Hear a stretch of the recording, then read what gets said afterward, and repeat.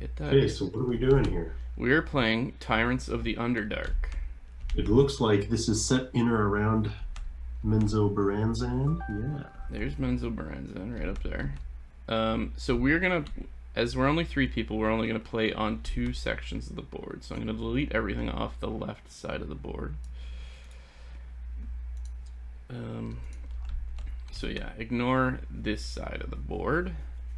Okay. And we're only playing on these 2 middle parts. This is a deck builder similar to Fort that we played on like 2 weeks ago, or Clank. We all start with the same starting deck. We draw 5 cards. We play all 5 cards of your hand and do whatever they tell you, but you can play them in whatever order you want. And then you use those cards to either buy cards from the shop here, or in this game, the other currency lets you deploy troops onto this board, and it's like an area control game. You want to be able to control most of these areas. Control means you have the most amount of troops at a place. So if there's a tie, no one has control. If you have 3 and another person has 2, you have control. You get, at the end of the game, you get as many points for each section of the board that has a number in it, if you control that area. And then the big cities like Menzo Baranzan and Aramikos, and all these other fun to pronounce ones.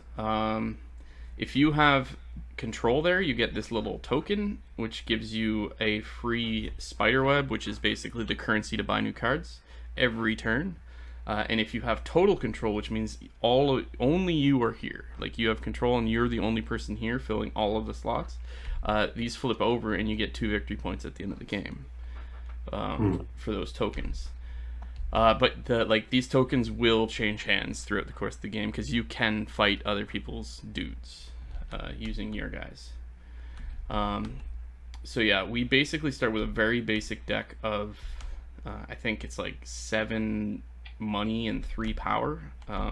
On your player board, it shows you what you can do.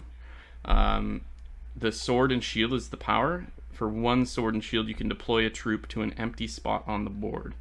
To deploy a troop, you need to have presence at that location, or a location one thing away. Like, so say I wanted to deploy to air, or say I had a dude in Arendlin. I could deploy for 1 power card. I could deploy a guy here as well to an empty space, or to like one of these paths. Now these paths don't count as points, but they do let you get, like, a guy here means you have presence enough to be able to put something in the last Serelin. Okay. So that works pretty simply. None of us have presence on the board right now. As part of the start of the game, we'll all each put 1 dude wherever we want on this board to start, like, kind of where you want to start spreading out your influence from. So the power, that's deploy a troop is 1 power. 3 power lets you assassinate someone else's troop. Again, you need presence. You need to be able to see that person's troop with one of your guys near him. Or 3 lets you return an enemy spy. So a spy is a special type of dude that you can deploy, and you can usually only deploy spies, via card mechanics that you don't. Nobody has any spy mechanics in their deck right now. But when you buy cards like this Jackalware in the market, there's a card here. Choose 1, place a spy, or return 1 of your spies, and you get a bunch of power and webs. A spy basically sits on a spot, but doesn't take up one of the circles. It just, like, you can put them anywhere, even somewhere like across the board from where your dudes are, and they just kind of sit there, and then they act as like a little presence beacon that you can then expand from there as well. They do count as presence, so like if you put a spy on a city that somebody had total control over, they lose total control of that city. And that's almost the entire game. Did you talk about the little white shields all over the board? So yeah, these little white guys are unaligned troops. You can just murder them or remove them as you play. Like, assassinate a troop means you can assassinate someone else's guy. Like, I'm color green, he's color blue, you're color red. You can assassinate one of ours, or you can assassinate just these white dudes. And anyone that you kill goes under your player board, and they count as points at the end of the game. So there's points for the amount of dudes you've killed. There's points for the control of the board spaces, and there's points on your cards. Actually, if you look at the cards in the market, there's in the bottom right. There's two numbers. The left number is the value of the card while it's in your deck, but there's a mechanic where you can promote a card. I don't know if any of these say promote. Oh, there we go. Cultist of Merkul. If you choose to devour this card, which means destroy it, it's removed entirely from the game, you can promote 2 other cards. Promoting cards means they're removed from your deck and placed on this circle beside your player board. That means they're no longer in your deck, but they count as the right number on the bottom right of the card for points at the end of the game. So like you're basically sacrificing a card to get more points at the end of the game. I think that's it. What's cool about this game, and we don't own it physically, I would like to get it physically, is that it comes with a bunch of 40 card half decks that are all differently themed, and you put 2 of those randomly together at the start of a game, and that's what you play with. And there's like 6 of those decks. Yeah. So we're playing with undead and demon decks today. Okay. And yeah, that's the whole game. So I just need to remember after we shuffle the decks. Another thing to note is these cards under the market, Insane Outcast, Priestess of Lolth, and Houseguard. These are like big decks of these things that you can always buy the 2 right ones as just your generic kind of upgrade cards for your deck. Insane Outcast is a special deck that works with the demon cards that are in the market. We've never actually played with this before. It seems like a shitty card. Like it's -1 points at the end of the game, so I think it's used to like screw with other people's decks. Put all the white, put site control markers, randomly choose who will take the first turn. Okay, that's all we need to do right now is figure out who's doing the first. I will admit that I probably did not get as much of that introduction as I should have, because I was also looking over the game board and trying to like place all of these locations. At least ones that I've recognized. Like, yeah, it's okay. It's a really simple game. Yeah, I think Yathchal is an Elithid city.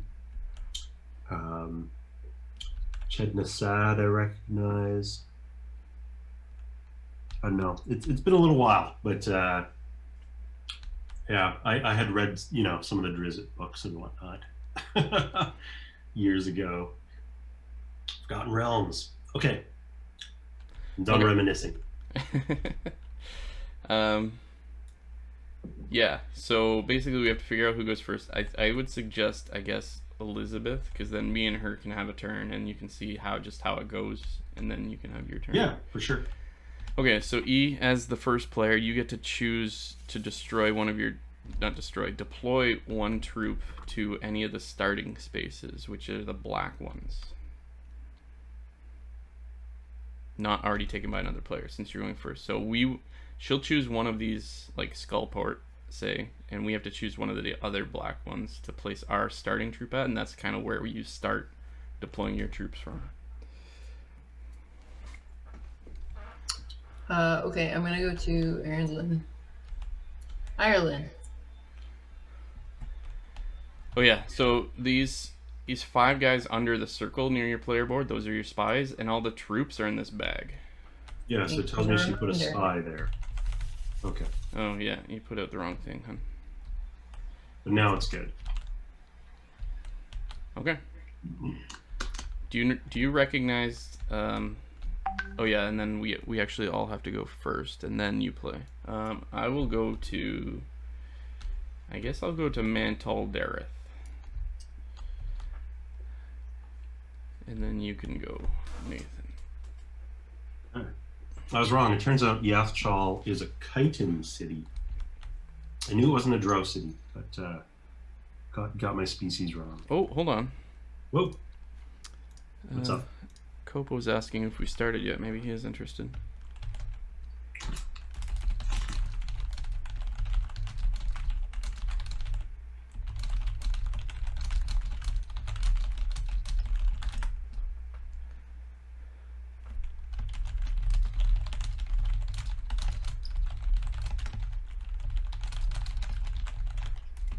there's 4 of us, do we play a whole board? Yeah, I'll need to restart, but that's fine.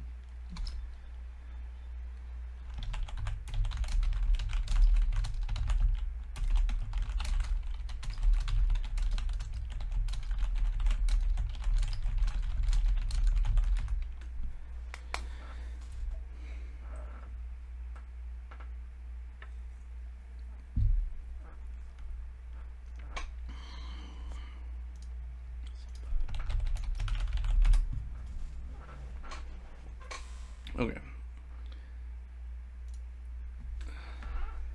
I don't know if he's coming, so feel free to start and maybe we can play a couple example hands and then we'll just restart. I draw 5. Nathan hasn't placed a troop yet. Oh, right, sorry. Well, I'll go to Shed Nasad. Hey! Alright, yes, so you shuffle your deck and then draw 5.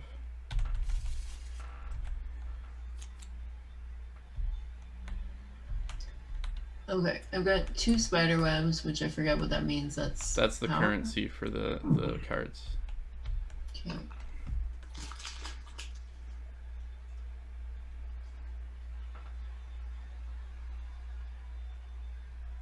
Oh, I gotcha.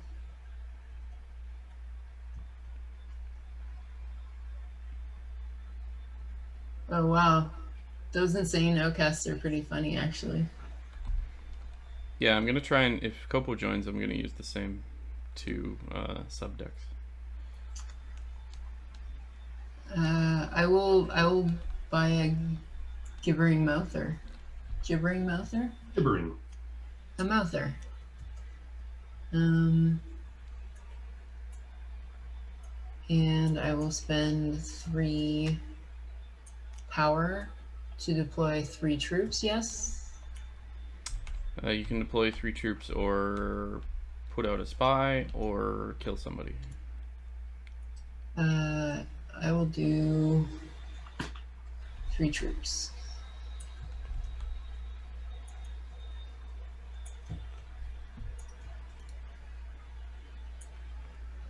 Yeah, Copo's gonna join. So let's do 1 hand each and then we'll restart. Okay.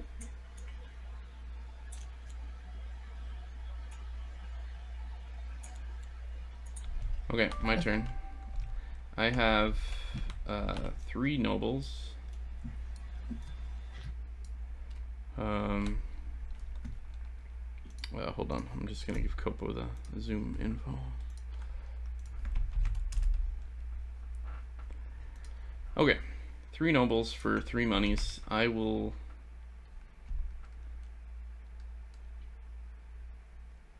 Holy shit. Minotaur skeleton's kind of cool.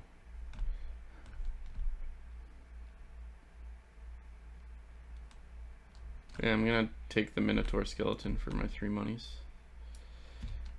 And then I have 2 soldiers, which I will use to...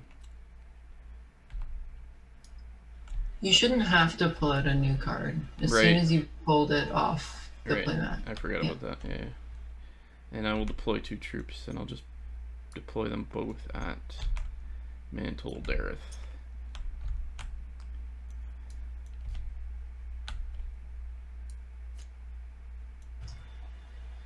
If you hit G, it should help. Okay, that's me. So I'm confused about the turn order. Like it seems like you guys drew 5 cards and then did stuff. Yeah, you should also have 5 cards, actually. Hit R on your deck to shuffle it, and then hit 5 to But draw. when I look at the playmat or whatever, it says that the order is supposed to be but in any order, play a card, deploy a troop, etc. But you can't do anything without cards. Like as part of the setup of the game, you need to have a hand of 5 cards. But at the end of our turns, we're supposed to draw 5 new. Yeah, we're supposed to have 5 at the end of the turns. As part of setup, which isn't on here, where you're supposed to have a hand of 5 cards to start the game from your deck. Oh, okay. Okay, maybe that's what I'm confused by. Yeah, sorry. So, okay, so how do I draw cards? So hit R to shuffle the deck, and then just hit 5 to draw 5 cards. Okay. And they will be either nobles or soldiers, because that's all the deck is consisting of. Yeah. And then, yeah, just, like, say what you're doing with them. Okay. Well, yeah, I've got 4 nobles and 1 soldier. So, That's I understand what just happened. Basically, like, playing the noble gives me spider webs. Right? That's correct, which is the currency to buy cards from the market. Right. So if I played, and I'm playing them all the cards I draw. Yeah. Which means I have 4 spider webs to spend. Right? That is correct, and the cost of these cards is in the top right. Yeah. You can buy more than 1 card as well. Like, you don't have to spend 4 in the Jackalware. You could buy the what is it, Mouther and the Cultist if you wanted to, or like 2 priestesses of Lolth. Like, how you spend the money is up to you. So. Okay, that makes sense.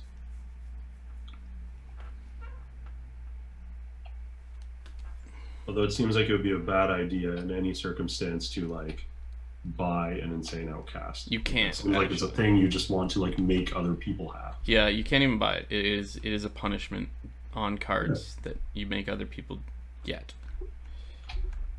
Okay, so if I wanted to like spend 2 of my guys, like do I just tell you I'm doing it, or do I have to play them somewhere? So E and I are looking at the board like head on. Like, I'm looking at the market from below the market and the board head on. If you change your camera angle to that way and you play your cards down here. Okay. That's just how do I do that? You can hold. I don't know if you have a 2-button mouse. If you hold the right mouse button and pan, it'll rotate the camera. Oh damn! Yeah, it does. Okay.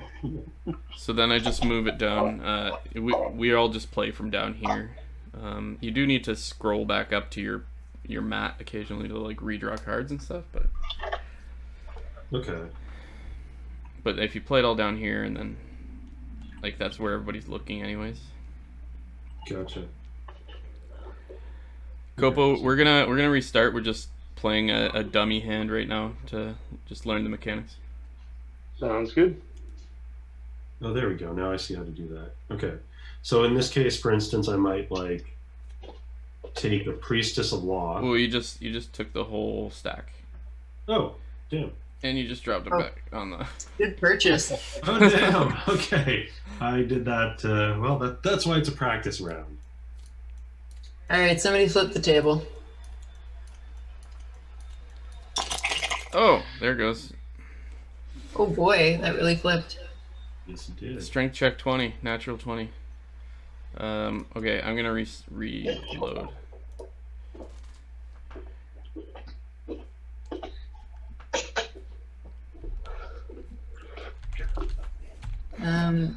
I think, Damien, you've watched us play this. I think you may have also played it. Yeah, I played it with you guys. Yeah, I thought so. But you might need a rules refresher. Yeah, you can give me the Cole's notes. I remember some of it, but it's basically Clank.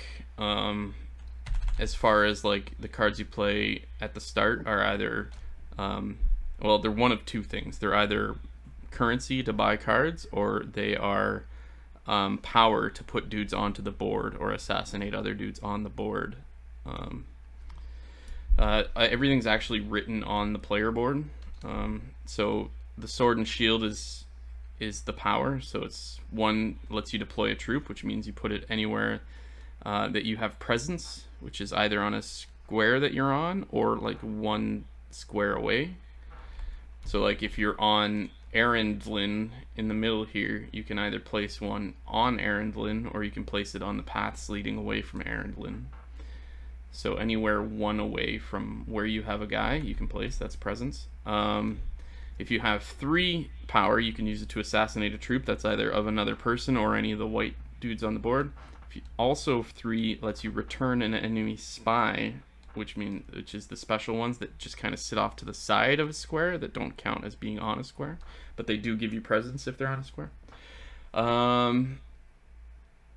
And And that's it, really? And then, yeah, you pay with spiderwebs for cards, which is known as influence, actually. So everyone should shuffle their deck and draw 5 cards right now.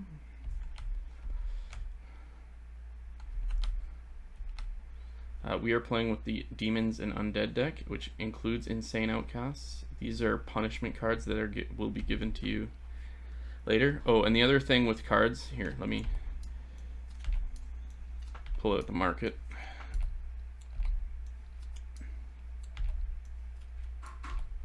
The other thing with cards is the point on the left. Did somebody just take a card? What are you doing? None of that. This is your deck. Sorry, I was trying to do something else. So the numbers on the bottom right of the cards, the number in the card shaped square rectangle is the victory points at the end of the game of that card if it's still in your deck. The one to the right is if you've promoted it to this circle, which means it's not in your deck anymore, but it gets you more points at the end of the game. That's pretty much it. It's area control. You want to have the most guys on all the squares to get the number value of those squares or cities. If you control the cities, you get special tokens that give you benefits, basically just more buying power. And if you totally control a city, which means only your guys are there and they cover every square there, you get victory points at the end of the game for that as well. I think that's everything. When you kill guys, they go below your player board into your trophy hall, which they just count as points at the end of the game as well. Whether it be the white unaligned troops here or troops of another faction, like one of the other players. They'll count the same, I think 1 point each. And that's it. Okay, cool. So here's what we're gonna do. How do you quickly jump to a camera that you set up? Like I've never done that. E learned how to do that before. Okay, I'll remember. It's like Shift 1, Shift 2 or something. I think There's keys to switch cameras and keys to switch the cameras. Yep.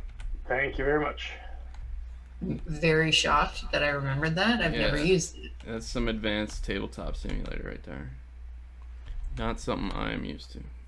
I remember it being a lifesaver last time we played. I should do that, honestly. So is it Shift 1 to set a camera and then... Control 1 to set a camera and then Shift 1 to go to it.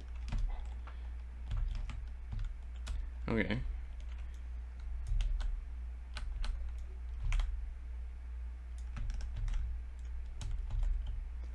Sick. I'm having some serious connection problems here. Yeah, I see you dropping in and out. We'll wait, obviously. I'm going to look at some of these cards that I've never seen before.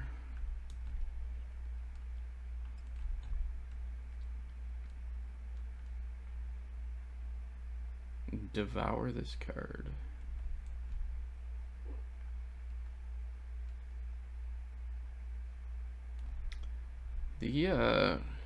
Which ones are these? I can't tell which ones. These must be demons. The demon cards want to devour themselves all the time. It's weird.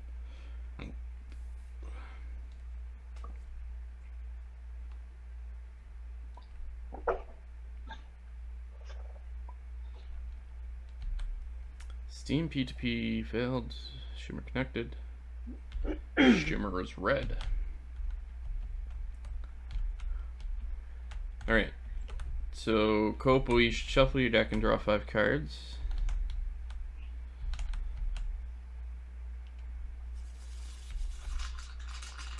And then we need to figure out who goes. Is there a quick button to draw? Just hover over the deck and hit the number of cards you want to draw. Like 5. Just hit 5. Cute. How do I can't remember to get a dice into here. Objects, components, dice. Give me a d20. We're all gonna roll a d20 to see who goes first.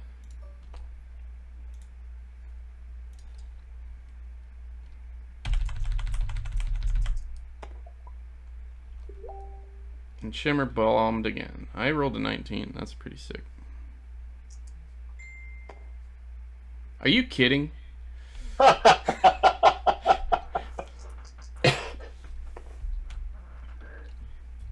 12. Well, I feel like it's gonna be Copal going first. If we can. Is it Wi-Fi issues, Nathan? I can't tell if he's still actually on Zoom. I thought he was like having a deep think, but he might be frozen.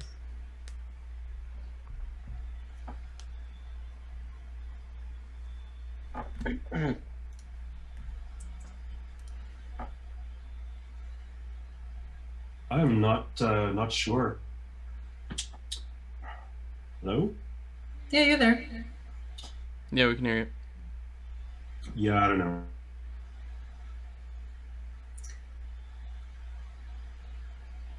Is it just Steam?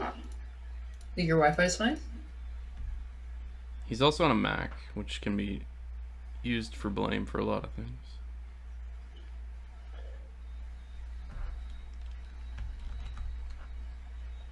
So what's the devour mechanism again? So Devour actually destroys a card entirely. Like it's not promoted in your deck. It goes here. It's gone. Like Oh, sorry. You must be lagging, Nathan. Sorry. Go ahead. Oh, am I on now? Yeah. Yeah, I don't know. Nothing's working on my computer or my phone. Everything is very dodgy right now. It's your internet. It's my internet. I don't know. Maybe you guys are gonna have to play this one without me. Boo!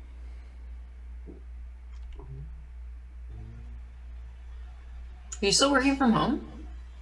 Yeah. I'm gonna be working from home for the foreseeable future. Has it been okay today? Like it just started your internet being weird right now? Oh, it just started literally as soon as we tried to play a 4-player game. As soon as we tried to have fun. Damn. You can work all you want. Player number 4. Yeah. Copal ruins everything he touches.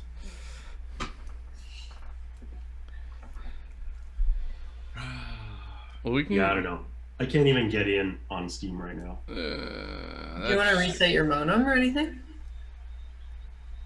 I mean, I guess it's worth a shot. Yeah, you try resetting your editor. Like we can play without you. Yeah, just start without me. I'm gonna try restarting everything. Yeah, because Cope was going first, so us three can go, and then we'll just wait and see if you come back. No, like start a 3-player game. I'll just come in and watch if I can connect successfully. Nah. I want you to play it. I chose a D&D themed game because you were joining. Anyways, go Copo. One quick second. So right now I've got 4. Oh, wait. Sorry. There's one last step. Now that we've determined turn order, you actually get to place your a troop from your bag onto any of the black spaces. That's where you kind of start your domination of the board.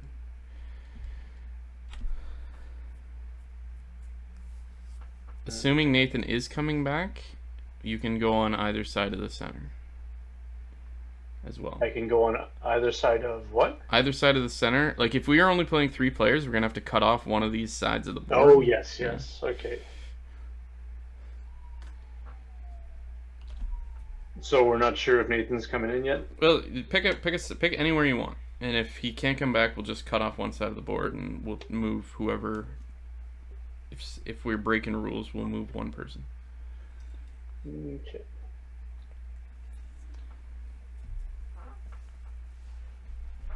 All right. Okay, then he picks and then I pick.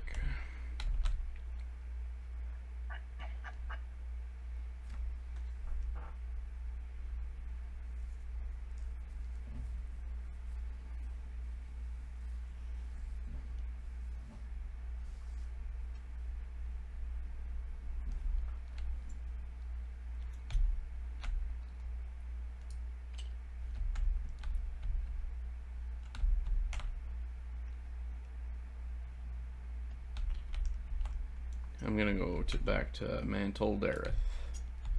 Okay, now you get to play your cards.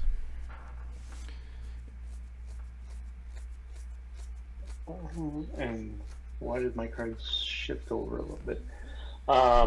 Anyway, so I've got 4 influence and I've got 1 attack. So with my 1 attack, I can use it to put another token here. Either there or on the path to the left. You can't deal with this guy yet. You need 3 power to kill him. But you can go on the path to the left out of Chalcin if you want.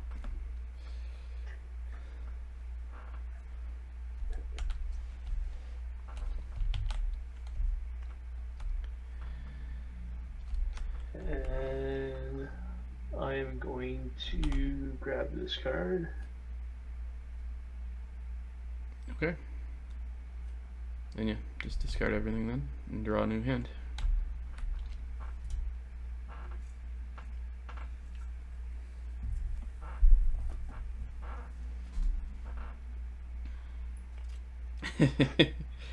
If you press G while you have them all selected, it should, yeah.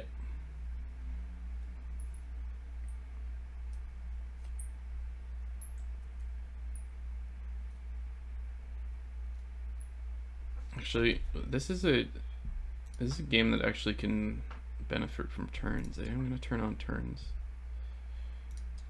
How do you turn on turns? Game.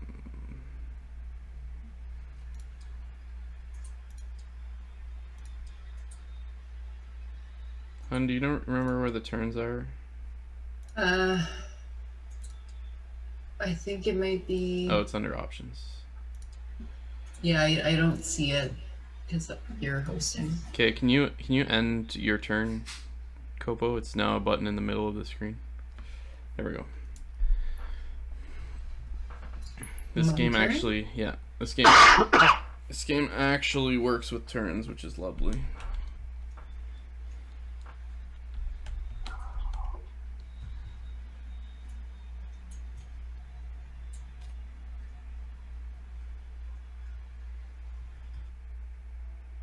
So I place somebody, and I've got $4 to spend.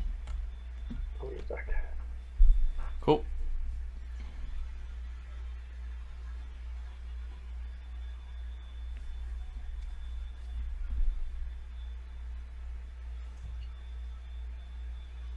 I'm gonna buy a priestess. And the Wraith, do I get to do both place a spy and devour this card to assassinate? So place a spy you get to do. Devour this card is optional. Gotcha.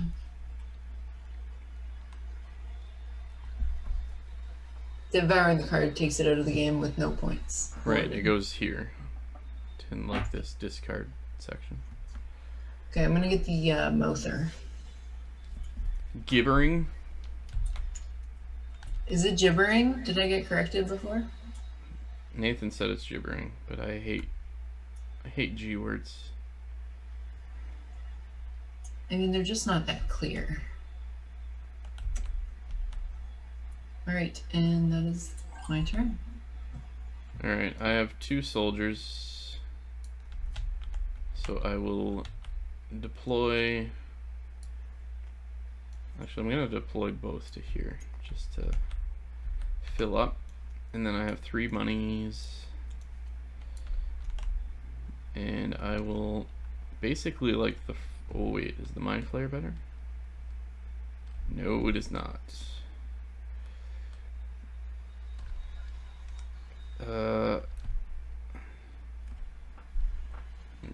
Actually, I'm going to take Ravenous Zombies. That's pretty good early.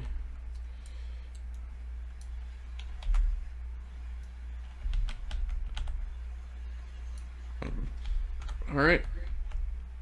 Oh, hold on. Take 5 cards.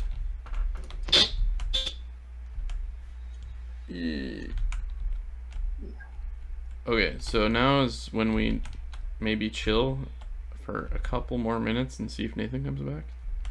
Because it should be his turn right now. I gotta take a quick bio anyways.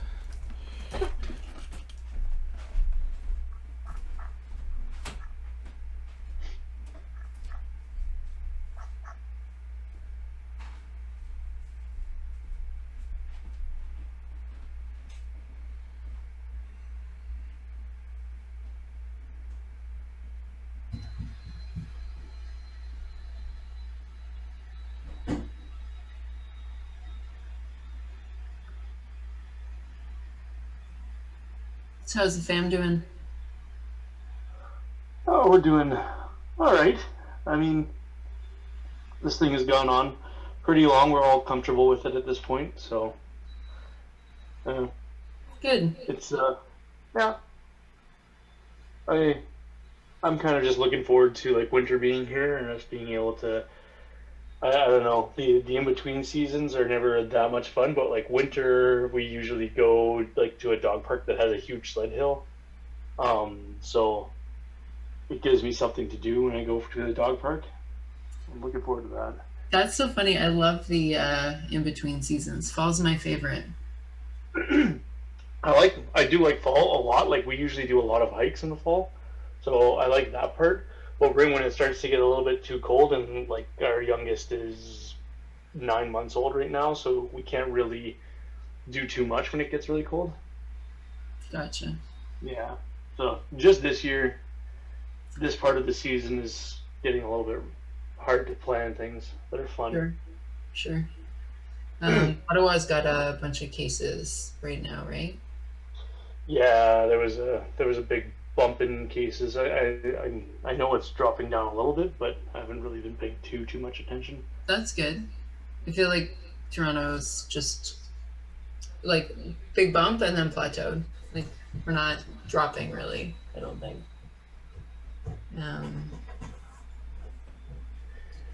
Yeah.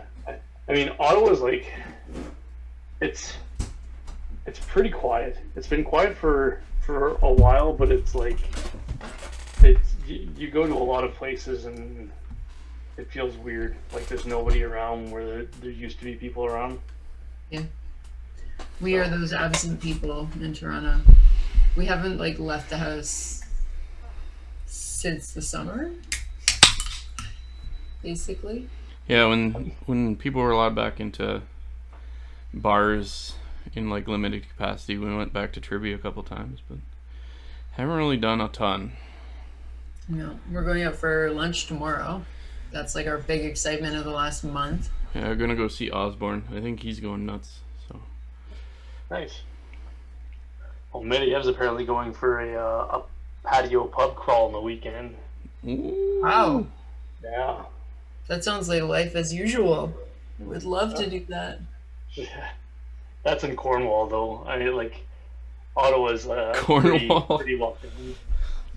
Yeah, well, that's where she's like kind of from. Like, she's got a lot of friends there, so she's gonna go hang out with them, bring all the kids over to her parents' place there, and then my weekend is dedicated to renos and maybe brewing. Cool. What are you working on? For renos,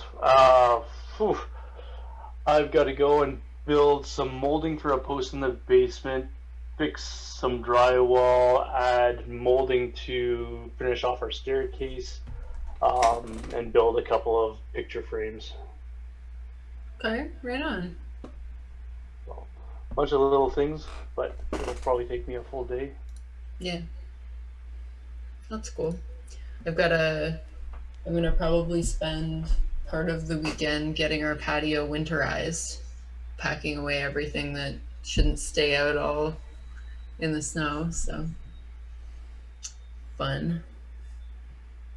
Nice. Does your patio get a lot of action in the winter? Our patio gets a lot of action all the time. It's either like plenty of sun or like plenty of raccoons or like plenty of snow. It's basically totally exposed. So it gets every. Like I've been trying to grow plants out there for the last like 6 years, and they either get too much sun and die for that, or they get too many like squirrels digging in them and die from that, or like it's been a disaster. But yeah, we bought like a cantilevered umbrella. So it was like we could play board games out there without having like a big umbrella pole right out of the middle of the table. So that was nice this summer, but it's got a water-filled base, and you can't leave that out all winter. So I've got to drain like, I don't know how many liters of water I have to drain before winter comes, before it actually like freezes. I don't know what I'm gonna do with it. How the hell are we gonna drain that? Yeah, we've got the exact same thing, like a cantilevered umbrella, that had water in its base, and then I just filled it up with like what is it, silt or whatever, Yeah. shale, and it cost me like $15 to fill them both up with like 100 pounds of shale, and it's sturdy as all fuck. No, I would love to do that, but we don't have a car. And at the time when we were trying to order it, it was like right in the middle of lockdown. And so I could have gone to pick it up, but nobody was doing delivery, or delivery cost a fortune, obviously, because I would be ordering like hundreds of pounds of stuff. So anyway, I was like, I'll just fill it with water for now. Next summer, I'll do something more permanent. But this summer, I kind of copped out and filled it with water. Water works. It lasted us the entire summer, and when I took it out, it was still full of water. So Yeah. Our issues. How the freeze and break it. Where the fuck are we gonna drain it? I talked to Jen about it. I told her I was probably just gonna flip it over and drain it all over her patio. I don't know what else I'm gonna do. Like, we don't have like even hose to make a siphon. I don't even know what I would do. Yeah, the thing's like what? Filled up like 300 pounds? It's like 250 pounds. Jesus. Yeah. Like we're not moving it inside down to the friggin' shower to try and drain it. No, we gotta dump it out right outside. Hopefully I can roll up the carpet so it doesn't get soaked, because I've been waiting. Like, this is the first time since the end of September that we've had a string of dry days where my carpet could even dry out so I could put a tarp over it. Anyway, blah blah blah. Yeah, Doug, I thought of that, but like I don't think it's worth trying that. Like it's too expensive of a thing to just like leave it to chance, leave like some space for the ice to expand. Just get rid of it all. Hi, Doug. Also, hi, Doug. I'm streaming, for the record, Kopo. That's why I'm talking to people. What are you doing? I know. I saw your that was my reminder that you guys were playing. Oh, I see.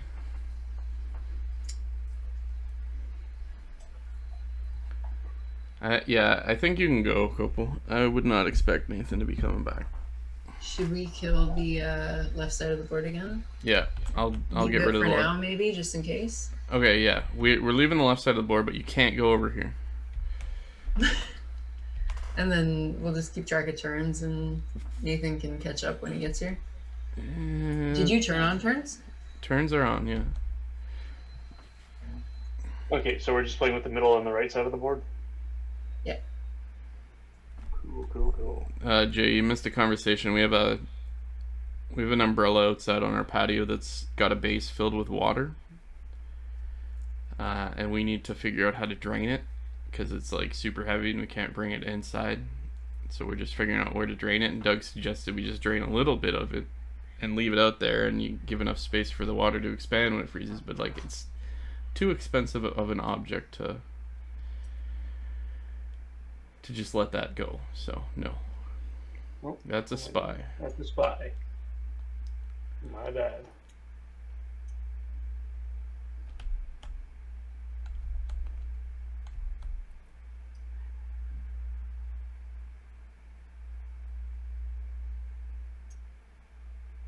Well, no, we can get rid of it.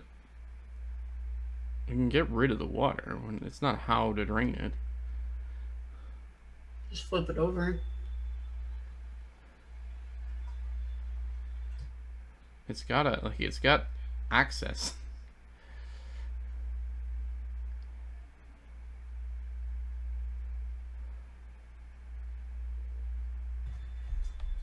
Last time we actually opened up the umbrella, though, it had like 30 big beetles. Yeah, that was gross.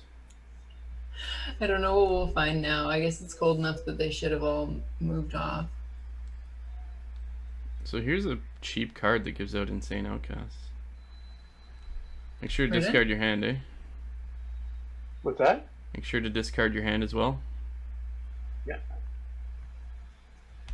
This new card that came out, it gives out insane outcasts.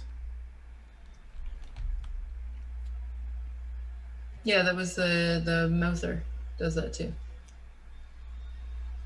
So you're gonna shuffle your discard and make it a new deck because you're out of cards. Oh.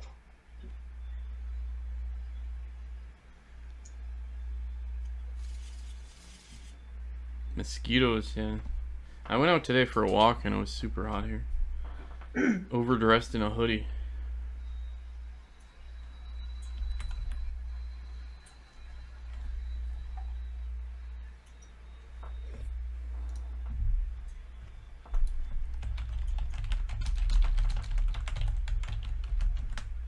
What's this insane outcast thing? So one of the half decks that we're using for the market, some of the cards give out Insane Outcast, which is this card here. And it's a bad card to have in your deck. It's negative victory points at the end of the game if it's still in your deck. And it costs you during your turn to actually get rid of them.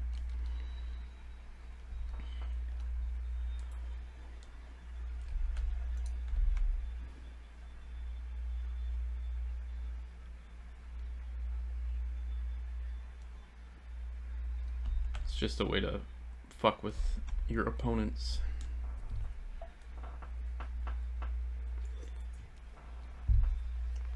Ooh, Nathan is back. Heyo. Hey. Neil. Is it back to that? Jesus Christ. It's been that the whole time. Fuck's sake. You gotta change it in the actual settings. Okay, I'm gonna figure that out. So if you can get back in, this will be my second turn, which means we've all gone twice. We'll just let you go twice in a row. And that should catch you back up. I don't know how the fuck you change that. I can try and find it for you.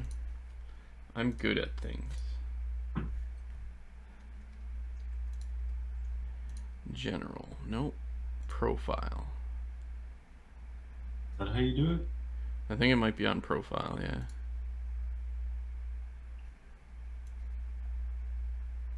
But then you gotta sign into the site and fix it all up. No. Okay, that's something to worry about later. Okay, I have one soldier, so I will play a troop to here. And then I have 4 monies.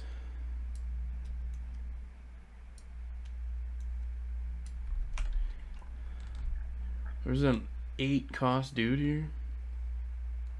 What? This is insane. The Orcus is awesome. Oh, well, he is a god. Sort of. Death is only the beginning of his depravity. Yeah, he Orcus, looks massive. Orcus is a demon lord. He's a demon lord of undeath who is constantly seeking to attain full divinity. Yeah. He looks awesome. But I could not afford him. He costs a lot of influence.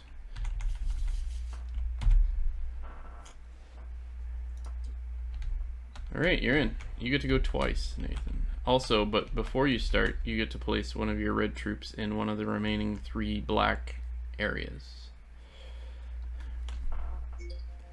Jesus, okay. Well, I guess I'll put him over there. Okay. Two full turns now. 2 full turns. Okay.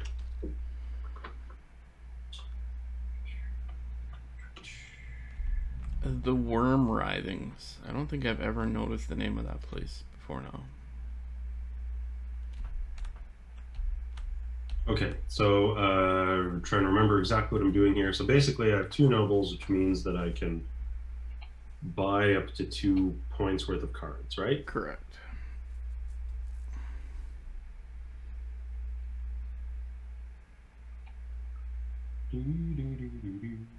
Okay, I will buy a Priestess of Lolth, because that seems like a good idea. I don't know. So only quick click and pull. If you hold down click, you Oh, pick up the okay, whole yeah. deck. Yeah. There you go. So do this. And I put her just where? In your discard. Okay.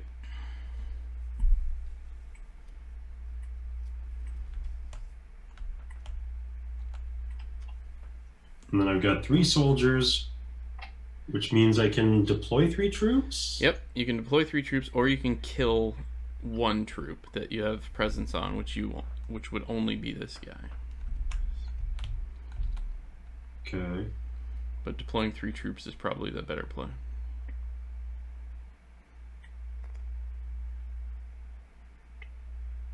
Okay, and what's the benefit of putting troops onto like the white places again? So the only difference between black and white is black is where you get to start from. White is the exact same. If you control this at the end of the game, you get these 2 points. Ah.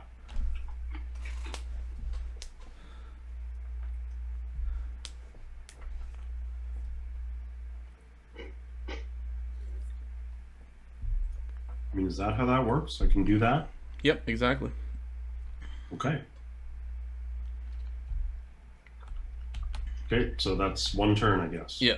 So take all those cards, throw them in your discard, draw another hand of 5, and go again. If you press G while you're holding them in a group, Oops. Yeah. It'll like group them up, making it easier to drop on the discard. Come on. Yeah, that didn't work.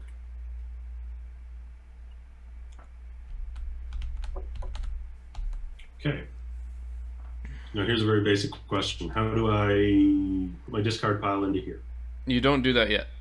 You gotta wait until you're fully drawn. Oh yes, I see. Yeah. Okay, so I draw a new hand of 5. Exactly. Gotcha. Not that I want to distract you from your turn. Do you know these different, I don't know, houses? Some of them. Like Mizrim and Zorlarian? The only one that I really remember is Baneray. Okay. Because I think one of Drizzt's antagonists was from House Baneray. Was Jarlaxle from Baneray? You faced Jarlaxle.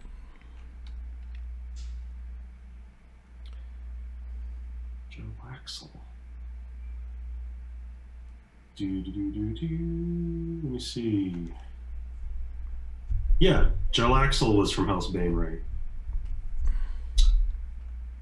Gotcha. He is a drow mercenary and leader of the Brigandarth mercenary company.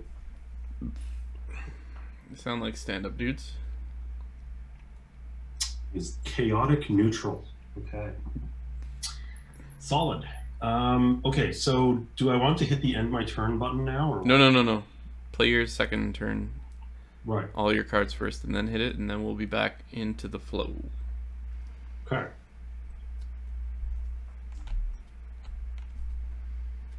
Ooh. 4 influence. 5 influence. Yep. So let's see, what can I... Ooh, that's cool.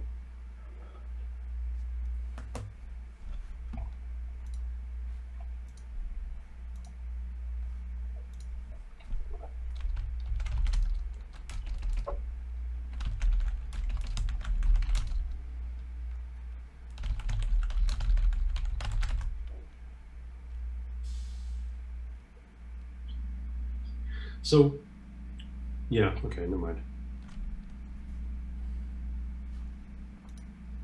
Okay, I'm going to take a Nalfeshni because that seems awesome. Another giant one came out. Demogorgon. Yeah, right on. Stranger Also, Things. Demon Lord.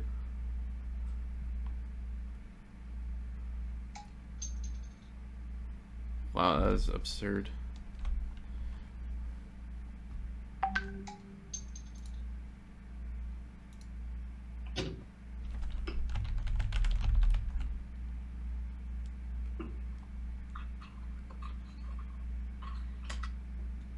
Demogorgon, of course, famous because of Stranger Things.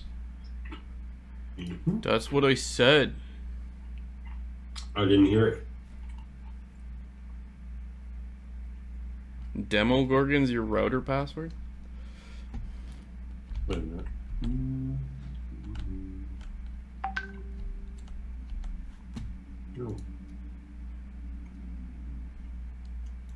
Okay, now I'm ending my turn, right? Or am I drawing cards? Draw. So yeah. First, flip over your discards, and then drag the whole deck over to the draw side, and then shuffle them, and then draw 5 cards, and then end your turn. Okay. All right, we got a 4-player game. Does that mean it's my turn right now? It is. We're back into the proper flow. Where you're all gonna lose.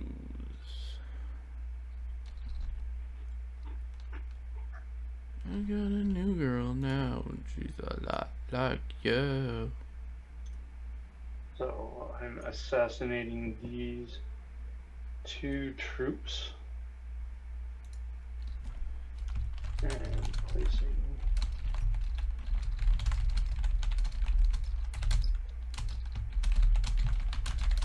Or what's a lot that you can do without playing any cards? What's this? Oh, this just means I killed somebody for it. Gotcha. Yeah, he doesn't. You haven't noticed, but he just Kopo doesn't play his cards from his hands. We just have to trust that he's being above board. Oh, okay. So,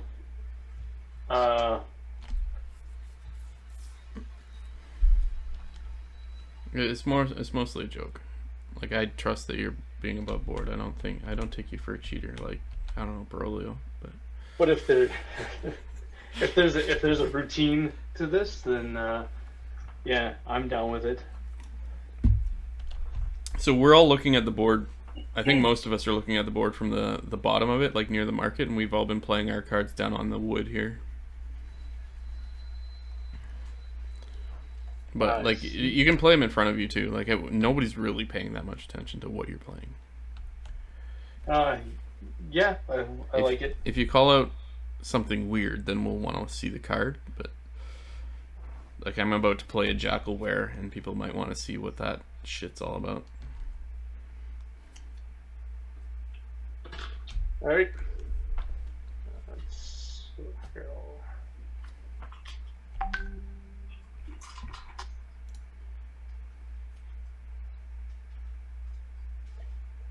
Okay. I'm going to play the Gibbering Mouther. I'm gonna have to go 2 troops toward Nathan because he's the only close one to me. And then you get to recruit an insane outcast. Who does?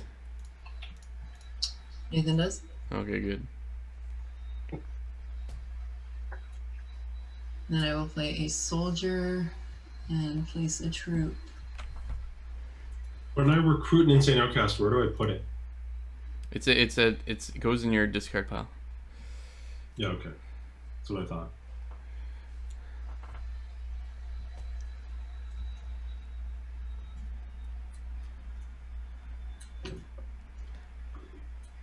And then Bill just shared an image to DF that made me laugh. I'm gonna read it to everybody. The fact that Head and Shoulders doesn't have a body wash called Knees and Toes disappoints me almost as much as I disappoint my parents. that is actually a really, really good point. Okay, that's me. Oh, I get to go. Sick. Okay, first I'm gonna play my Jackalware, which lets me to choose one. Place a spy or return one of my spies to get a shit ton of things. I don't have a spy out, so I'm going to place a spy. I'm going to place it up here at Gauntlgrim. Does not give me control there yet, but he's gonna chill there for now. And then I'm going to play 2 soldiers, which lets me deploy 2 troops. One's gonna go here, and one's gonna go here. And then 2 nobles. It gets me 2 money. I think I'm going to take a Priestess of Lolth.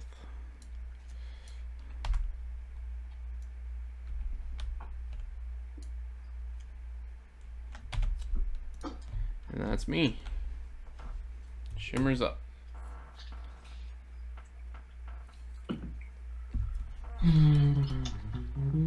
Okay,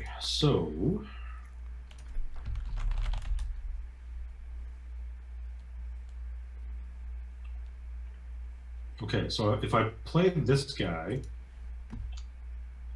that means I get 3 spider webs and promote the top card of your deck. Correct.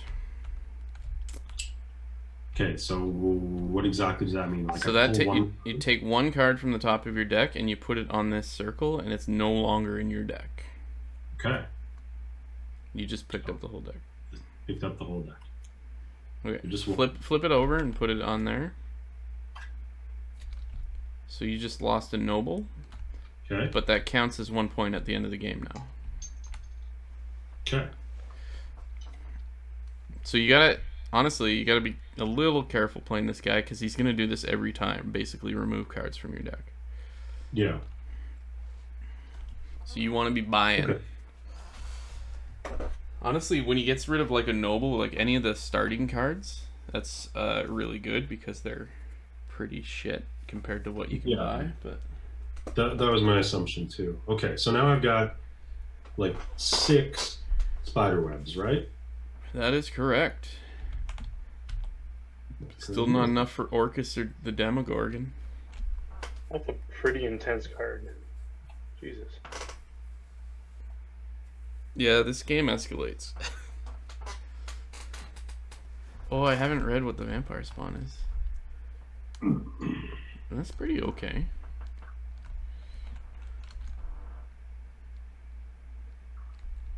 Banshee's neat too.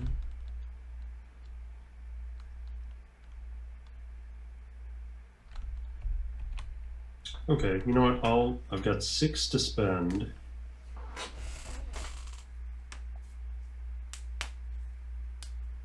I'll take the Banshee. That seems cool. I think.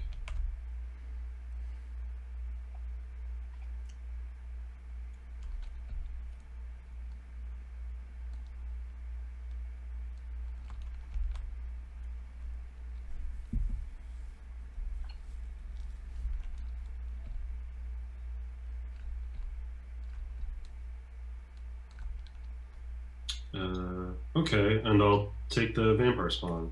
Why not? Succubus. Ooh. That's pretty sweet. Although the Devour sucks.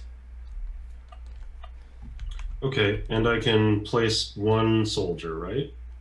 Correct.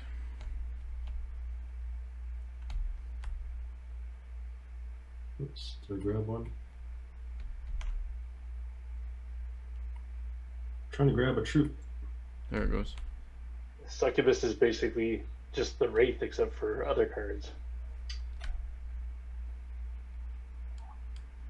It gets rid of shit in your deck, but not promoting them by actually just getting them out.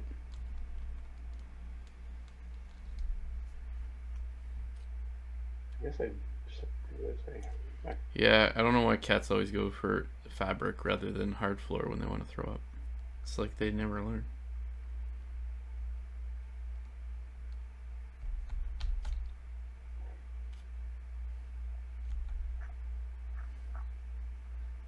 Okay. So I will deploy 3. I guess I got 5 troops I can deploy.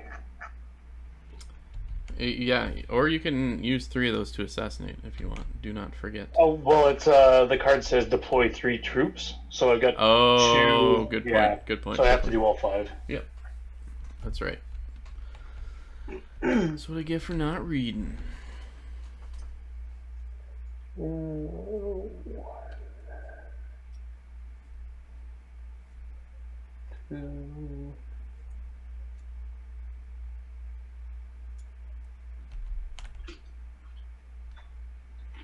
How do you have 2 troops? What did I miss? 2. I've got a card that that lets me kill 2 troops. When did that happen? Last turn? Yep. Shit, I missed that. Yeah, that was when I gave him shit for not actually playing his cards. Ah, so yeah, I guess that's the type of shit we want to see. Like, I trust if you're playing nobles or soldiers.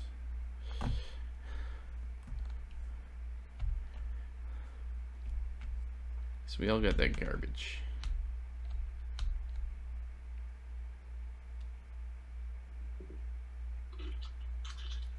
All right.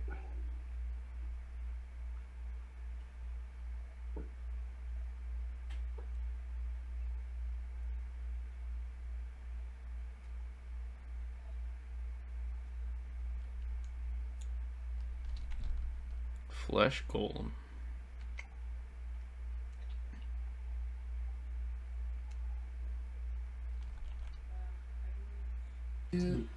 I'm going to choose Colin to recruit an insane outcast.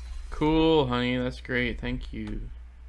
Well, I mean, you're largely unchallenged over there in your little corner of the world, and I feel like I'm in Australia. What do you want?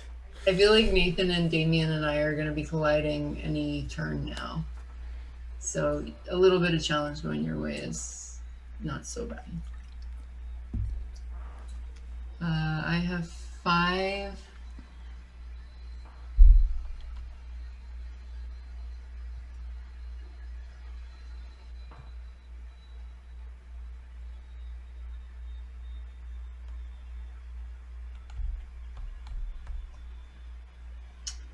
Guess I'll get a conjurer.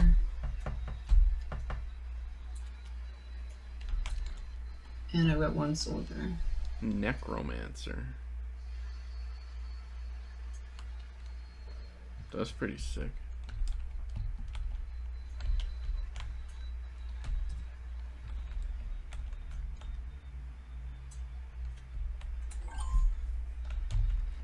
Okay. Oh, great. The same thing that was happening last time is happening this time, where I can't really see somebody's pieces, so I can't really see these pieces. Oh, I remember that actually. Just tiny little blue dots. That's I did see errors when people were loading in that there were shading issues. I wonder if it's related. Although it doesn't seem like a shading issue if you can't actually even see my pieces. I'll just need to squint. Okay, well, I'm over here, so, like, you better watch yourself. Hey, we fought one of these in our recent D&D campaign. It's Carrion Crawler. Carrion Crawler. They can paralyze you. Yeah, we sticked it on were-rats. Yeah, they found a Carrion Crawler in a mine, and they needed to take the mine over from the were-rats, so they lured the Carrion Crawler with a bunch of dead rat bodies to where all the were-rats were and had it kill all the were-rats for them. We, like, had a nice nap while it was doing all of our work for us. It was amazing. That works. And also, I have Ravenous Zombies as my last card. I get +1 power, and I get to assassinate a white troop. So I am going to assassinate a troop from Gauntlgrim and put a troop there. Oh no, I can't put a troop there yet.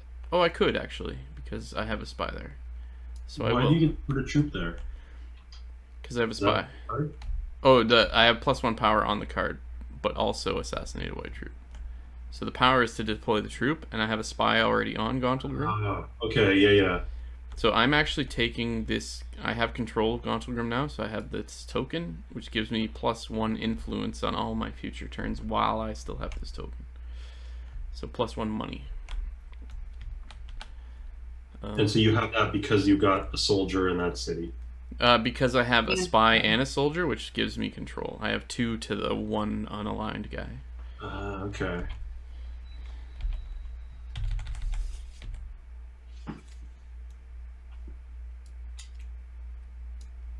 Alright, and that's me.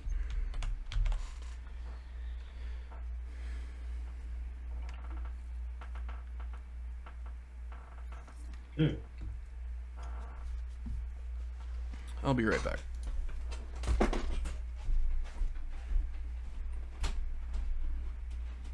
2, 3. Okay, so I've got 5 spider webs.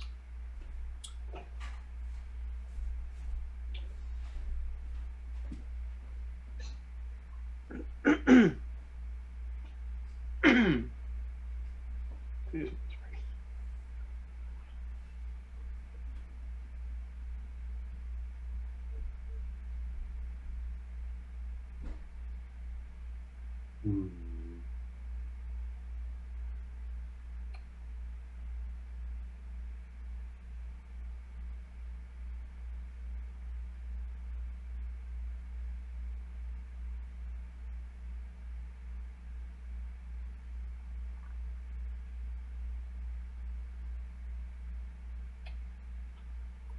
Okay, I'm going to take the Necromancer.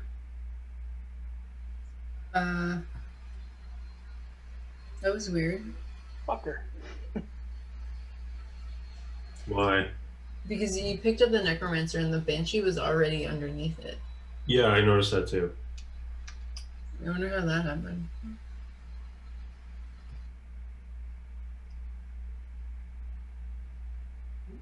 But good pick.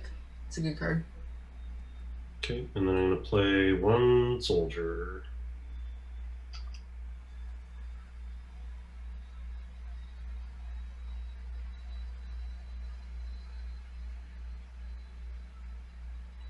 How do I drag you? There we go.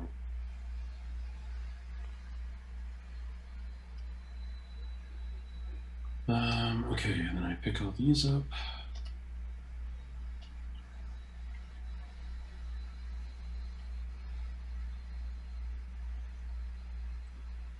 Okay, so how does it work when I've only got like 1 card, I think, left in my... So then you need to draw that 1 card. Okay. Then you hover your discard, hit F to flip it. Yeah. Hit R to shuffle it.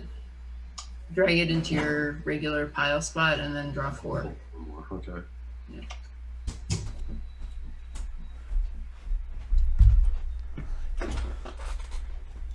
Okay. I miss any cool cards? I guess no.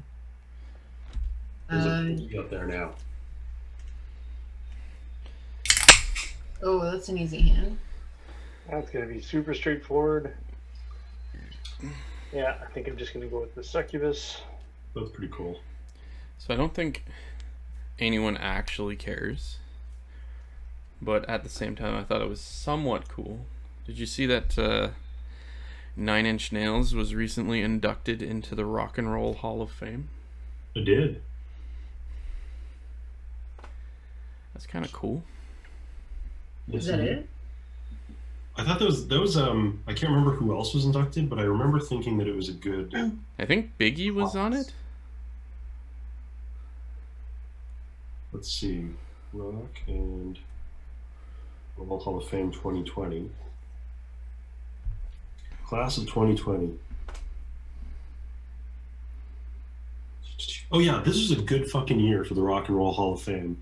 Depeche Mode, Whitney Houston, 9 Inch Nails, The Notorious B.I.G., T-Rex, and the Doobie Brothers, who I don't give a shit about. The other choices are fantastic. You gotta throw I don't give a shit about. Doobie Brothers are awesome, dude. I couldn't even name any of their songs. China Grove! Huh? It's a song by them. It's old school rock and roll. What do you want? The Doobie Brothers I are didn't great. recognize it. I only remember China Grove. Actually, I don't know if I've ever heard the full song. I only remember it from one of those like 90s compilations of oldies they used to sell on CD on TV. Call in and get the best of oldies on 4 compact discs. Are you done, Damien? Oh, sorry. Yeah. I don't know. I shouldn't disrespect them. Maybe they're good. I just couldn't like think of what they even were when I read their name. Doobie Brothers are great. Where Whitney Houston, clearly like an unearthly talent. Yes. B.I.G., one of the greatest MCs of all time. I think Depeche Mode doesn't get the respect they deserve, but they're amazing. KMFDM really flew under the radar. T-Rex, actually, I was honestly, Mark I thought Bolton was I would great in his time. I thought they would have been already been in, just based on how much, like, my circle of friends, meaning like you and Jeff, like them. Yeah. And Tracy and Tara.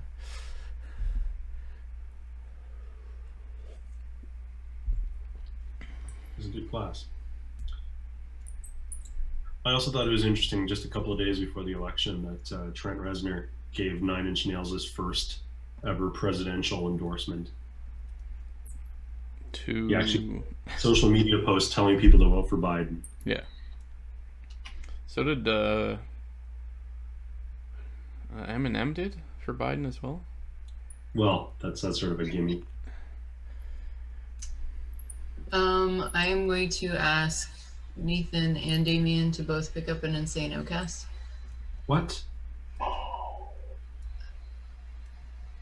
I've got one that recruits an Insane Outcast for anyone who's adjacent to me, which is only Nathan, and another one, just any opponent. Why would you do this to us? I picked up 2 cards and I've gotten them a few times, and you guys are just insane, I guess. How do you have 6 cards out? Because I drew one, I think. Oh no, I bought one. Oh, okay. Which one did you buy? The Banshee? Yeah. Okay.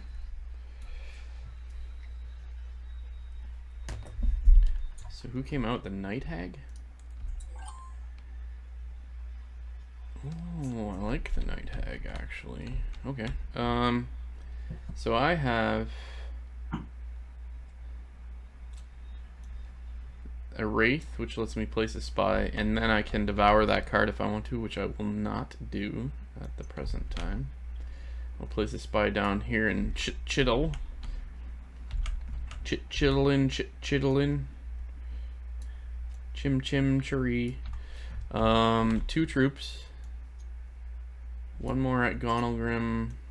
1 more at the Worm Writhings. And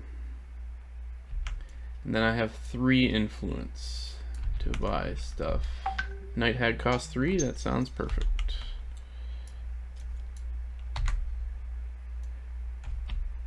Okay, Chichittle is an Illithid city. What are Illithids? Are like the mushroom people? No, those are Myconids. Okay. Illithids are the Mind Flayers. Oh, okay. So like the Cthulhu-esque folk. Yep.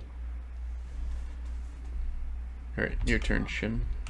Thanks. Which reminds me of my favorite name for a Dungeons and Dragons monster, that a Mind Flayer Lich, because they are also known as the Illithids, is an Illitholich. Yeah. Should have saved that for when Elizabeth was here. She'd probably appreciate that more. Okay, so let's see. What do I got? I want to play them in the right order.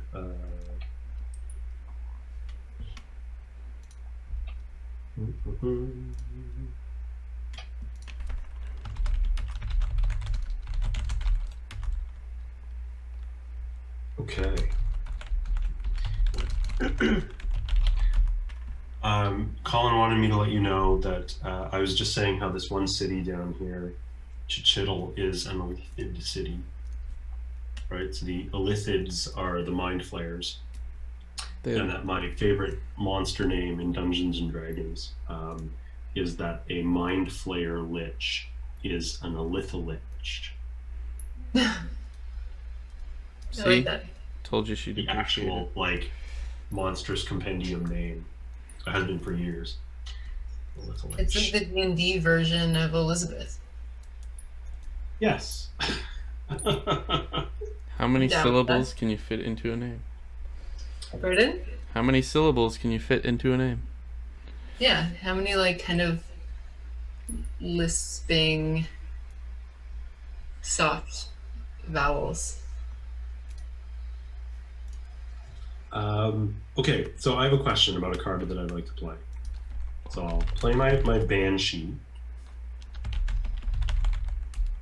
Place a spy. If another player's spy is at that site, gain. Am I gaining like 3 warriors? Three power. So you could use the power to deploy troops, or assassinate another troop, or return someone's spy. Oh, okay. Okay. Well, yeah. Are there any spies on the board right now? I have 2 out. Oh, okay. Yeah, I see one there. I'm gonna play one into Chittle.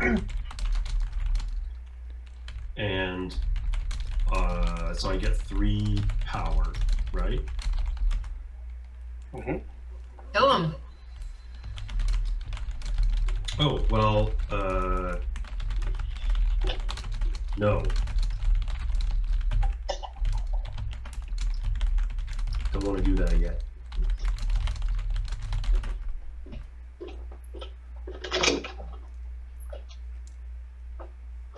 Okay, so I'm going to play this vampire spawn. With this, I get 1 spider web, and I can return another player's troop or spy.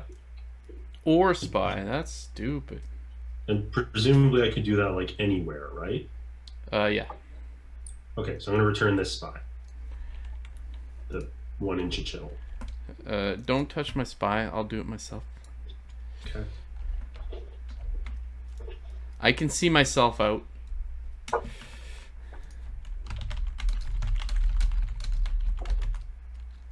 Okay, so now I have 3 spider webs to spend. Ooh, wrong button. Ooh, an ogre zombie.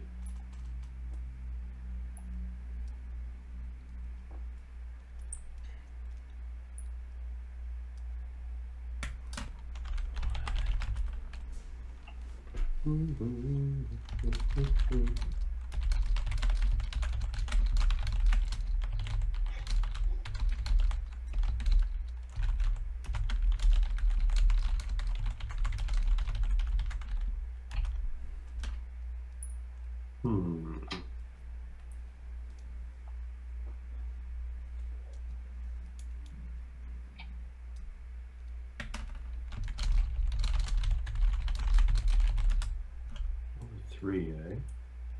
What happens if you don't spend all your spider webs? You Nothing? lose them. Yeah. Sometimes that's the right play. Oops. Okay. I'm going to take one of these, though, for now.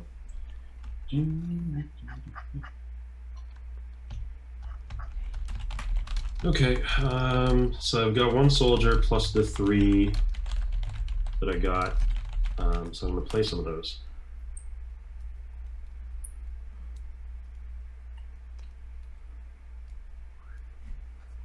Come on. One, 2. Might as well fill this up, I guess. Okay. I'm gonna grab this. Oh.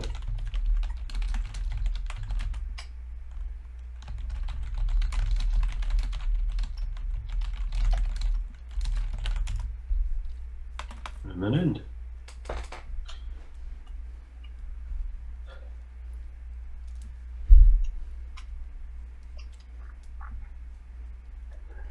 Alright, some patience for this turn. So I've got this devour a card from your hand. I'm going to devour this. Okay. So I devoured that one. I'm going to deploy 3 troops with this one.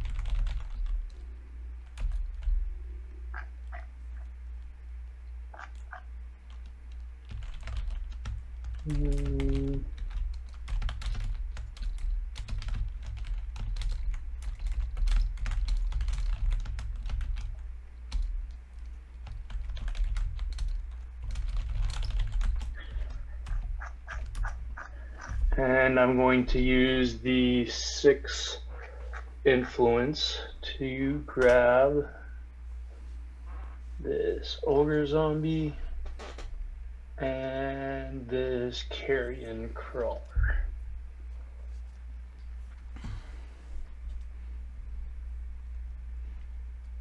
Is that what the spiderwebs are? Our influence? Yeah. Indeed. Okay. Well, now I'll stop calling them spiderwebs. Spiderwebs is a good name. That's what they are. It's your network of influence.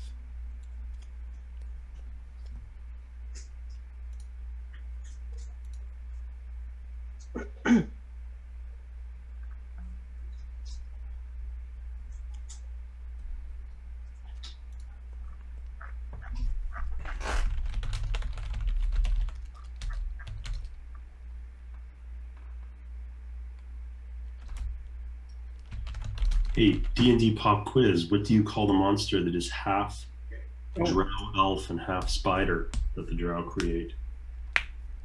I don't think we've encountered that yet. It's like a centaur, but with spider parts. Gross. It's a drider. That's dumb. Sounds hot.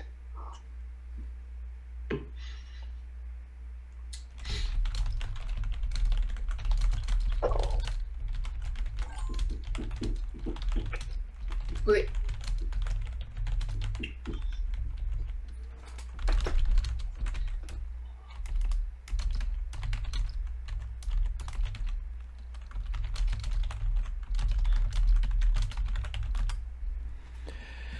Okay. What do we got? We got a jackalware. Oh my god. Can he do it? He can. Wait, can I? I can. To buy a chaos god? Or chaos lord? Wait, I have 1, 2, 3, 4, 5. I can't afford it. I can get to 7. Son of a bitch. Although the Mummy Lord is kind of dope. Yeah, I'm gonna use my Jackalware to return one of my spies to get 2 power and 2 spiderwebs influence. And then that's a dirty card. Mummy Lord. Yeah. And now I have 1, 2, 3, 4, 5, 6, 7 influence. I will take a Mummy Lord. And then I have 2 power as well. Don't you always have 1 more per turn because of your control of... Oh!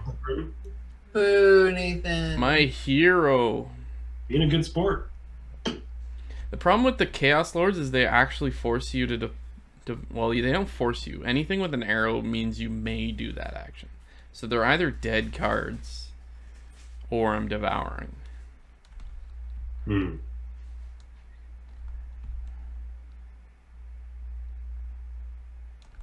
Alright, I'm going to take the Demogorgon, though. So, sorry, what did Nathan say that lets you do that? So I have control of Gauntlgrin up in the top left of the board here, which gave me the control token, which gives me 1 extra spiderweb. So I have 8 instead of the 7 that I thought I had. Oh shit! I thought you had to have all of those. So I have control of the Fairland. You do. So you don't have full control. The full control's on the backside. If you get rid of that white troop and put a 3rd dude there, then you'd have full control and you get victory points as well. If you press F on it, you see the backside of it. Right, but right now you just have the front side. Okay, so I got that. In his place, a Conjurer came out. And I still have 2 power from the Jackalware. And I am going to use that to place a troop at the Worm Writhings. And then I guess we're moving down towards Jack Shulkin.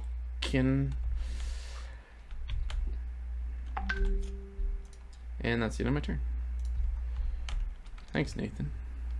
No problem. It seems like it's very bad for me, though, that I told you to get that guy. Okay. Cool. Well, I'm going to have a very boring turn.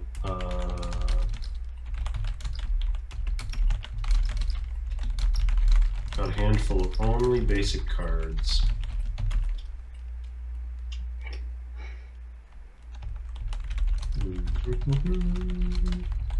So I can afford to do very little this turn.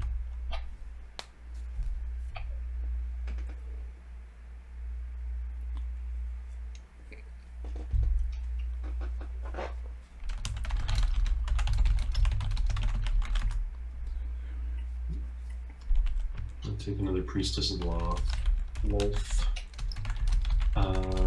And I guess I'll put down 2 guys.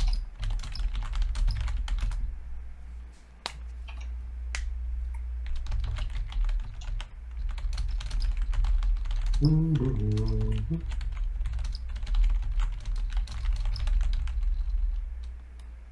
I put a guy over here?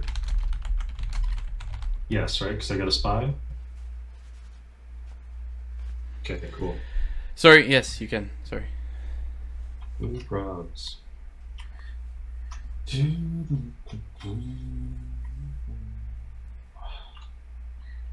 Also, I double checked while we were during the last turn, and a Fairlin is a realm that's ruled by the dumbest Forgotten Realms monster, the Feyrim.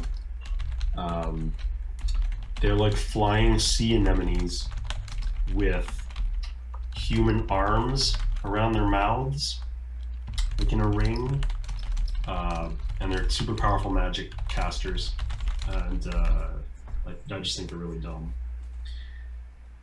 It's important that everyone know that. So when are you getting your tattoo? You know what? I'm getting a tattoo this weekend, not D&D related. It is beer related. What kind of beer? I can't tell you yet. What? So you can be disappointed when you see it on social media. It's a fun one, though. It'll be good. My tattoo artist said that doing this tattoo was one of his bucket list tattoos. So I take that as a good sign. Ooh, that's He nice. also thought it was a hilarious idea. So wait, do you like this beer though? Right? Oh yeah. Is it like Flying Monkeys or something that has like really like strong brand or something? It's a particular I don't know. You'll see it. It's gonna be Labatt 50, isn't it? Oh. Specifically a stubby bottle. Oh my goodness. Oh, did you just call it? Yeah. Red Stripe? Damn. No, 50 bottle. 50 stubby. Mm-hmm. Oh, 50 say. Oh, 50. Gotcha. As soon as you started talking about that, I was like, it's either an Ottawa brewery or it's gonna be something fucking like. The Londoner in me applauds that. Right on. 50 is not terrible. So, sorry. No, go ahead. I've got a game-related rule that I want to know. What's required for control of a place? You need to have the most people there, like hands down. Like, so Nathan doesn't have control of Chichitl because there's 2 unaligned white troops to his 2 troops. So for Menzel Baranzan, if I had 3 there and I assassinated one of their troops, that would give me control? Exactly. Alright. So I'm going to assassinate one of these troops. I will also assassinate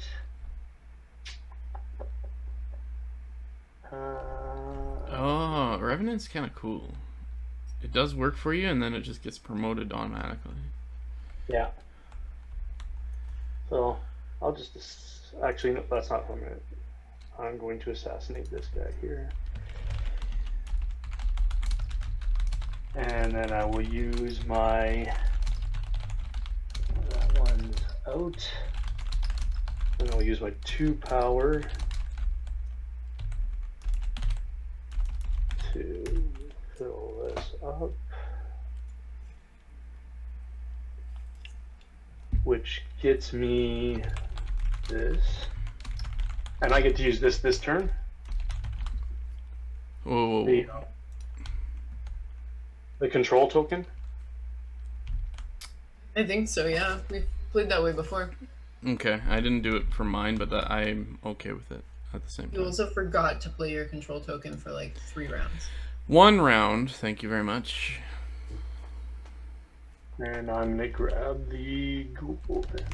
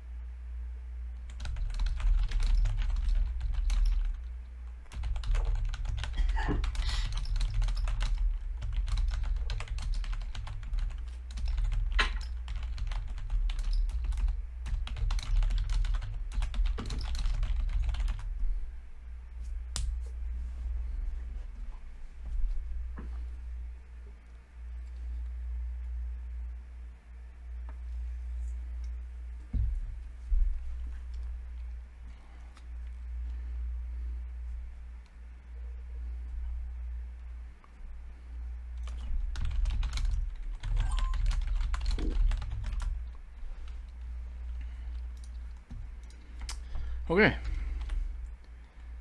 I have... Oh, I have an Insane Outcast. Okay. So if I discard a card from my hand, I can return this Insane Outcast to the supply. So I'm going to discard a soldier. He is not part of my hand. Excuse me. Insane Outcast goes back to the supply. I got Ravenous Zombies, which gives me power, and I can assassinate a white troop. We will assassinate the white troop from Gauntlgrin and place a troop in its place, giving me full control of Gauntlgrin, meaning I have 1 victory point on top of my 1 influence. And then I have 3 influence with Gauntlgrin. So I will probably buy the Flesh Golem, because it's just straight up better than a House Guard. Alright.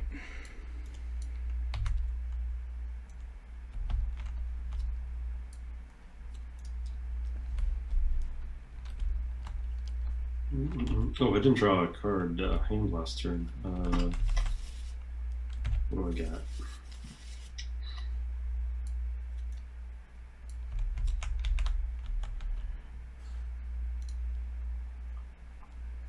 Would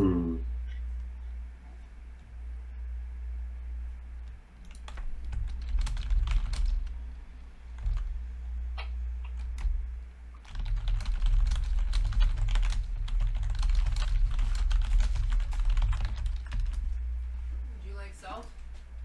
No, I'm okay. Thanks.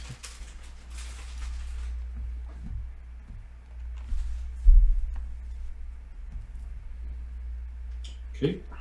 Well, that's kind of neat. Sorry about you kiwis. There's a lot of kiwis. Not now, but like... Yeah, now is not kiwi time. Maybe tomorrow. You'll have to remind me. I never remember actual, like, feeding myself. Okay, well, I'm definitely going to have a rules type question here. Do it up. Okay, so if I play the Nalfeshni, Yes. and I don't have any cards in my deck, what happens? Oh no, you just shuffle your discard and make your deck again. Yeah? Yeah. Anytime you need to access your deck and it's not there, you just shuffle your discard.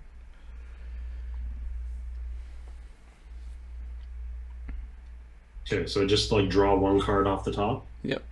And that's the one that gets promoted. Oh, it's a soldier. Lucky play. Okay, so he goes over here. Yep. Okay, so I'm also going to play.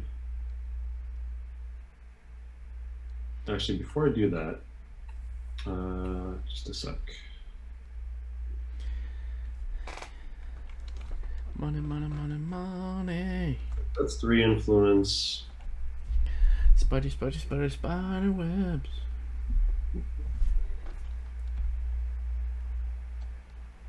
Marlith is crazy. So I'm going to play the Necromancer, and I'm going to play a Priestess of Lolth. So that's 8, right? 8 influence. I see 8. So I'm going to recruit Orcus. I love that Baylor is a complete just Balrog. Yeah.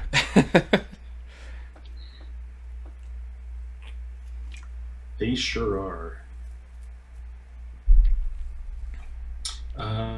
Okay, and then the last thing I'm going to do with my turn here is going to play an Insane Outcast, and I'm going to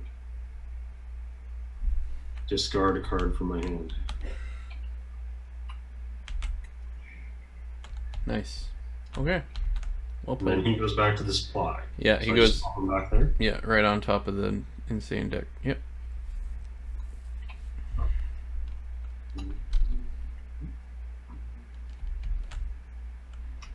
I haven't decided if I like the Insane Outcast mechanic yet. It's not super disruptive. I'm wondering if it should be more disruptive.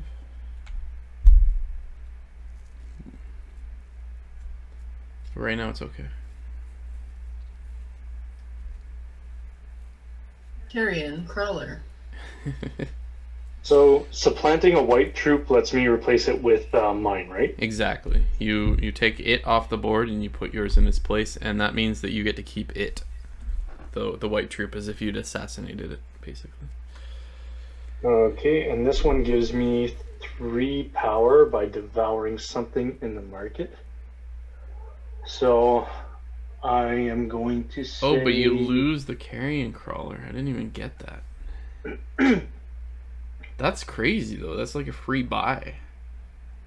Well, it's 2, so yeah, you like burn it right away. Yeah, it's definitely interesting.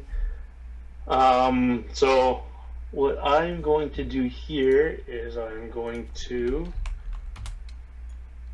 supplant this white troop.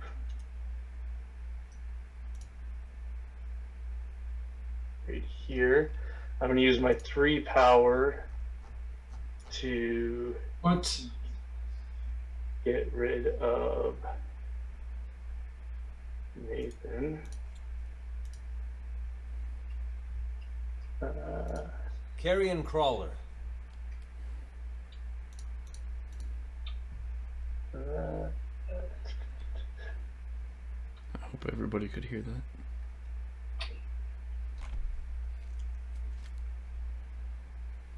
I'm not sharing my screen, so maybe not. I use a lot of D&D Beyond when we're doing our D&D sessions, and the monster pages on D&D Beyond have a click on this to hear someone say the name of this monster. Okay. And so I use it a lot. I don't know if you guys could I just clicked on Carrion Crawler, but I don't think it went through. Oh, I did hear that. Okay, I thought yeah. that was you. No, that's the website. Carrion Oh, Crawler. okay. Where, Rat? Carrion Crawler. Sorry, I'm just trying to figure it. I'm going to go in devour. On keg.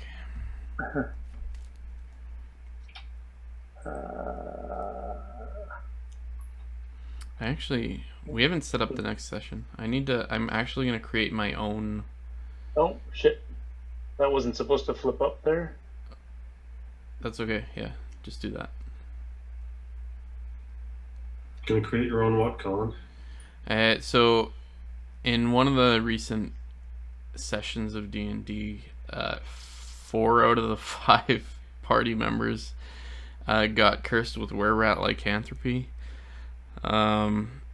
So no one has a remove curse spell to be able to stop them from turning into one.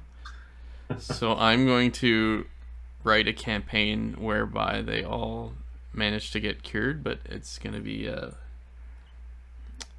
custom campaign that I write. So Nice. it's going to be my first attempt at actual content creation for Dungeons and Dragons. Which is tricky, at least as I remember it. Yeah, I've been thinking a lot about it recently. Let me know if you ever need a fill-in player or anything. That's 2 times tonight we've had that offer. But obviously I would have thought of you if we've needed one. But yeah, you got reached out to by someone we haven't heard from in a while, just mentioning it offhand. I'm like, oh, that's weird.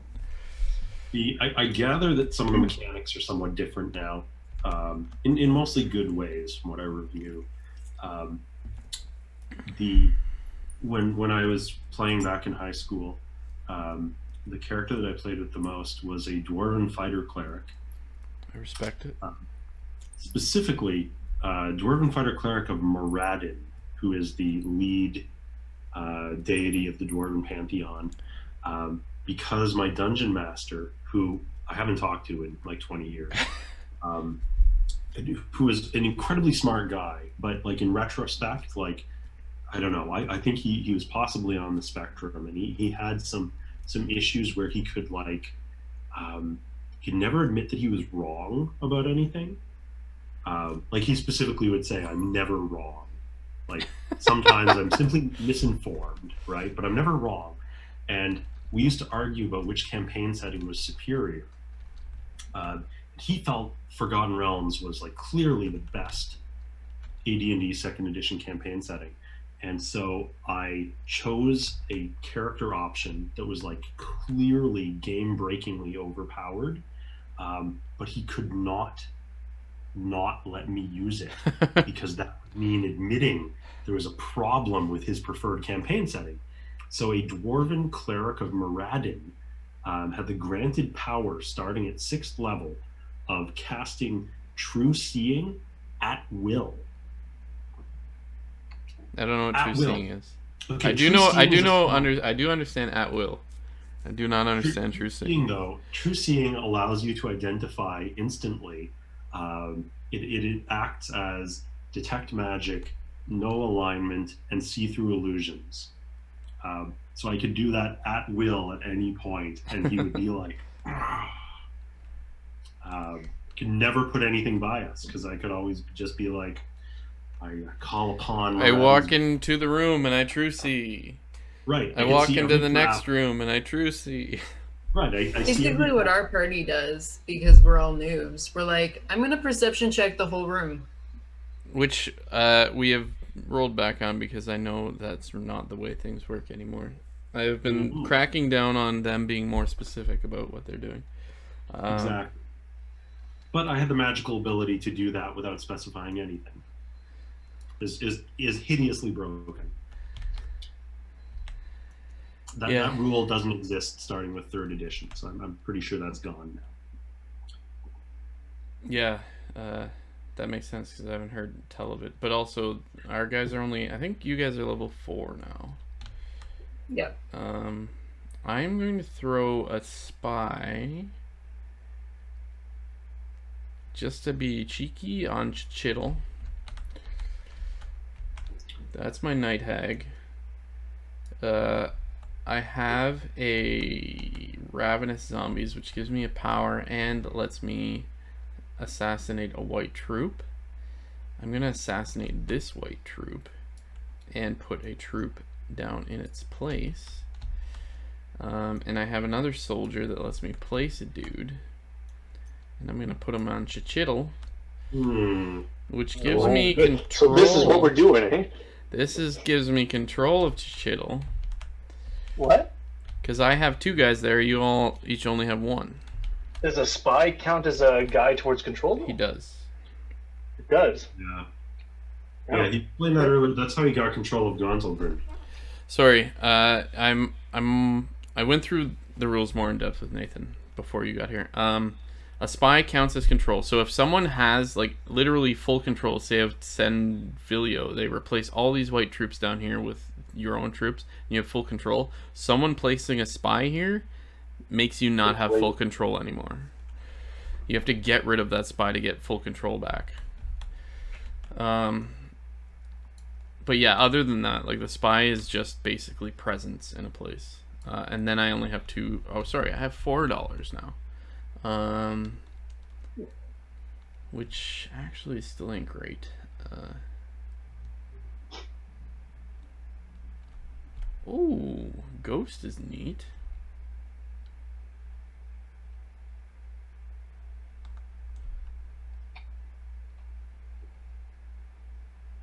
Darrow is interesting. I think I'm going to take Darrow. I think that's a powerful ability.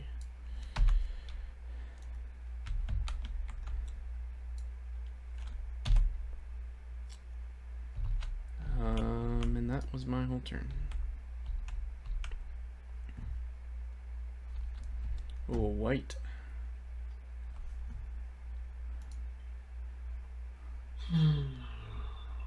Okay. Carrion Crawler.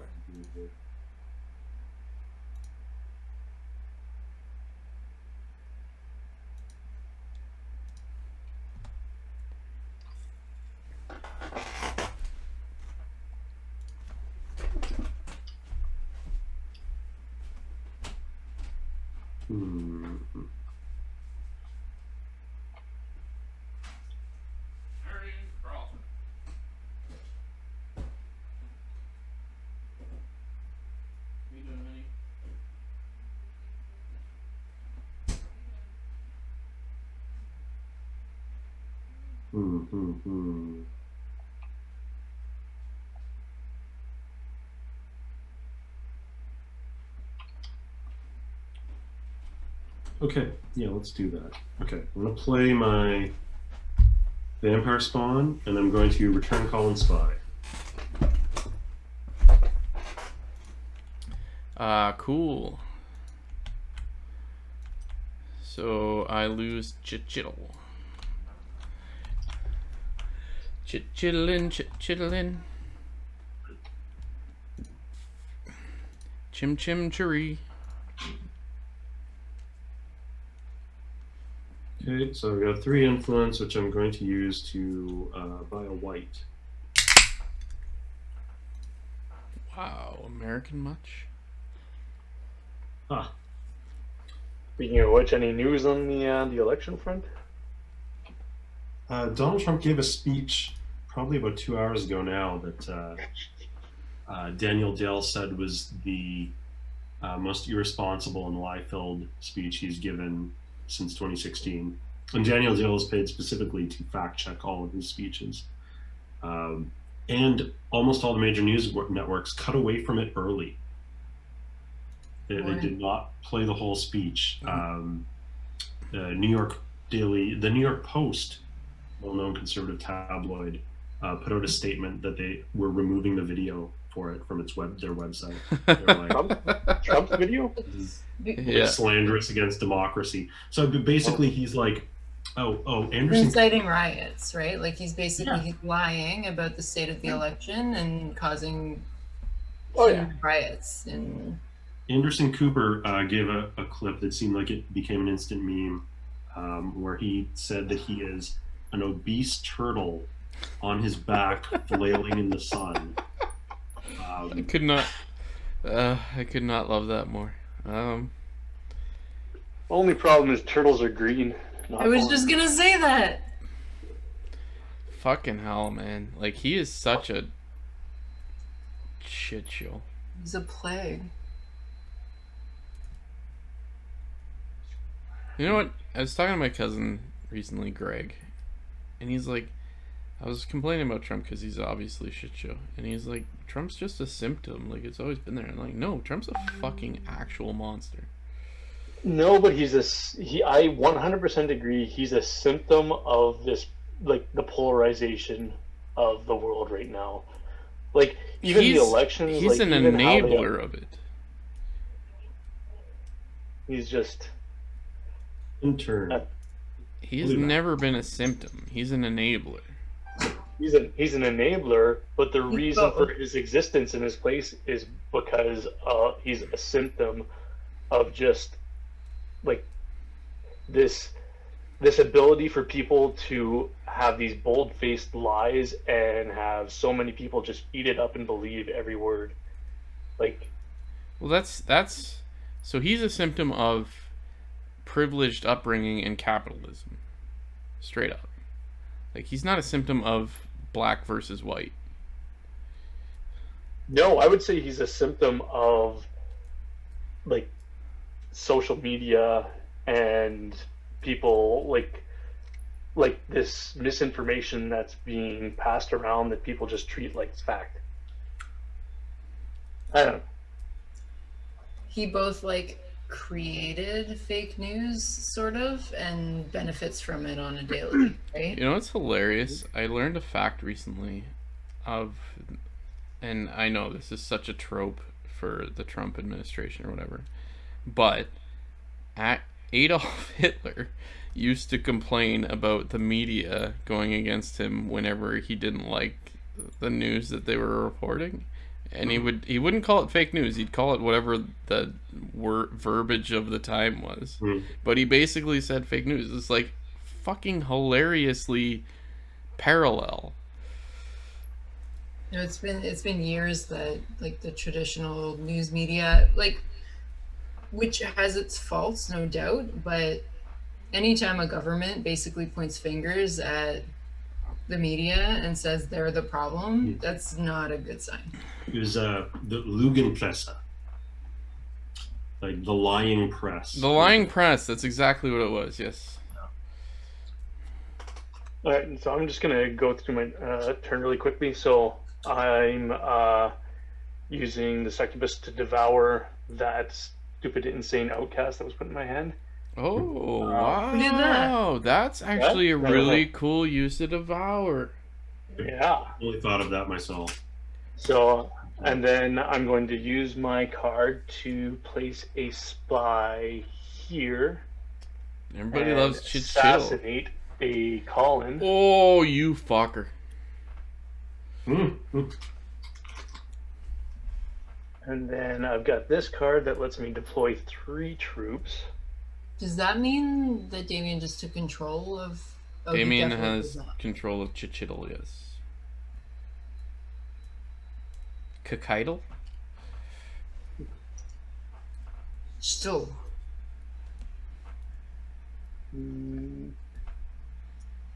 I know somebody probably brought up that lying press fact way earlier when fake news first came out, but I only learned it recently, and I thought I saw it used a few years ago when like the alt-right became a thing. Richard Spencer used that on several occasions. Yeah, so it's been a thing for a little while now. People brought it back. Just fucking the times we live in, man. Shouldn't be able to draw this many parallels to terrible times.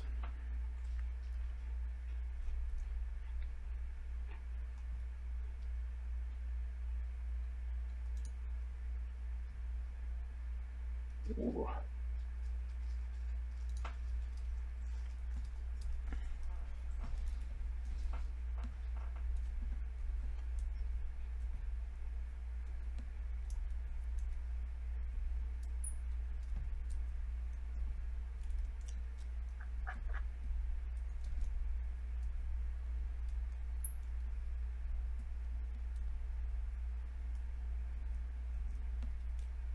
That's my turn.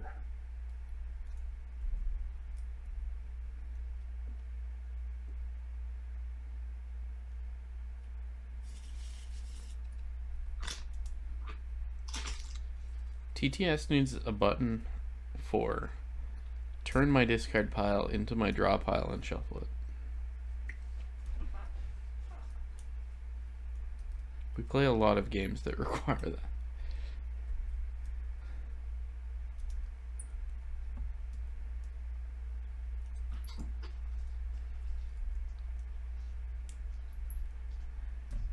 So when I suggested to Elizabeth to play board games tonight with people. She's like, I just don't want to play Scythe. Why? I'm like, that's fair. It's a heavy game. So big. It is big. I ordered some like foam core dividers. Nice. Like folded space dividers for Scythe. In case I ever play it again. I would love to play it in person. Yeah, the setup and teardown with everything in little Ziploc baggies is incredibly arduous. Yeah, that's most of our games too. This looks like it'll help a lot. That's a lot of our games. We try our best to like, what is the most efficient way to separate these into Ziploc bags so that you can just like throw a bag at someone and go, hey, that's yours. But yeah, with the little dividers, everything's already like sort of separated, and then you can just lift them right out and use them to like hold the pieces. Hey, Doug, pretty much almost every Kickstarter I've ever backed, I dislike the game. Yes. Except for Rising Sun. No, Everdell I didn't back the Kickstarter. I just bought it retail. Thunderstone Quest is okay. Edge of Darkness was garbage. I just got one today that I backed in June of 2017. It arrived today. Jesus Christ. Yeah. That one it has very poor reviews on Board Game Geek, but I'm assuming it's because the Kickstarter was a dumpster fire. Anyways, we haven't played that one yet, so I don't know if it's actual trash. I'm impressed that they actually delivered. If it had been, oh my god, I would have assumed you wrote off that money a couple of years ago. So they kept sending out emails, and like one of them was like, guys, we're having problems. Like it's hard to get this shipped, especially with COVID. Like if you want to pay a little bit extra for shipping, like, and we'll make sure you get one of the first copies out when we are able to ship again. I emailed them and no one replied. I was like, I'll spend an extra $20. Give me my fucking game. No one replied. So I got it today. Nice. I still have, I think, 3 board games on Kickstarter backlog that I just, like, I'm done with Kickstarter. I don't go to Kickstarter anymore. I was huge into it for a while. It is not worth at all, ever. Gotcha.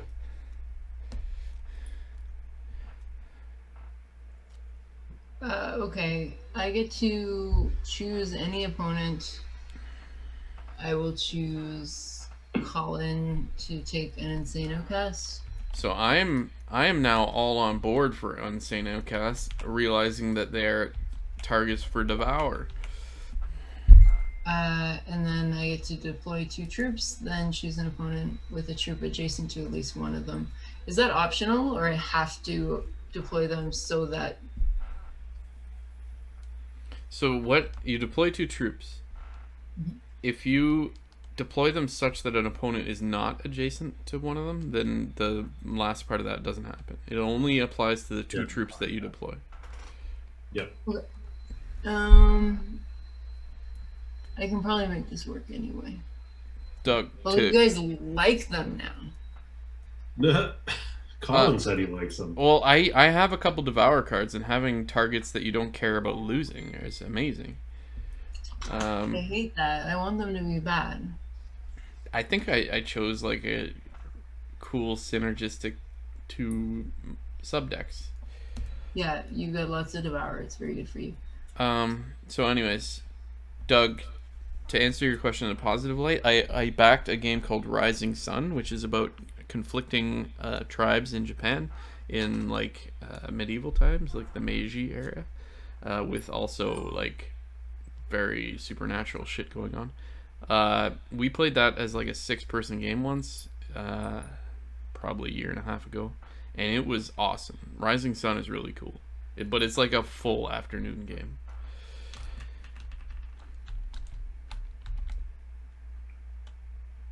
Okay, my turn. Unfortunately,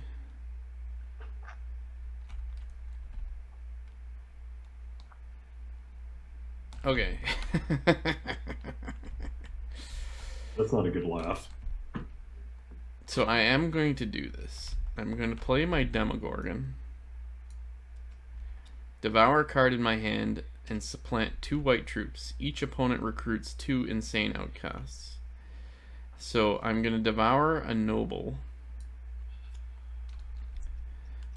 And we each get 2 insane outcasts. Each of you gets 2 insane outcasts. Somebody just pulled the full took deck. all of them. Holy shit, this card is just insane, eh? So the 2 white ones I'm going to supplant are the ones on Mantle Dareth. So actually, no, that's a lie. That's a complete lie. I'm going to supplant the 2 up at the top here in actual Australia. 1 way in, 1 way out.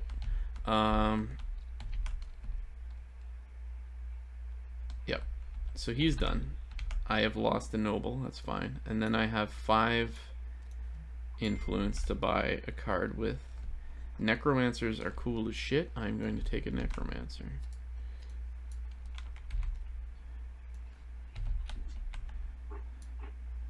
And end my turn. And end my turn. There we go. Good. Well, it's... Doug, Kickstarters hit and miss because it's really difficult to tell whether or not a game's worth it. I would say there's a lot of Kickstarters for games that have already released, and then they're like, we want to add more to our game, or an expansion, or whatever. And if you know the base game is good, I would say maybe those Kickstarters are worth it. Because you'll often get, like, Kickstarter exclusive components or whatever. Which is nice, but it's often a trap. So...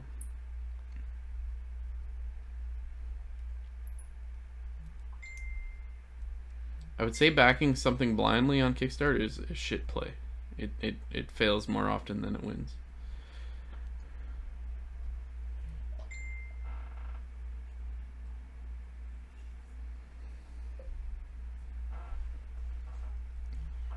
Okay.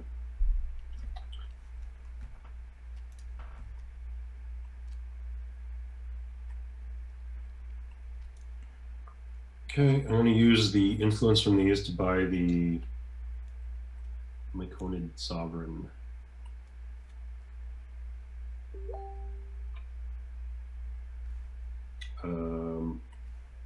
It's going to be a boring turn because all my cool cards are in my discard pile right now. I'll play 2 soldiers. Carrion Crawler.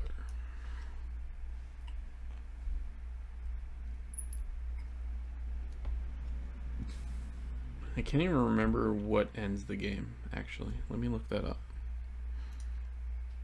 Oh, when somebody plays all their troops, I think? Or...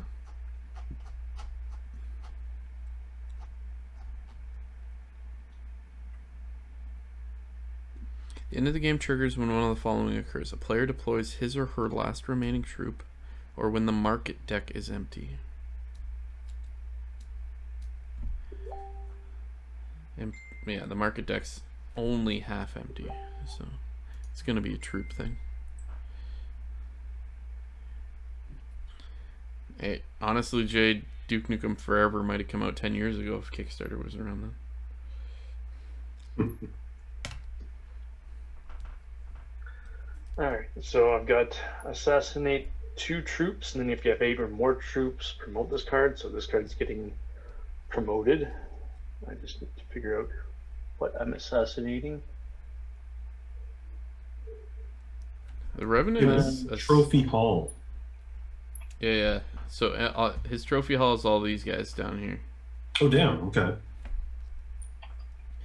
So he will have 8, which is honestly, Revenant's a really cool card. Yeah, especially at the start of the game. Yeah. It seemed. Yeah. And it was, I think I got it like on my first hand. So, before I do that,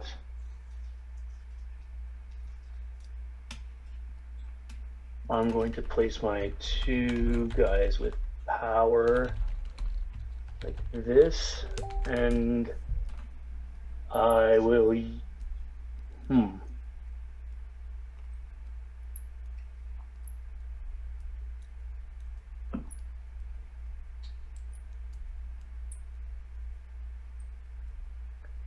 Shit.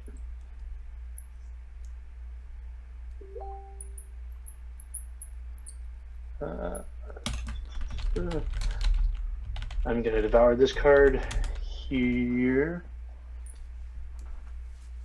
for that, and then I get 2 and assassinate 2 troops.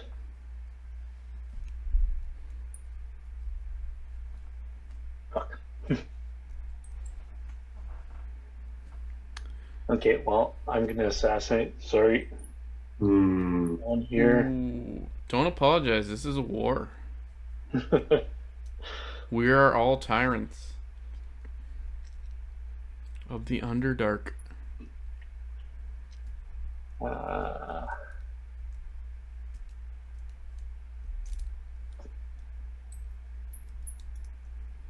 suppose it's true. We are all playing chaotic evil matriarchs. Chaotic evil. Alright, and that. And I'm going to use my 6 points to buy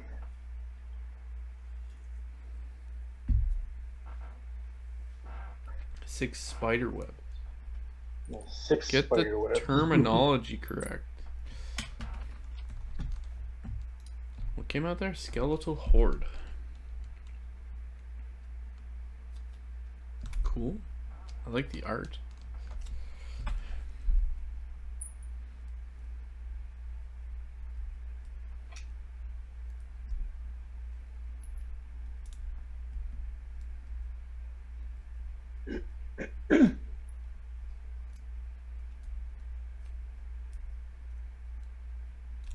Cool. I might actually start Ori this weekend. I think I'm close to the end of the one game I've been trying to beat before starting Ori. I beat it. It's spectacular. I really loved the first game, so I'm looking forward to this one. The second one is just so goddamn polished. It's I was so impressed with it right away.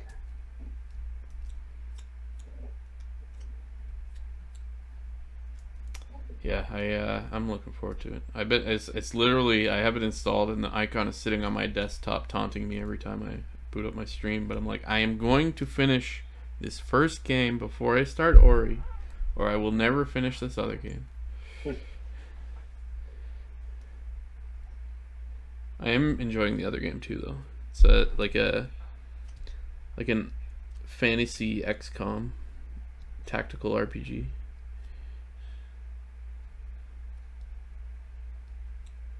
What was that? What did you do? I forgot that I had control over the center place, so I bought a 2 card when I wanted to buy a 3 card. I see. So yeah. Sorry, it's a little bit screwed up, but I fixed it. It seemed weird. Yeah, it was weird. I grant you that.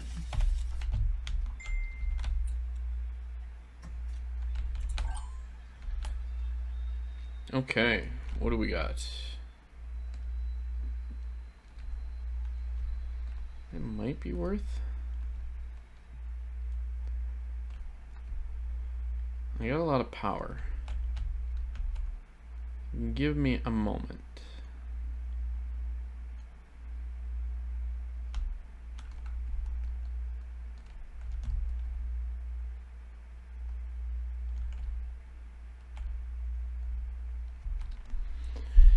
Okay, hold on.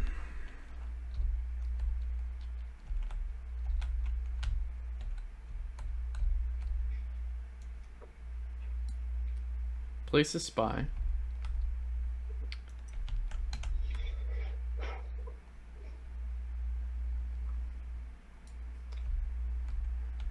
And if I devour this card, I can assassinate a troop at that spy's site.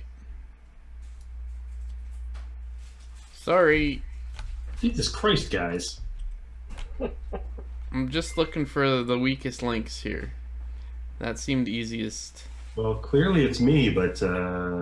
No, just that city was the weakest. I was looking at Copa's site up here, but that seemed harder. So I'm going to... I have 4 swords. I will assassinate one of these guys. And then place a troop here, giving me control of that word. Yeah. So these guys are done.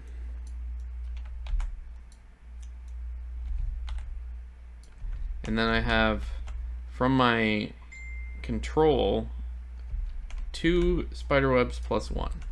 So 3 influence.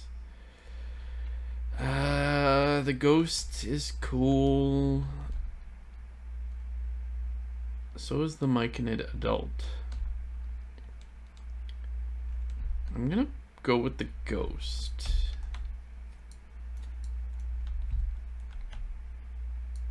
Uh-oh, I just got a weird error.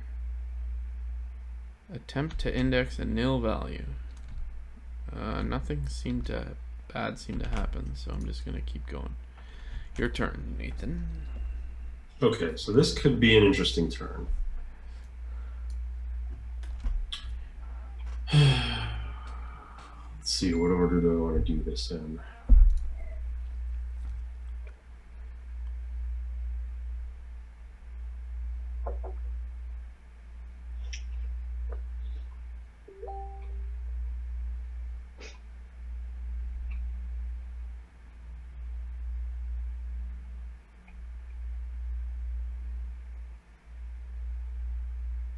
What order do I want to do this in?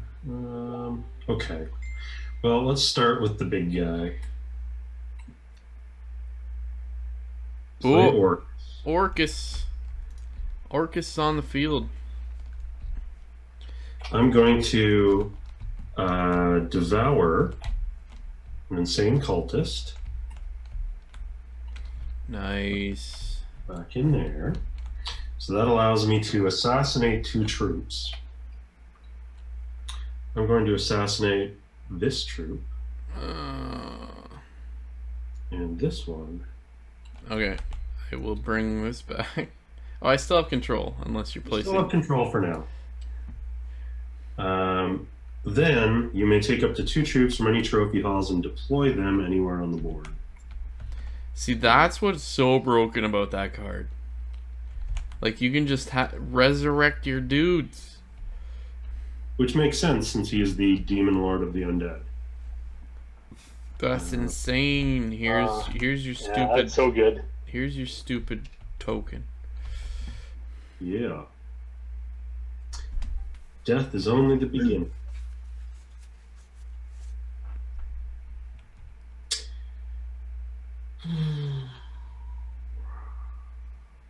Okay. Next, what do we do next?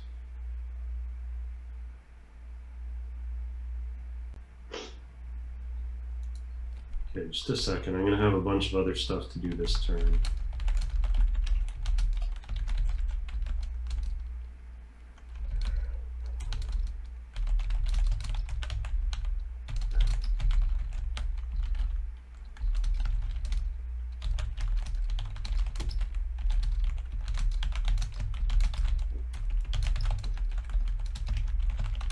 Okay, what does supplant a troop mean again?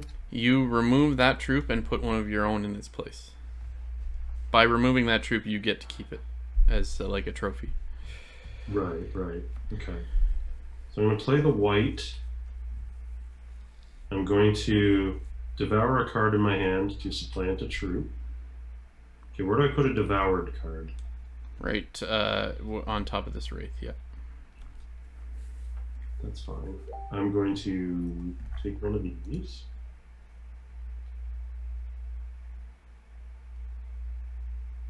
my guy there. So now you don't have control of that anymore. Alright. So, that one was Digital.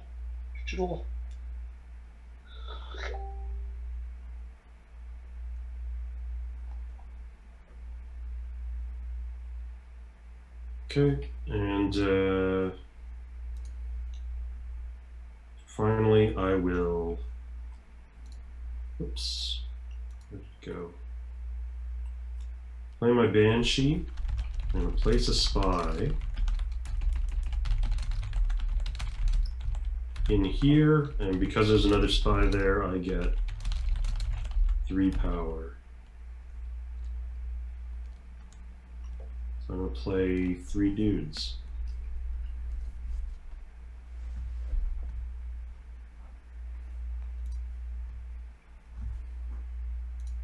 Ooh.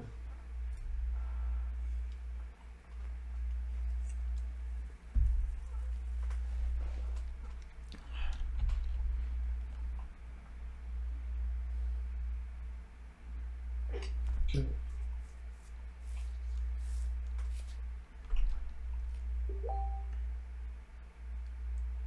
Like Orcus. Orcus.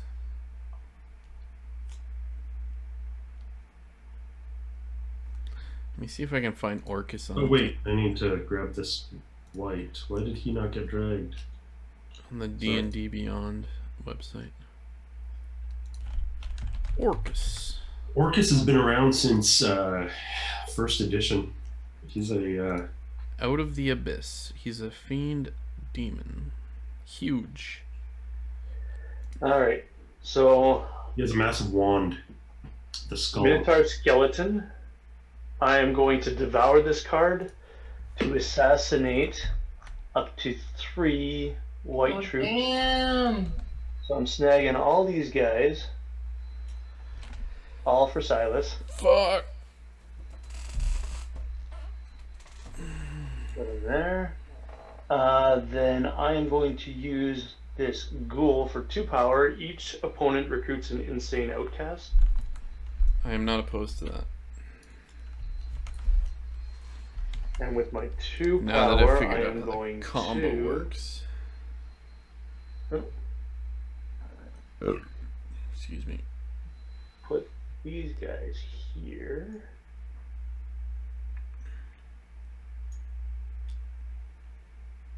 Grab that for having control.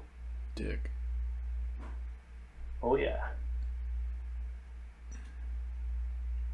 And then, so I have 3 control there, and this all brings me to 7, which I'm going to use to snag this vampire.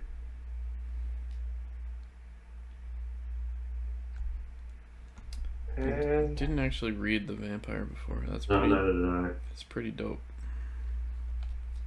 Razed. Another demon lord. Ooh, that's pretty dope actually.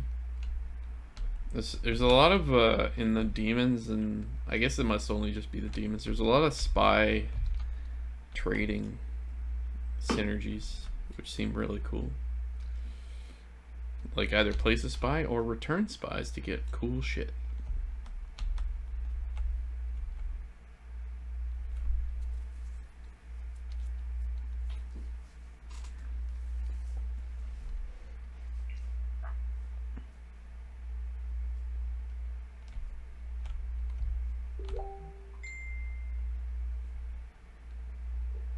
are you able to have multiple spies on a place?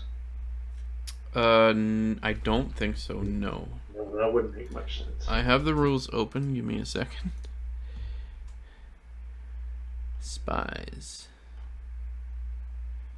Place a spy.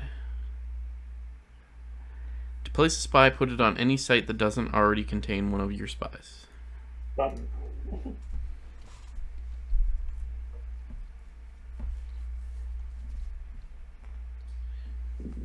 Grazed I guess they've retconned this, so it's now just a possibility. But the original story for Grazd was that he was the only demon lord who used to be an archdevil. I don't know what that means. Devils are the inhabitants of the hells. They are the lawful evil outsiders, right? Demons are chaotic evil. They reside in the abyss. Okay. Right? So at different points, the lawful evil plane has been referred to as like Bator or the Nine Hells. So he like defected during there's been an eternal blood war between the demons and the devils, and he was supposedly formerly a general of the devils who defected to the side of chaos. He's now a demon lord.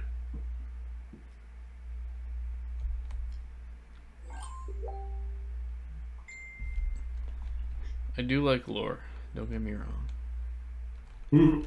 But there's probably some learning that needs to happen before I'm like, yo, yeah, I know exactly what you're talking about.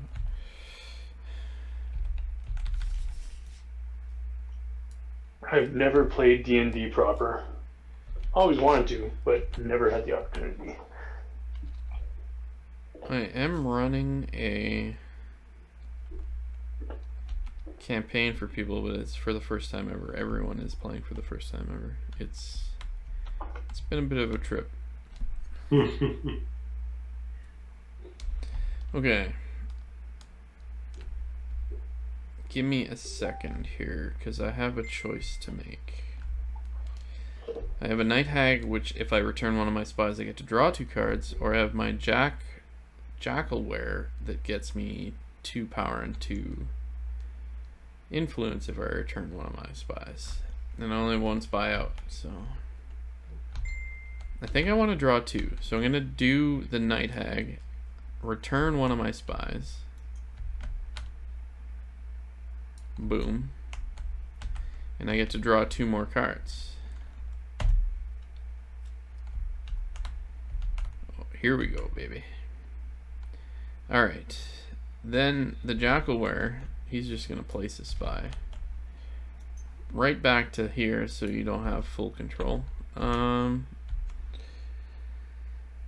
Then I am going to have 3, 4, 6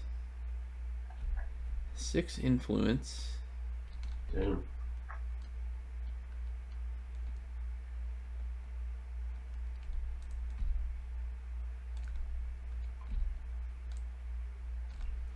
To buy grass. Nice.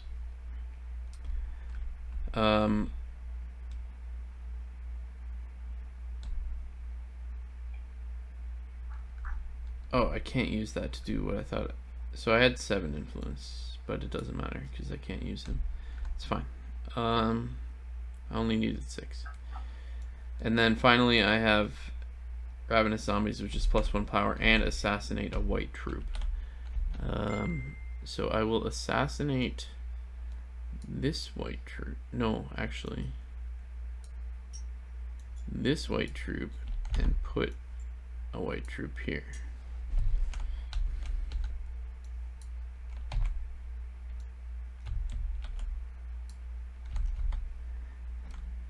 Draw 5 cards and end my turn.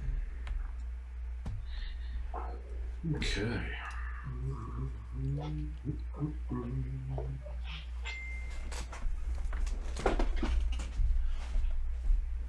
The insane outcasts are helpful when they're played along with something that needs devouring, but the pain in the relies on that.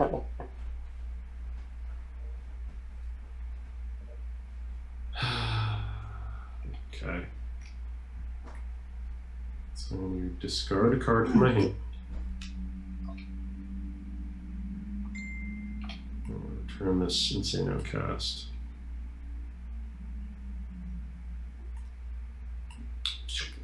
Play my house guard.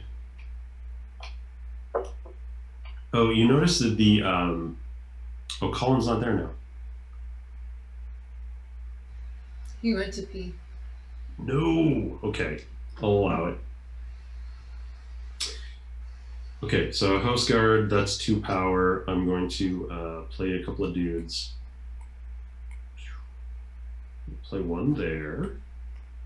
Okay, so if I've got both a spy and a soldier here, does that mean that no one has control of this place? Senvalio. I think you're right that you two are tied for power there, and Yeah, that feels right.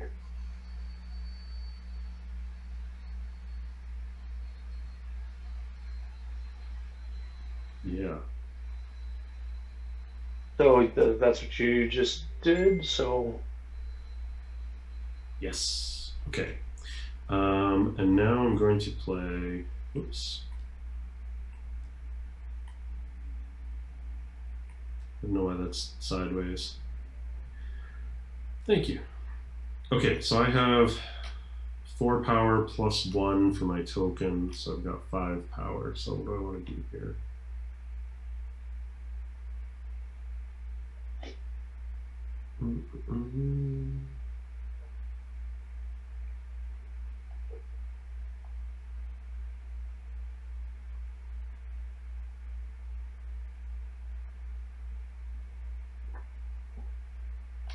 Oh, I think I'm going to recruit the Conjurer.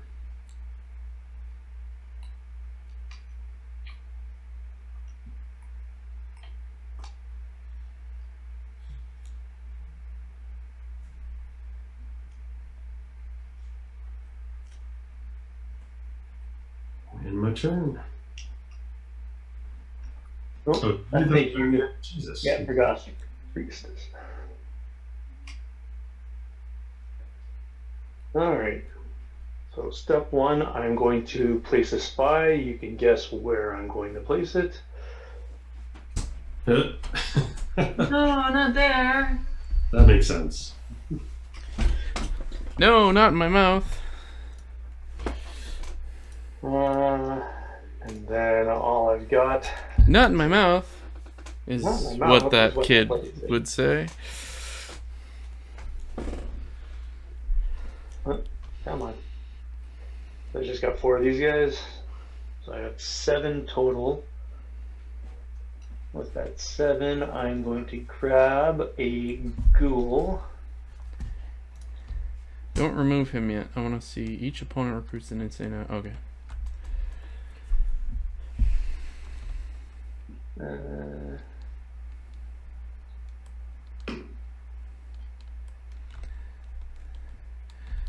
I like the specificity of the Myconid Sovereign. Mm-hmm. You can play a card and then promote it, rather than just losing it for that turn. What I was going to say earlier while Colin was peeing is, you guys notice, or maybe you already knew, right? Like why the priestess of Lolth is a priestess, not a priest, and why the house guard is a male, right? Do not assume anything. Oh, because the Drow are a strictly matriarchal society. So the entire priesthood and the entirety of the ruling class are female, and males are only allowed to hold subsidiary positions like the house guard. But obviously, still, the most famous Drow is still a male. Yes, of course. And of course, the only strictly matriarchal society in the Forgotten Realms is incredibly evil, right? And he, in rebelling against this society, is heroic. Yep. I mean, that's leaving aside the whole thing of, like, they became evil so their skin turned black. Right, which is a whole other can of worms. Minor problematic element there. Holy shit. Dungeons and Dragons, what have you done?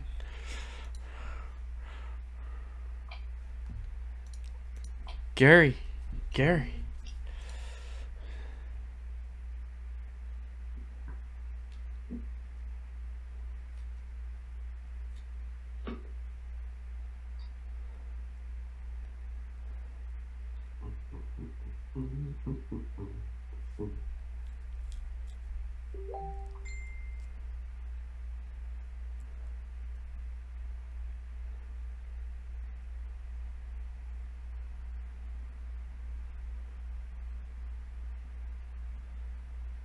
About the carrion crawler.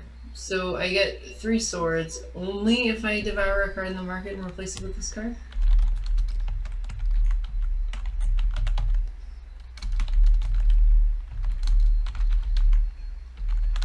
I just played it. It's still not playable.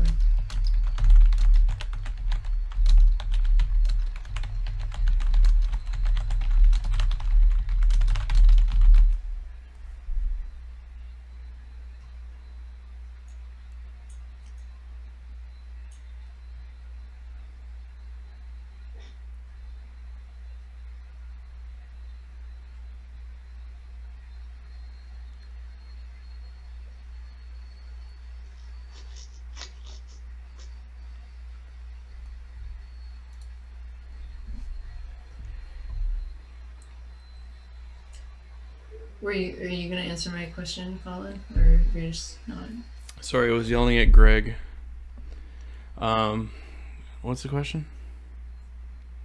For the carrion crawler, it says plus 3 swords, and then it says devour a card in the market. Is that optional, or that's like how? No, you have to do everything.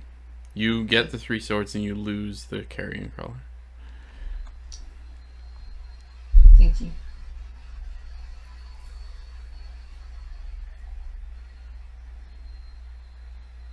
Who's vacuuming?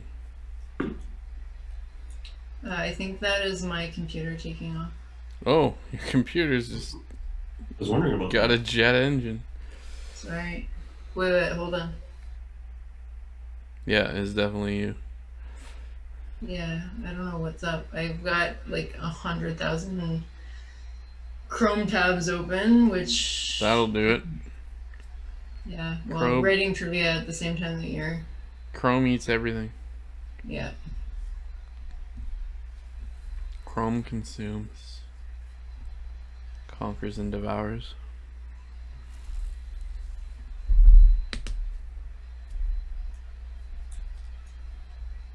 Stop that. Yeah, it's an awkward interaction. I mean, it makes obviously a lot more sense to do it in person. Well, yeah.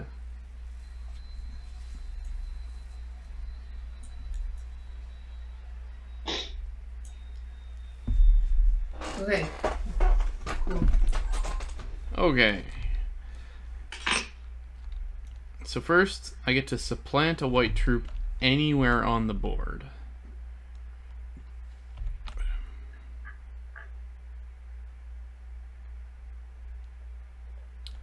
I will supplant a white troop from Skullport.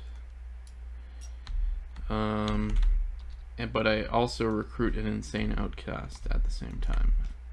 I did not mean to pick that up.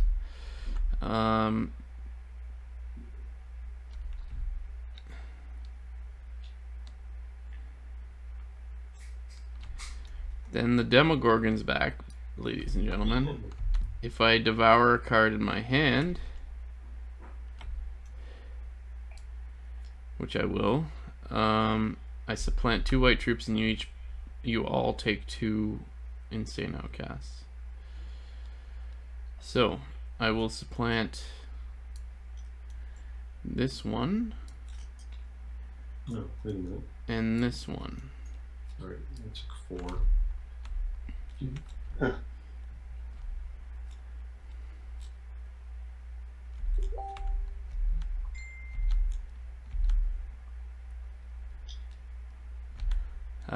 I have 2 money, which I will actually use. Oh my goodness, there's a lot of actual decent choices here.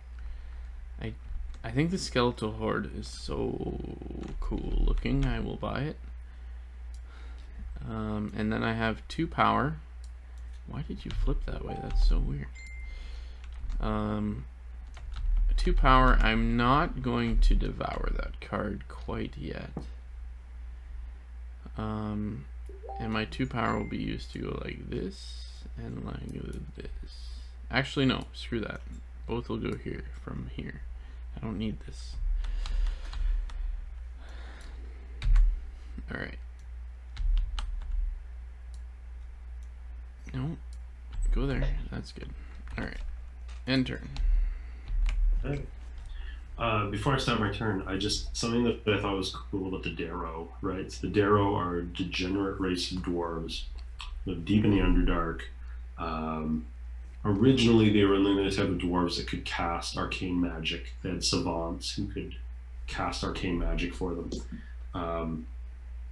But the Darrow have a really interesting, like, real-world inspiration, which is there was a dude who, like, I don't know, he's American, early in the 20th century. He started making these crazy claims. He wrote a book about them, and his stories were republished by Charles Fort, like in the Fortean Times. He used to like run a newspaper that reported on like paranormal happenings. And he claimed that he had some sort of radio that was embedded in his tooth, like after he had like he thought he had a radio embedded in his head or something that was allowed him to pick up on radio waves. They made fun of that. They made fun of that dude in Futurama. Oh, okay, possibly. 100%. Anyways, keep going. He believed that he was receiving radio waves from deep below the surface of the Earth, where there was a civilization called the Darrow, who were like evil, and they like kidnapped people from the surface world to like have sex with them or whatever. And they also had like special ray guns that could fire through the Earth, that would burn people up. And he was like, that was the explanation for spontaneous human combustion. The Darrow were using invisible ray weapons from like the center of the Earth. And the only reason that more people weren't being spontaneously human combusted was because there was a race of good underground dwellers called the Tarot. So the Tarot had their own weapons that would cancel the Darrow's weapons. Anyways, they had giant highways under the middle of America, deep underground. And so that inspiration, that story of like degenerate subterranean dwelling societies that kidnap people was carried by Gygax into Dungeons and Dragons. Wow. That's the Darrow. Why they gotta be dwarves though? Dwarves are the coolest. So what are we gonna do? We're gonna play the Nalfeshni. And I'm gonna promote the top card of my deck. Let's see what we get.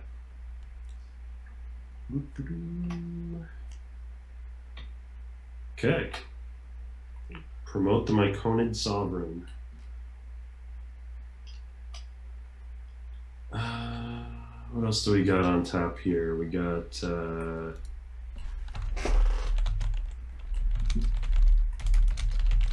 bunch of those guys, and then also a vampire spawn, so I can return another player's troop or spy.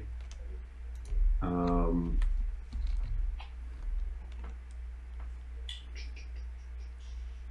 going to return this Baneray spy that's on Chichittle. My spy?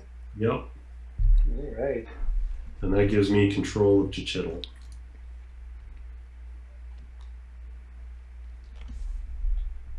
Okay, so my influence for this turn is 3, 4, 5, 6, 7, 8, 9. Wow. I was really hoping you were going to pull another Demon Lord or something last turn there, Colin. I don't even know where. Like, I don't even know how many are in there.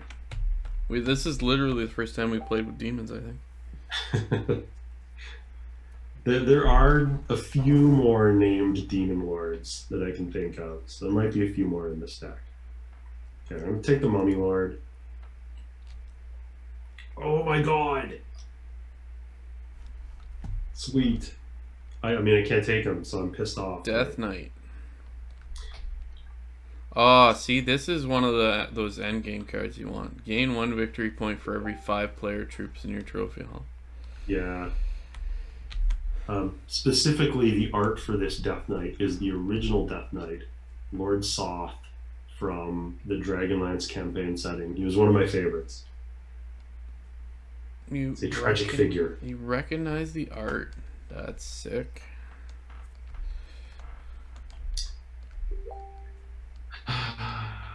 Okay, so that's 6, and I've got 3 more points to spend if I want.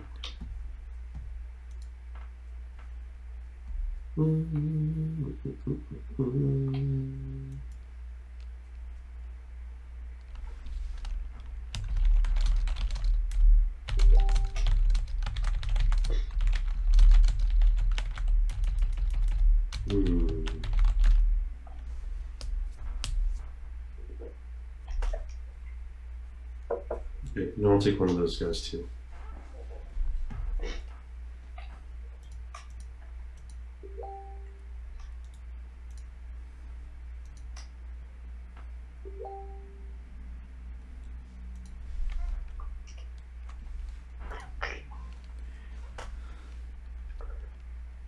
So it's really funny that you did that.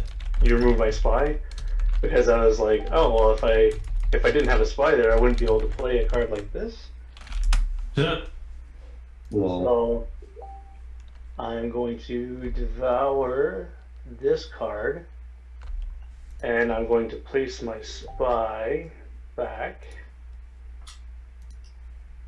here. Well, that's not good.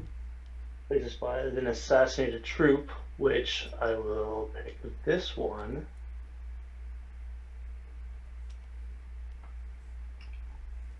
That's been played.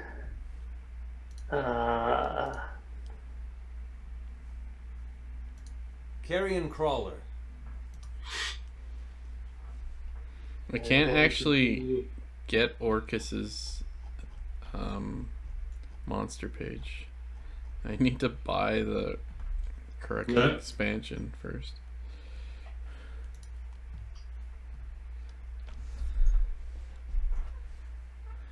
And this card's going to come in a second. Sorry. I'm going to play this one, and I'm going to tell you to send your spy back from Chichel. Wow. Chichittle. Kakittle. Fucking dude's got control of 4 cities. What's going on here? Yeah.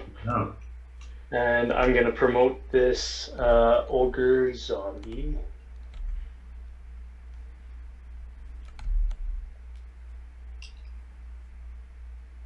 I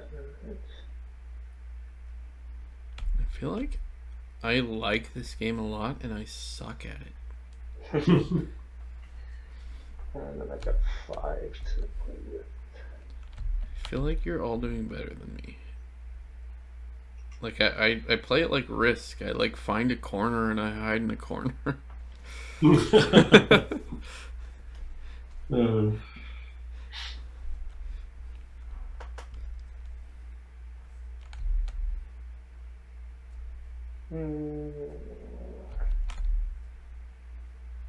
Sorry, just give me 1 second to figure out. Take your time, sir.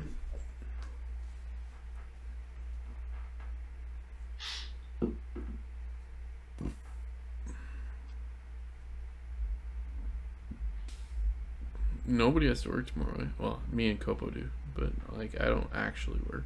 And oh, well, why is that? Yeah, I'm working. Well, E's got the day off. Nathan's got the day off. Oh, oh, it's just randomly you guys have the day off. I see. I just took a day off. They just wanted it. Honestly, if I didn't have to finish out a sprint, I would have taken the day off too.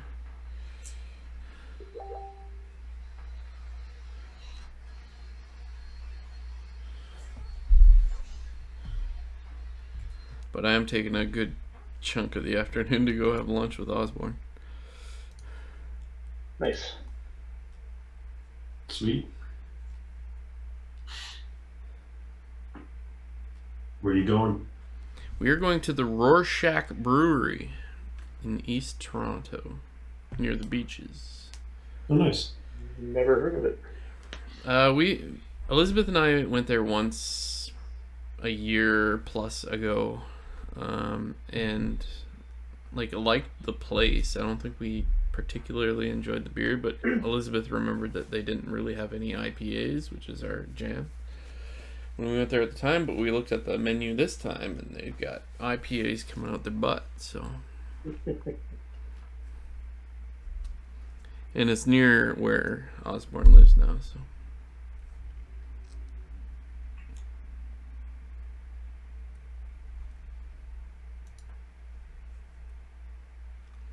We have to sit on a patio, Doug. They have a patio, and it's supposed to be stupid warm here tomorrow, so that's why we're doing it. It's literally probably the last time we're able to do it before real winter sets in. Hey, that's a green dude. Did you just kill one of my dudes? I did, yes. I moved one. My vengeance will know no bounds. Pardon? My vengeance will know no bounds. I mean, okay. That was my favorite troop. That was literally my favorite troop. Okay, so you were talking about your strategy. Oh, you coming for my Australia? Good luck. No, I'm not coming for you. You said your strategy is you hide in a corner, and I was like, well, you're probably not going to retaliate. Oh, I'm going to punch. Okay, I deployed 2 troops, and you were the only one with a troop adjacent, so please recruit an insane outcast, my honey. Okay, no Bonus problem. If you don't dislike that, so at least I'm not making additional enemies. Oh no, I'm an enemy for life. Pardon? I'm an enemy for life. That is untrue. Cool. It's over.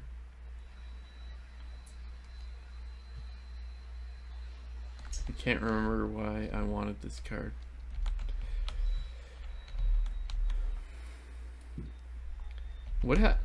Anyways, I'll ask it on my turn. Never mind. Okay, and I will choose Nathan to recruit an insane outcast as well. Why though? I don't think you like them. No. You don't like them? I don't like them. Please Good. stop doing that. No, I know. That's. I would love it if Colin didn't like them. I just love the fact that it synergizes with the Devourer stuff. I think that's cool. I'll pick Damien next time. Sorry, I think it's cool. Alright, so I'm just going to put out my buy cards first, which is 4 plus 1 for Gauntle Grin. So 5. I have a 5 buying power. We do not have a 5 card out here, but we do have a Mind Flare. Devour a card in your hand and choose one. Plus 3 or Assassinate. I don't actually think that's good.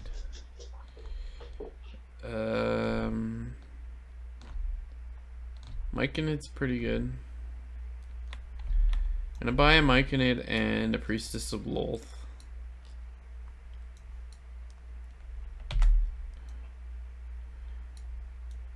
Which adds up to 5.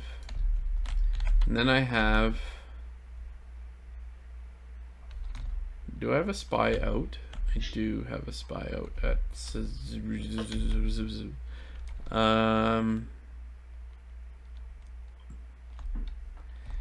So, question to the team.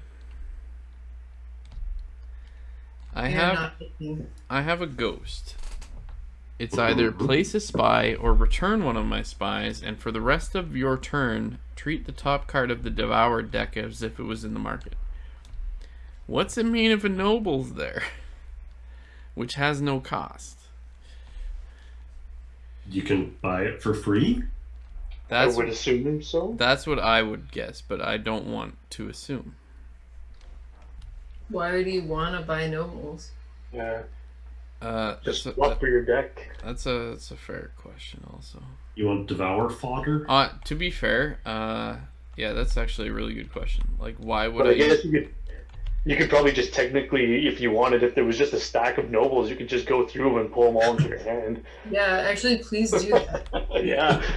No, I know that the noble is the only one on top, and then there's something underneath. But I've already bought, so yeah, you guys have convinced me. That's a dumb play. I'm gonna put a spy instead on the Fairlin or whatever that is up there, and then I'm able to place a troop. I am going to place a troop at Stone Shaft Clan, or well, on the road to Stone Shaft Clan Hold.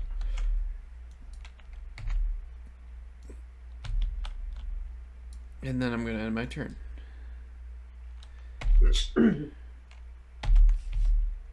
Fairlin.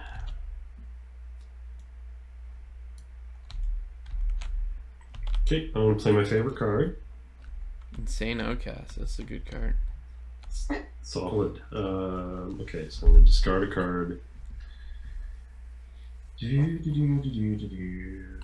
Go back there. Sorry, play it.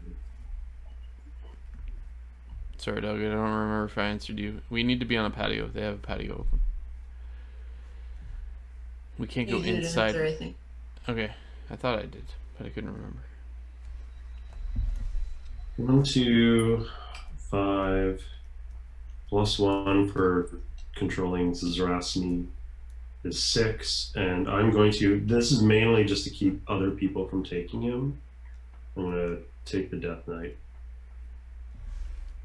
What's that? A Minotaur skeleton come out after? Yeah, Sloth. that's a cool card. Actually, Ogre Zombie I haven't seen. Son of a bitch. Ogre Zombie's interesting. It's expensive for what seems like a minor benefit, but he's a good card to devour or promote later in the game. Okay, and then oh, wait a second.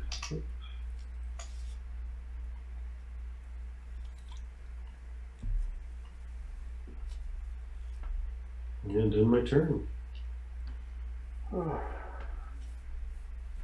How's everybody's troop bag looking? None of your business. I can just hover over it myself. None of your goddamn business. We are fairly far from ending the game. It might end from the actual market deck.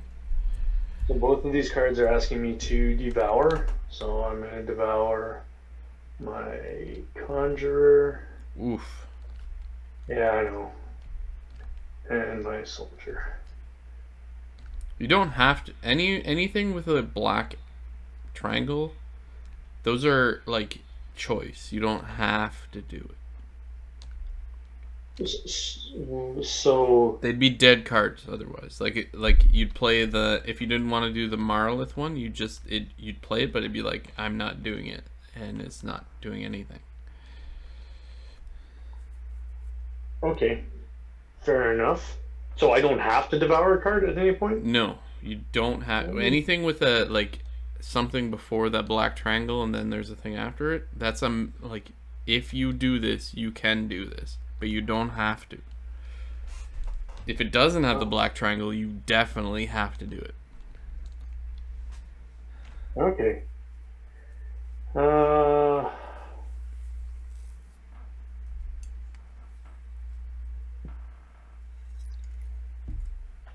So what do we got here?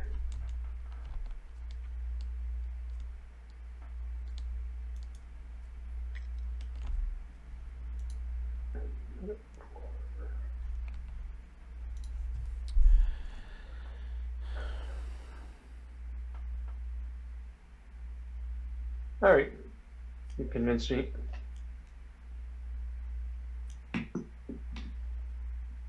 So this guy's not being used. I'll place a spy.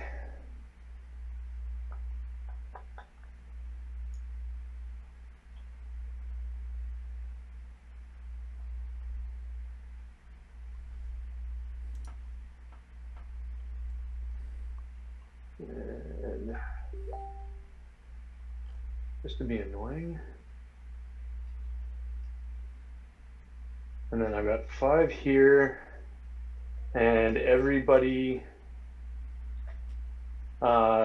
recruits an insane outcast, and I've got 7 to work with.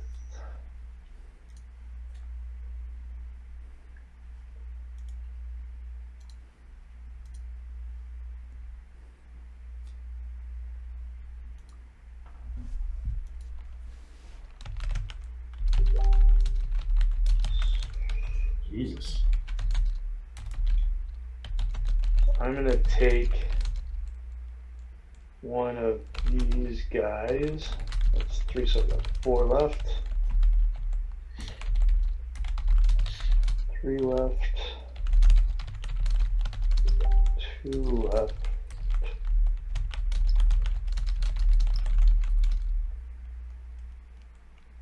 One left.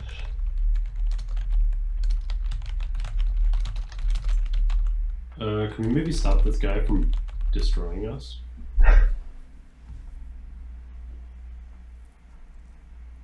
And then I've got 4, which I'm going to use to grab another one of these guys.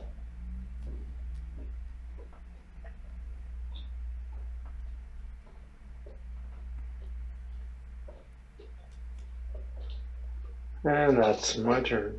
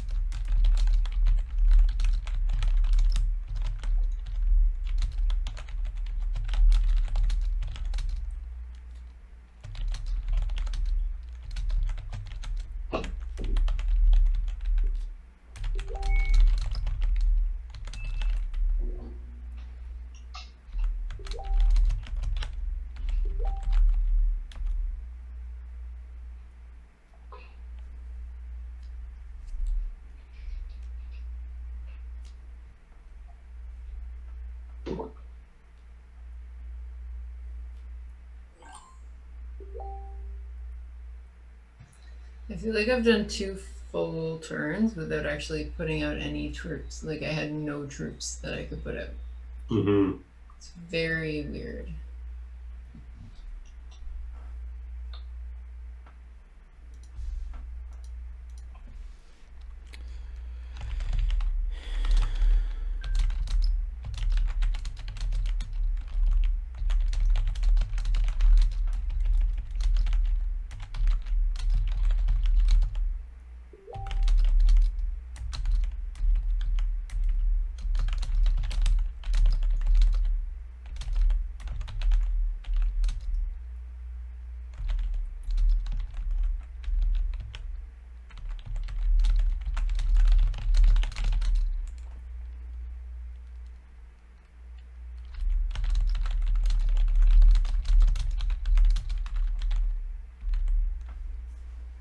Shit, it's my turn. Sorry. Nam reached out. I like talking to Nam. Okay. I have 2 insane outcasts in my hand. That's cool. How do you like those? So I do like them when I have a Devour card. I don't have a Devour card.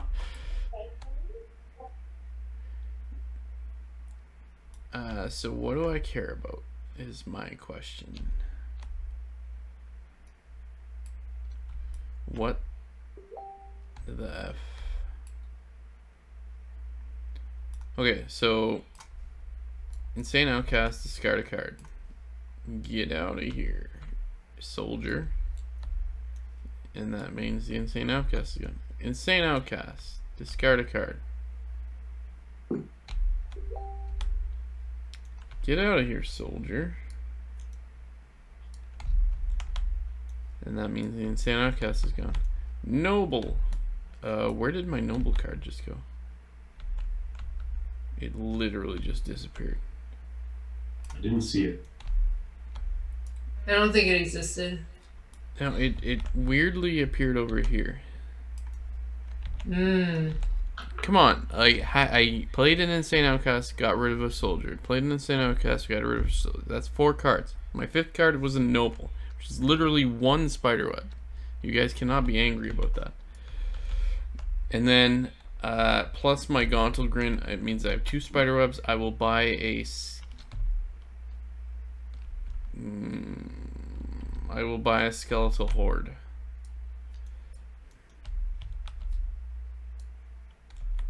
And end my turn. There has room.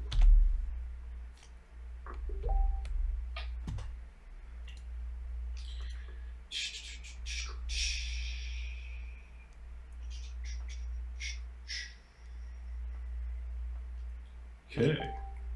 Everybody's favorite card. Insane Outcast. Whoa.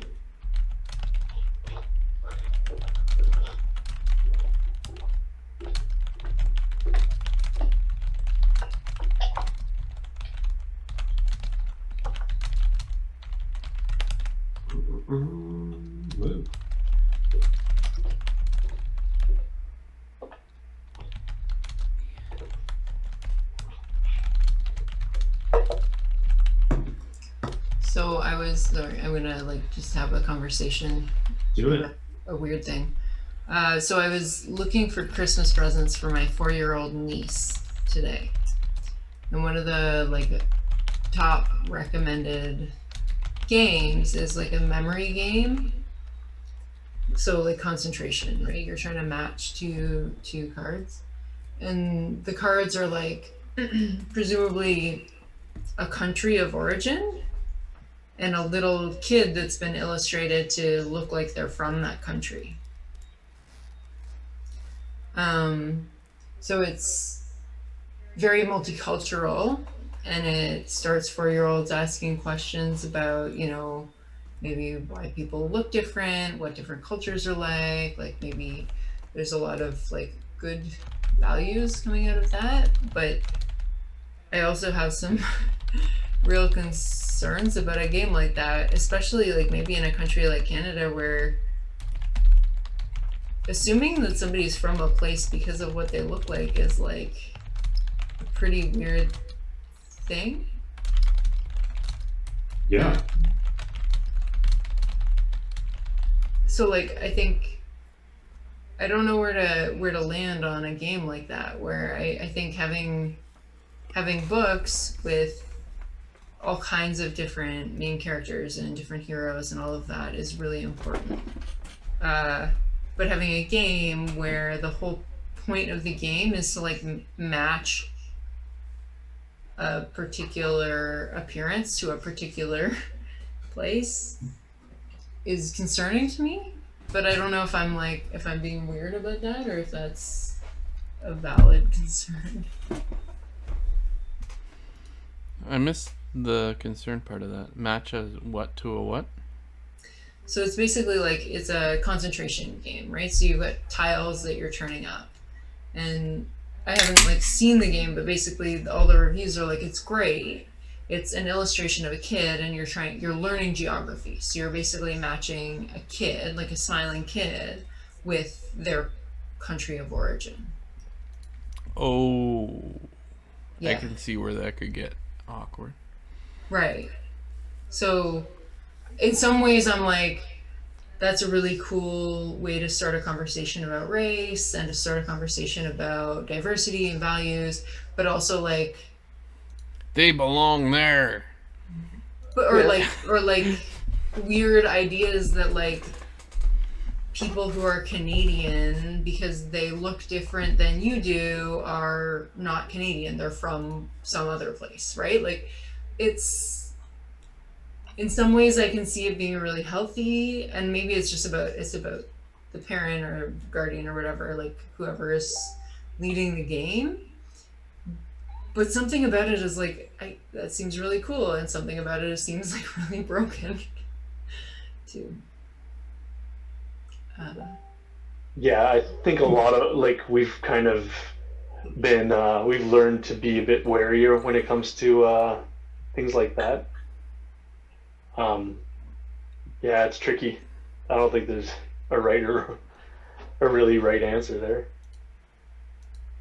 I mean, Canada, I was kind of like, at one point, I always assumed that everybody in Canada kind of was proud of their heritage and all that stuff, and I assume most people are. But now it's like there's kind of a hesitancy to go and talk about it for a lot of people. Yeah, like it would be really lovely if everybody felt like, yes, this is I'm in Canada now, but this is my heritage and I'm really proud of it. That would be all great, but making that assumption is a really weird, it's just a fundamentally weird thing. Like I've had conversations with all kinds of people, and I've made, like I had a conversation with somebody who was German. And I was like, oh, that's so cool that you're German, whatever, let's talk about you being German. And they were like, I'm Canadian. Like, you are very weird. And it's like, it's a, I guess, I don't know. I feel like it's really important to talk about race with kids and talk about all that stuff. But I think it's important to find the right way to talk about it, too. Yeah. No, I would like to begin by saying you are really weird. But that doesn't mean you don't have a good point.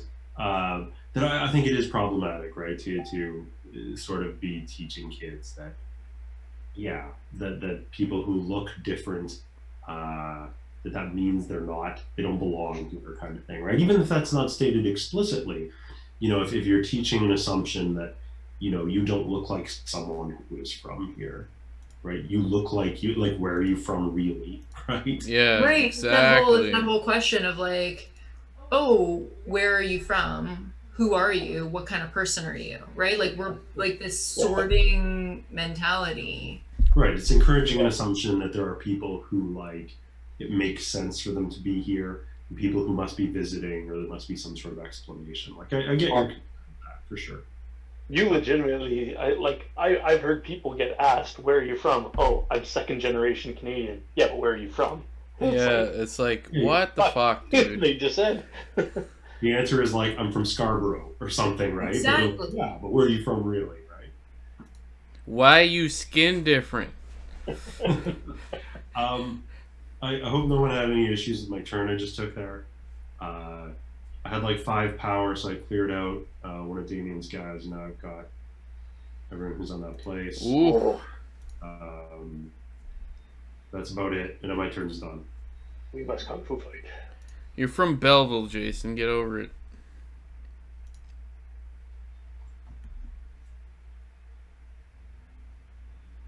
Yeah, you're right. It's like I wouldn't want to. No one has ever doubted that I'm from whatever place in Canada, right? So it's not something I can speak to firsthand. But I know a lot of people who have, since they've been kids, been challenged. Sorry, don't want to interrupt. Kind of thing, right? Insane outcasts go back in the deck if they're devoured. Oh, I am sorry. Sorry to interrupt, Nathan. Nope. No, that's exactly it. Like it's all well and good for white people to say, oh yeah, how multicultural to sort kids into their places of origin. Like how lovely is that? But it's actually kind of twisted.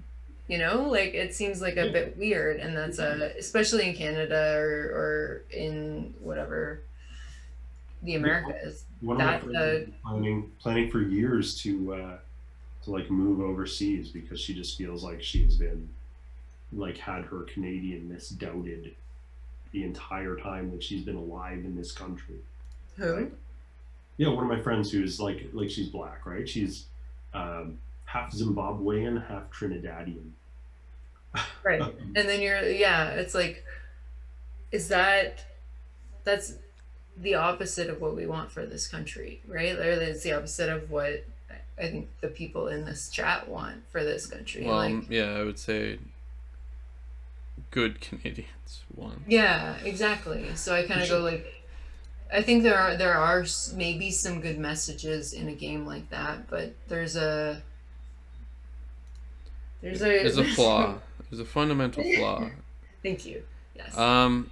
So Doug just said something that is, I think, the dream for our culture, our society. All of Doug's kids' best friends are different skin, like they're from different places, or they're from Canada, but they're from different heritages, and they don't even notice. They don't ask. It doesn't matter. Like, it's just like, this is my friend.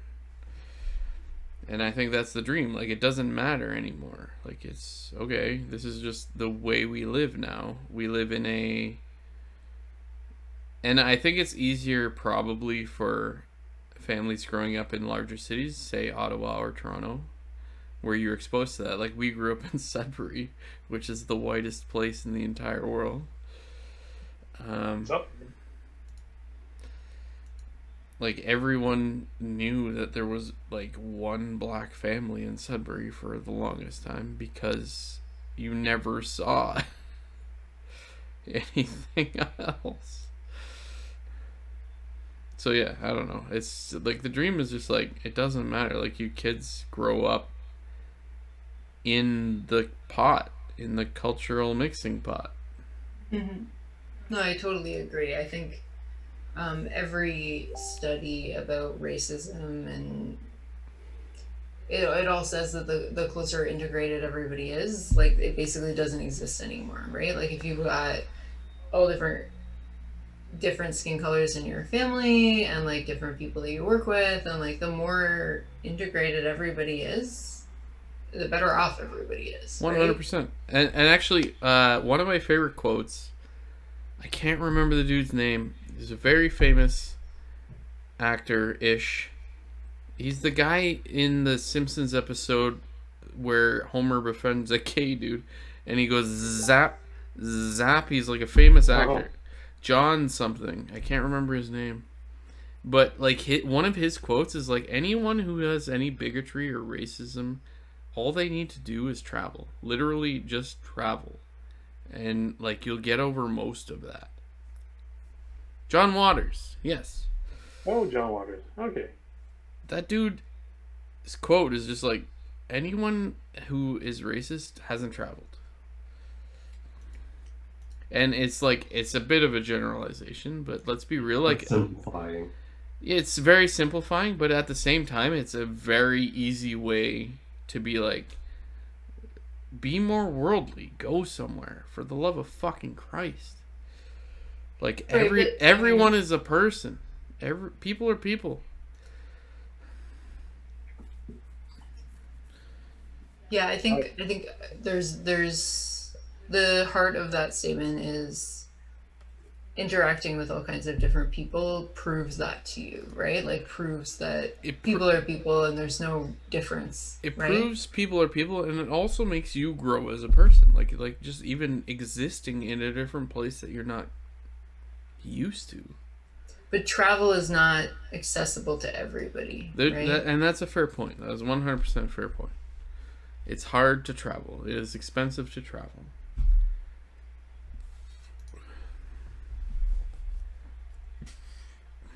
Did you guys see what I just did there? So I devoured this card.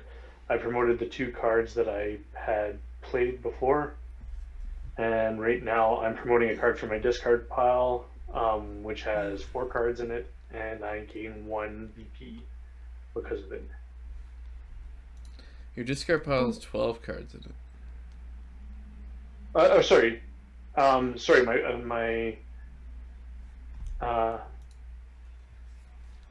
Promote a card from my discard pile, then 1 VP for every 3 cards in my inner circle. So I'm gonna find one from my discard pile now. Yeah, if you right click, somebody else's turn. Yeah, if you right click on your and go find or search or whatever. Search, exactly. Yeah. I'll just do it while somebody else's turn. But I guess I grab 1 point from here. Yes. If you have points there, yes. Grab the points from the bag. Yes. Okay. He prefers the company of men. Who doesn't? That episode is a fucking fantastic episode of Simpsons. It looks like Nathan... Yeah, Nathan dropped out of the game. Nathan dropped out of Zoom. He's coming back and going out. and coming back. I think the game might be over shortly.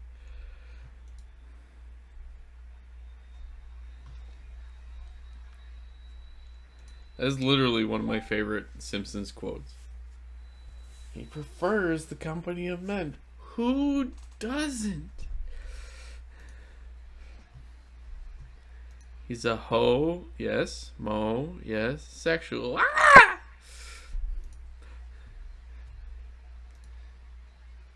Now, if every gay man could save you from an attack of reindeer.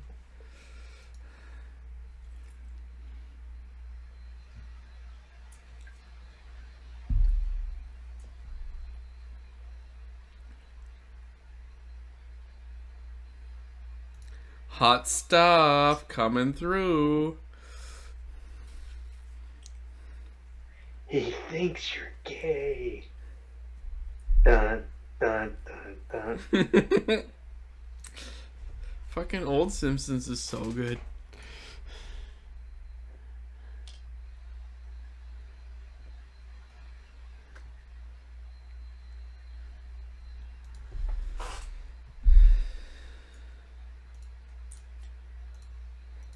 Gotta be careful with the terminology there, Doug.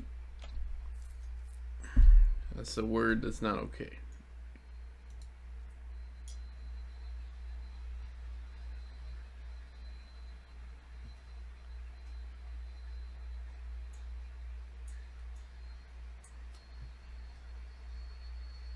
Okay, am I back?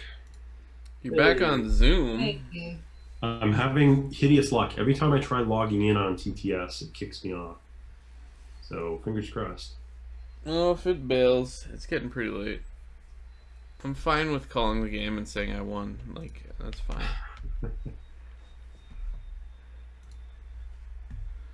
Okay, I'm trying to log in again.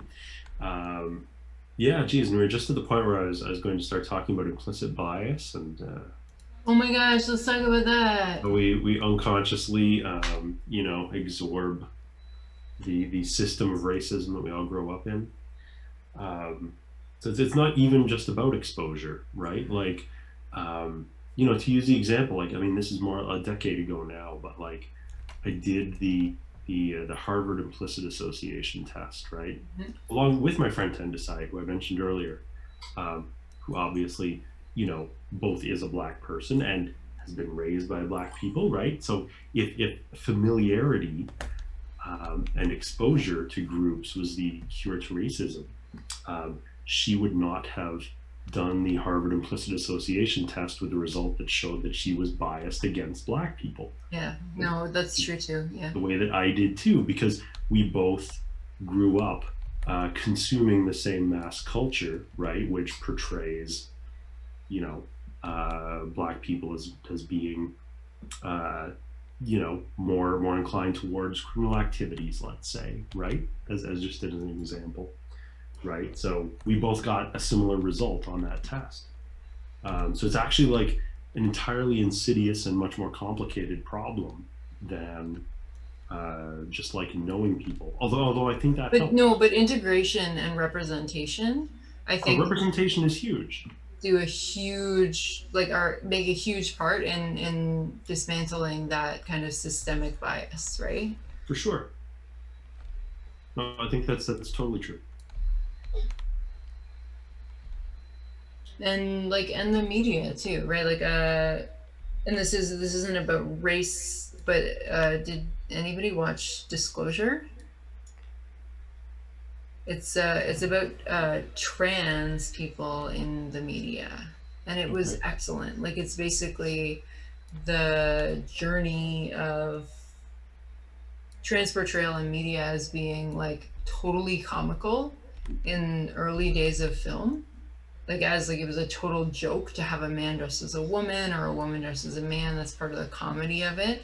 To being a little bit more representative, if not totally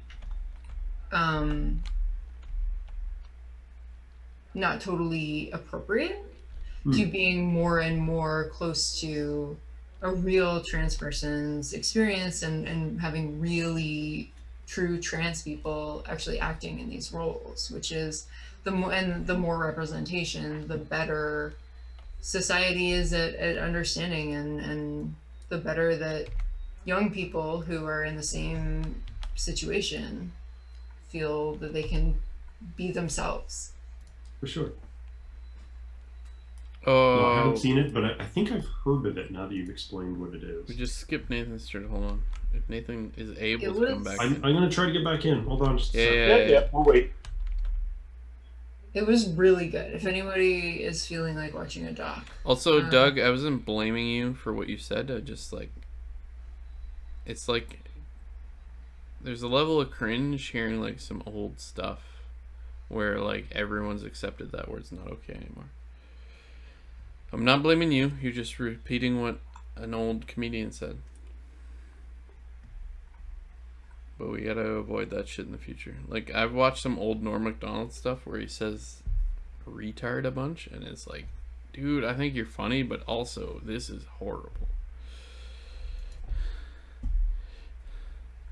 Norm Macdonald sounds very Canadian. He is super Canadian.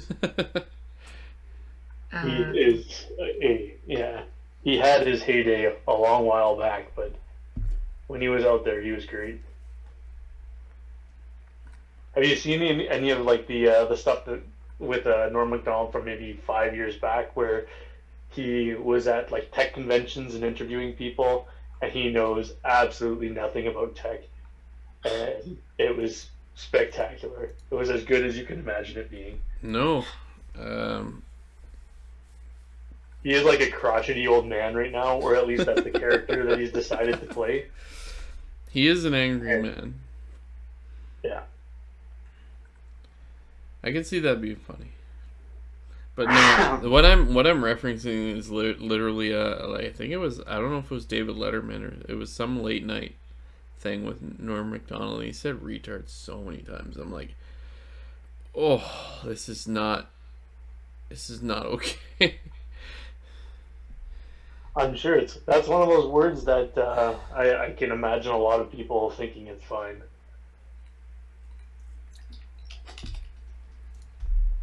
You know, my favorite thing about Always Sunny is they use that word a lot in the first few seasons. And then someone says it in like season 10 or season 11. And they're like, whoa, what do you think this is? Like 2002?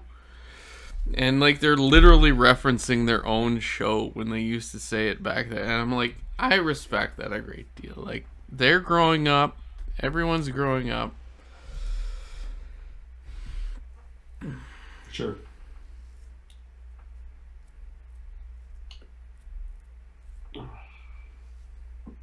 Okay.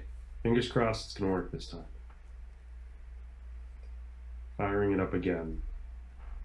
There's a Rocky Horror remake What? Remake? Why would you remake Rocky Horror? with Laverne Cox as Frankenfurter. Oh, you know what? I did hear about this. Right? That sounds great, actually. So, as a person who has never actually seen all of the first Rocky Horror, I have no opinion. Well, it's a cult classic, right? It's like everybody watches it because it's cheesy and it's dumb. And Tim Curry, let's be real. Tim Curry, but like, why would you remake something like that? Like, That is, people, it's asking. best case scenario, a lot of people are gonna hate it. Yeah, I was gonna say, but like, all you're asking for is a lot of backlash. Yeah, it aired 4 years ago. What was the take? How did the public feel? It was aired on TV. So it was not a movie. It doesn't have good reviews on IMDb. Probably not. Because, like, the original, everyone loves the original. Why would you remake something everyone loves? Except that's all anyone does. Would you like a new Jurassic Park? Here's Jurassic World. It sucks. It starred Victoria Justice and Ryan McCartan as the leads. Shymmer connected. That's very bold of him. I know, right? Let's see if it loads. Come on. Feel like we're Shymmer getting has closer to the end. disconnected.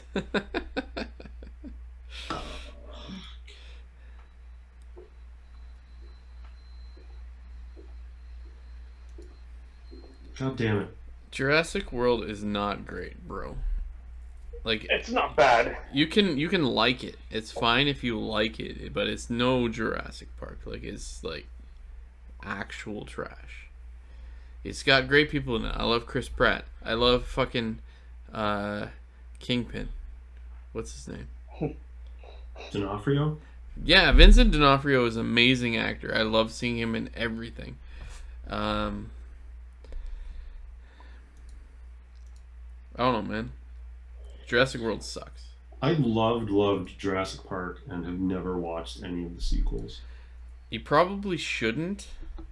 I actually enjoy the Jurassic Park 2 and Jurassic Park 3. I actually enjoy them because they're dumb. But Jurassic Park the original is like just an actual gem of a movie. It is. Okay, I think I'm in.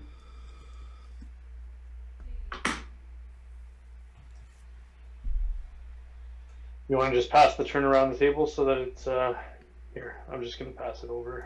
Yeah, it's Nathan's turn. Pass it to Nathan. Okay.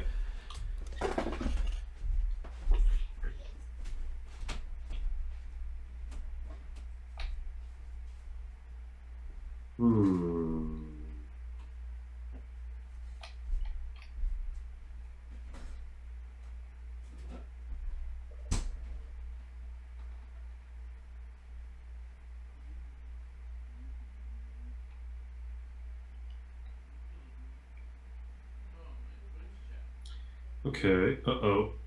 I feel like this is gonna go bad. Just a sec.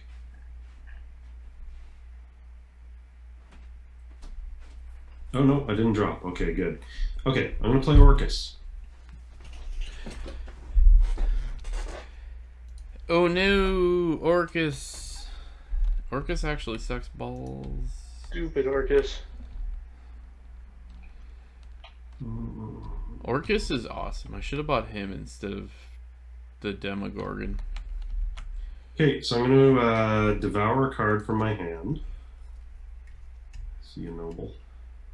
And I'm going to assassinate a couple of Baneray troops. Mm-hmm. That coming.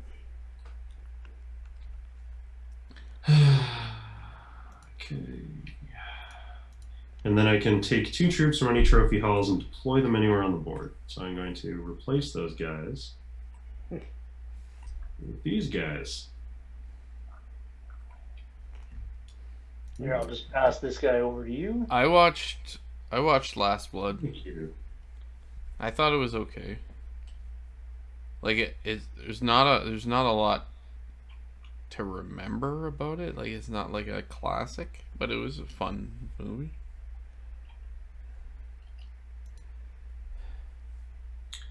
Okay, now do I want to...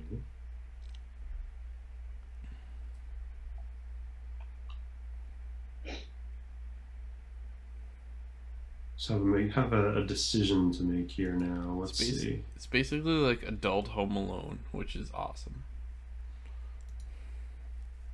Where people die constantly to the traps he sets.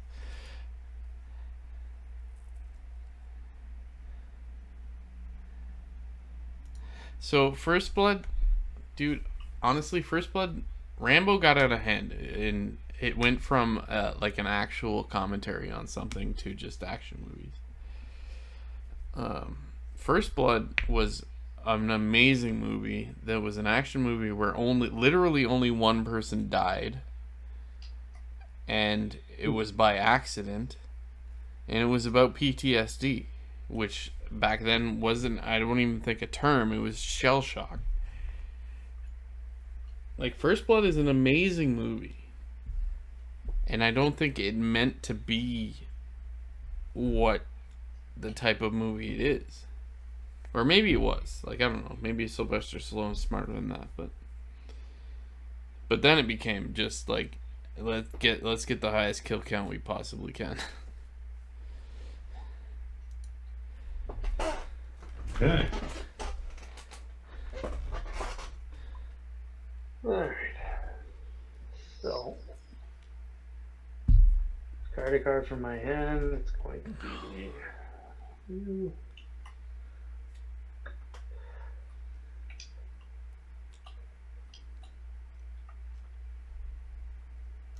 Like, I really enjoy the character of Rambo. I really enjoyed Last Blood. I think his Home Alone. Everybody gets an insane outcast. I'm fine with that. As I've explained multiple times before. No, I think Rambo Last Blood is good, but like, you can't compare Rambo movies to First Blood. Oh, and dude, as that question, my brother just asked the question, and I'll ask it to you guys. What is the best sequel out there? I will put forth my 2 nominations immediately. It's either Terminator 2 or it's Aliens. The end. No. Both James Cameron, for the record. The best sequel. No, wait. Aliens is Ridley. No, it is James Cameron for Aliens. Sorry. The best sequel is one of the films that the other night when we were talking that I said was one of my 2 favorite movies. Is Mad Max Fury Road. I respect that call out. That is a very good movie.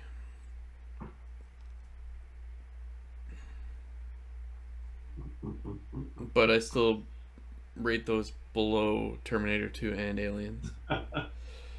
I mean, both of your choices, I think, are both better than the original movies in those series. Definitely.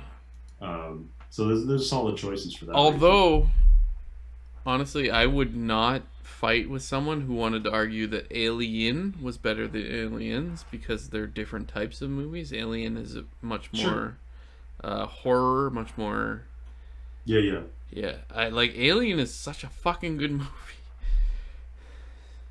So what do the other 2 think? Jay literally is laughing and said I was gonna say the same too. Like Terminator 2 and Aliens. He thinks Terminator 2 is probably the number 1 for most people, which I would not disagree with. Terminator 2 is just like I don't know, for people of our generation, it's just like one of those movies. Like, we all grew up watching Terminator 2 and it was fucking awesome. Ree recently made a TikTok about Terminator 2 that I neglected to share. I thought Ree bailed on TikTok. And then she rejoined. I mean, it's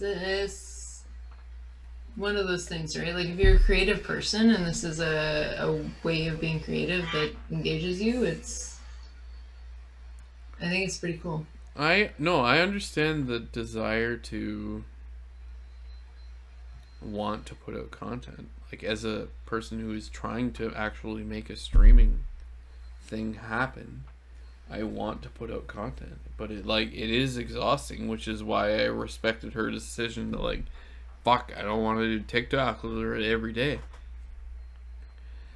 Damn, what's her name on TikTok? Earl Grey Hot or Earl's Grey Hot. It's Earl Grey Hot, but there's an S somewhere. I could not respect that more.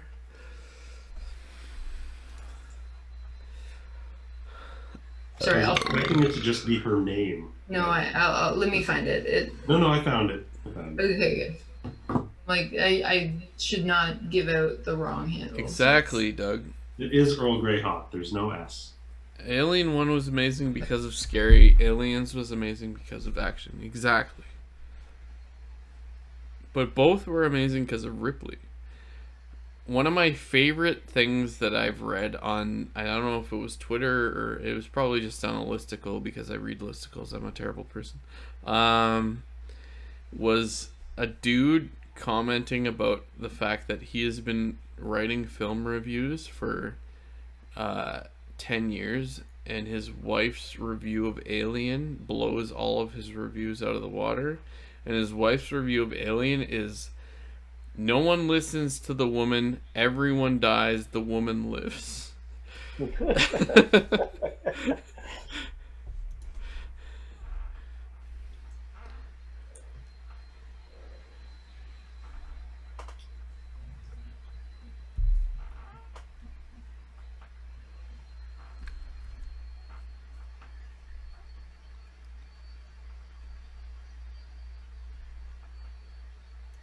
Oh, and it ends with like 4 stars.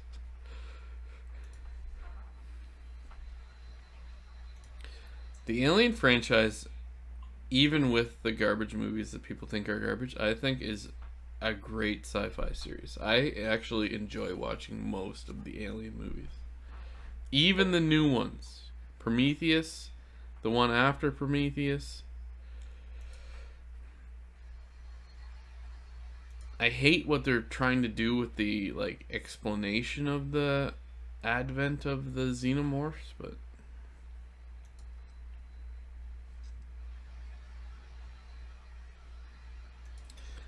so Prometheus, bro, it's not a great movie. There are great scenes in it. When she has to use like the self-dock to like cut the alien out of herself, that is one of the most horrifying scenes in a movie ever. And that is perfect for the Alien franchise. As a whole, the movie's not great. But that scene, and Noomi Rapace, I don't know how to say your last name, was fucking amazing in that movie. Yeah, she's great just in general. She's really good. She is really good.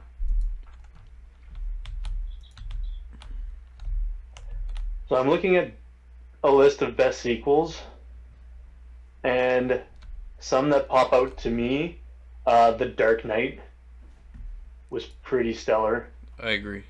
That actually might be my number one. Evil Dead 2. Evil Dead That 2 one. is just a remake of Evil Dead, except they made it funny. And yeah, so it's one of my favorite movies of all time. Okay, fair. So is a fair argument. And Empire Strikes Back, which should at bare minimum be included in any list. You know what? I didn't even think of that, but it is definitely my favorite Star Wars movie. Yeah.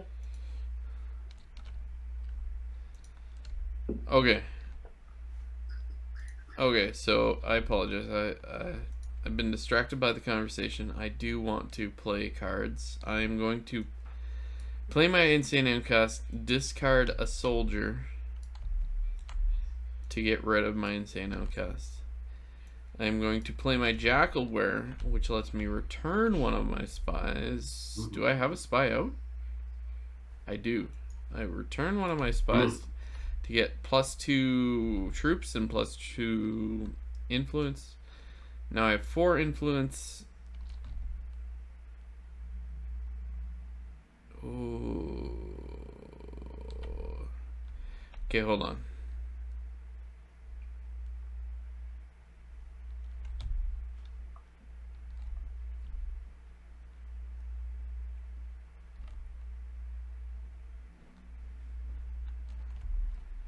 Okay, I have 4 influence. I'm going to buy a white, which is only 3, which means I'm going to promote a card from my discard pile, which means you need to give me a second.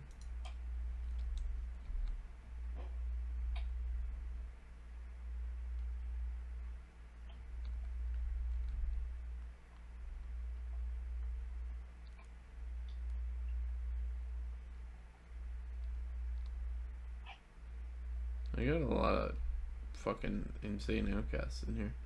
Okay. I'm gonna promote a. No, I like you. I'm gonna promote my Darrow. Which makes him worth 4 points at the end of the game. And I don't think I need his ability anymore.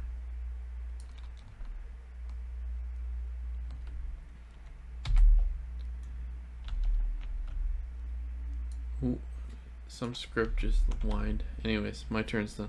Thank you. Okay.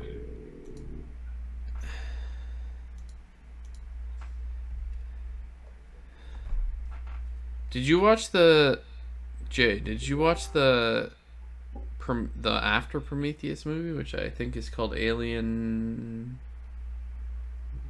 I can't remember the name of it. Let's do that. Okay, I'm gonna play a conjurer. I'm gonna place a spy. Anyways, there's one that happens after Alien. I enjoy.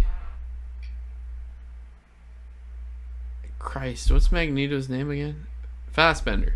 Michael Fassbender is an amazing A, Magneto, and B, David, the android for Alien. Let's see. What are we gonna do? And the second movie after Prometheus deals with Michael Fassbender a lot, and I think it's great, except for the parts where I don't like.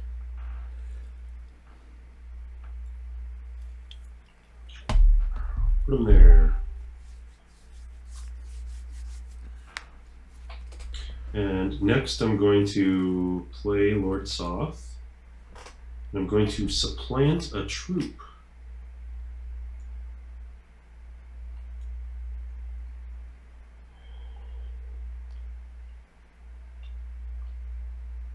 So that's cool. I think that means that the Fairland is no longer controlled. Yep. That is correct. Which one is it? Sorry, The Up Fairland. on the top right of the board. I know you have lots of control tokens, but it's one called the Fairland. Good. That's the one. Bam. Sorry, stream. I burped. Okay, so I played these guys, so I have 2, 3, 4, 5, 6 influence to use. I got a lot of people in my users list, and only one of them looks like not a bot, other than Doug. I don't know who Tricino is. Tricino, if you're a real person, welcome. Hey, Tricino. What's up? I'm gonna take one of these. Covenant. That's what it was called. Alien Covenant. Hi. I didn't like the twin trope. I didn't like how they explained that basically David invented xenomorphs. I hated that. Prometheus I enjoyed mostly because Michael Fassbender was great as an android, and Idris Elba was in it. Well, I'm returning this spy to draw 2 cards.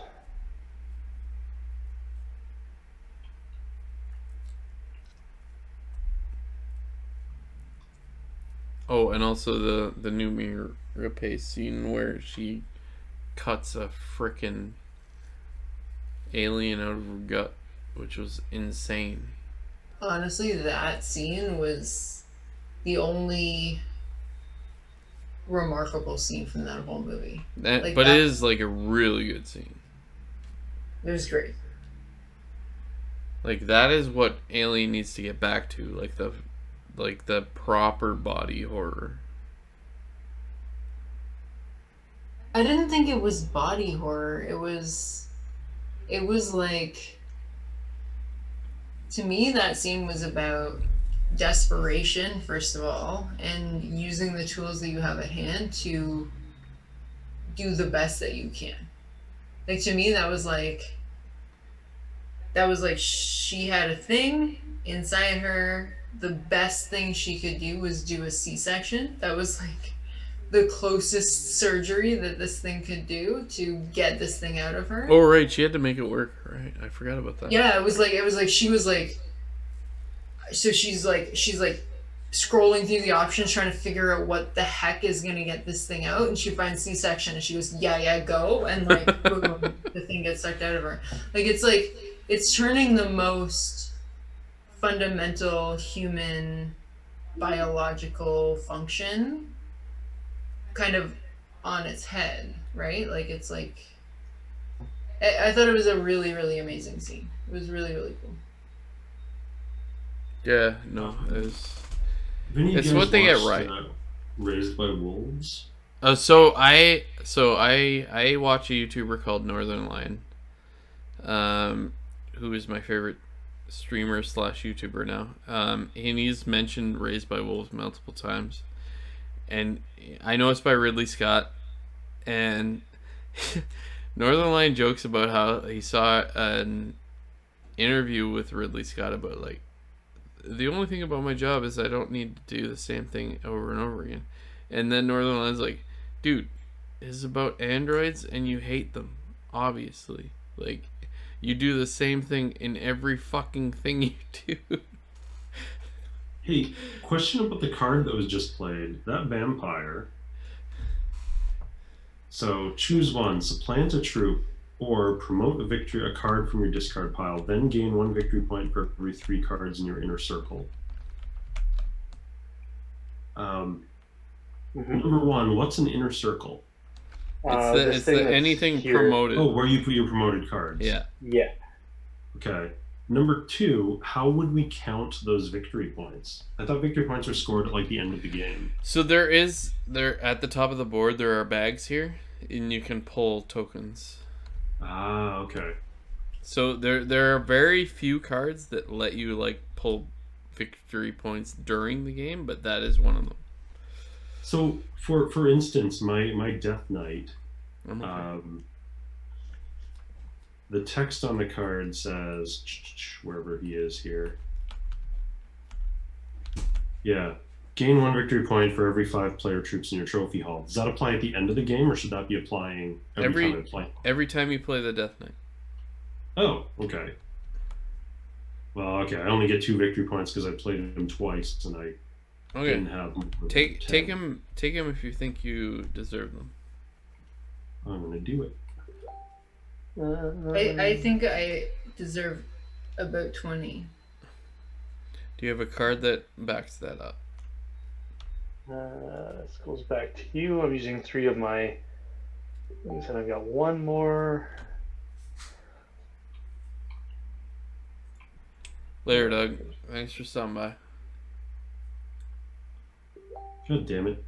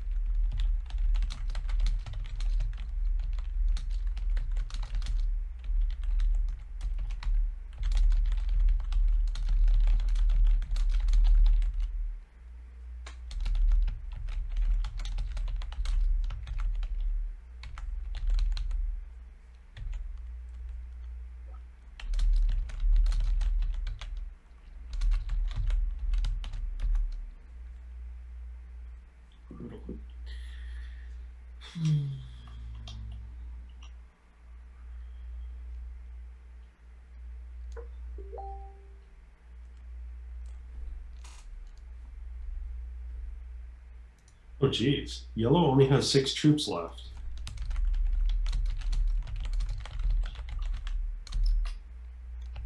We are quite close, aren't we? Well, I think an equal concern would be the market only has 10 cards left in it. Is that an equal concern? Well, it just yeah, that could be 2 laps around the table.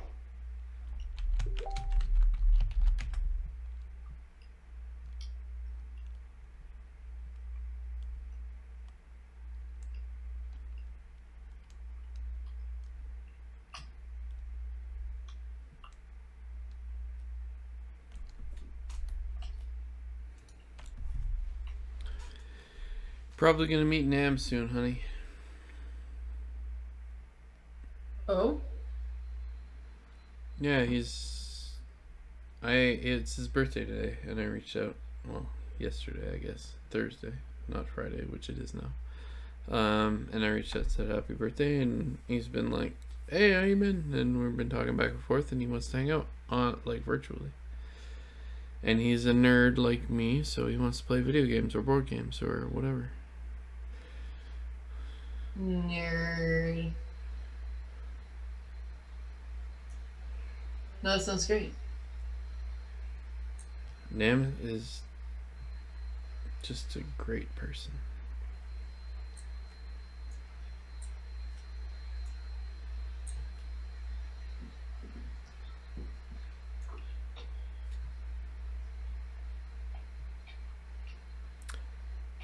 I have not met his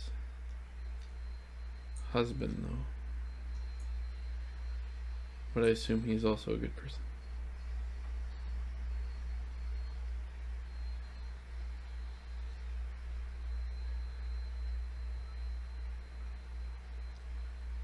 Also, it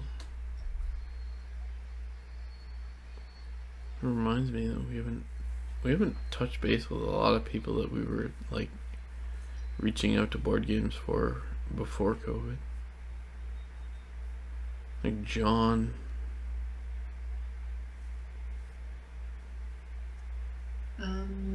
Colin, please draw a insane outcast.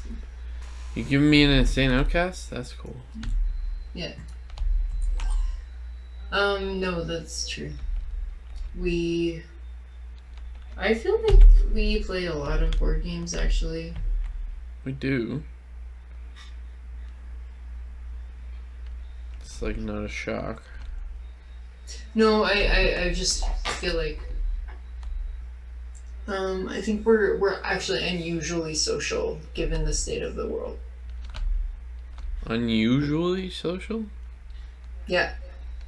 I don't know, I feel like that's important. Like I want to hang out with people. Yeah. Like I want to send out Zoom links literally every day. Hang out with me. I'm cool, I promise. We've got a lot of friends who are like not completely relaxed, but like the right level of relaxed when it comes to COVID. Like we've got kind of a circle and people can still come and hang out, but there's a couple of people that are in our group where there's 2 specific wives in our group that are like basically saying nothing can happen. You can't hang around with your friends. You can't be in any closed space for any length of time. And a lot of our friends all had kids today, and one of the friends' wives. They all had kids today. Sure. They all had kids.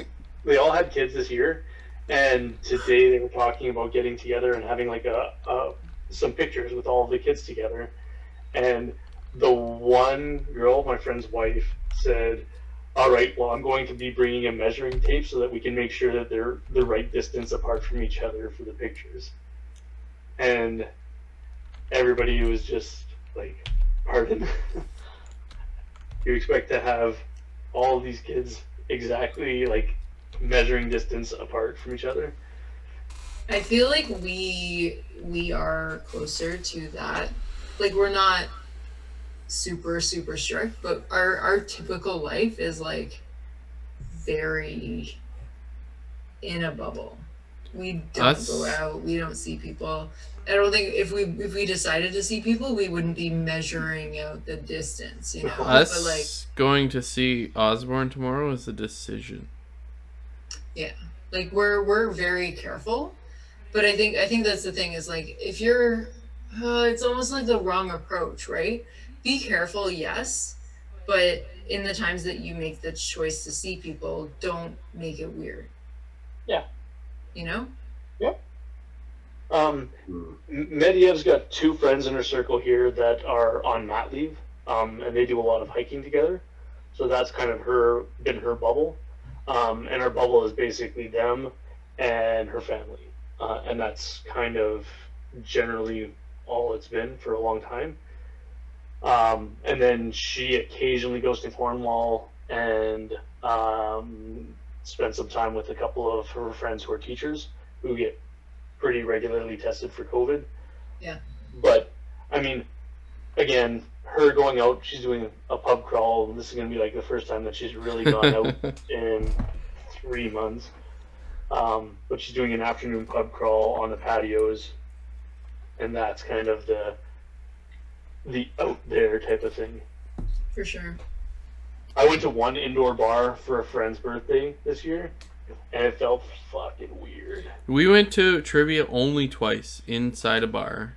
Literally only twice. Like, and we want to support this bar. Like, we literally want to support this bar. Like, we're coming, but we literally skipped weeks. Like, we went this week, we're not going to go this week. We went this week.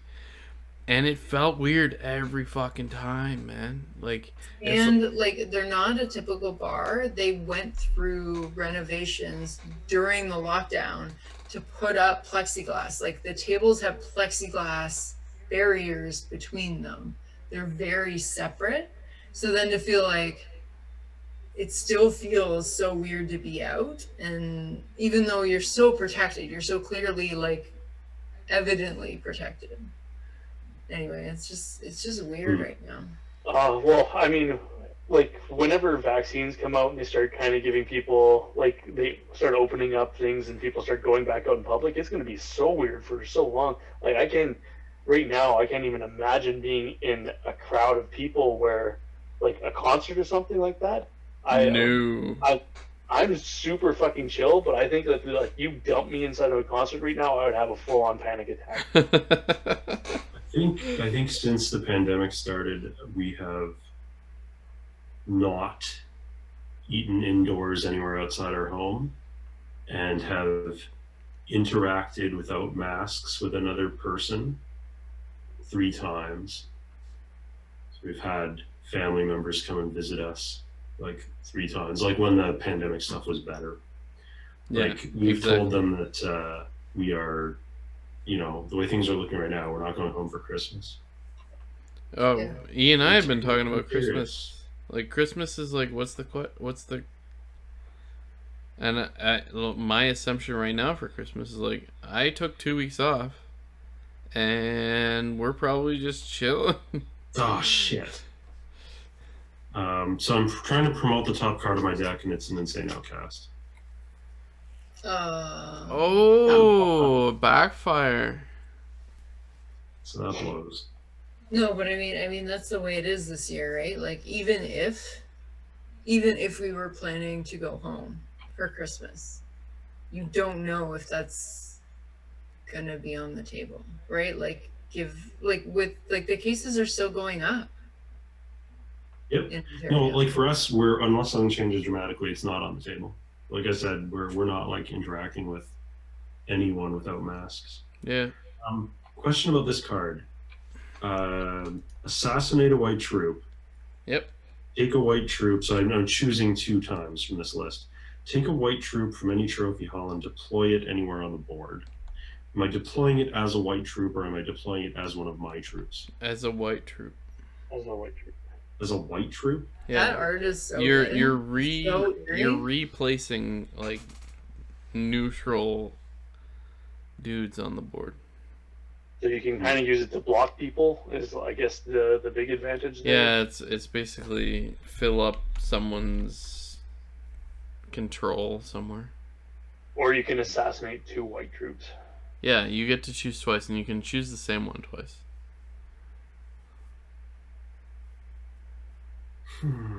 This is a... I didn't even look at the board since the last time I complained about it. The board is absurd now. It's so many colors.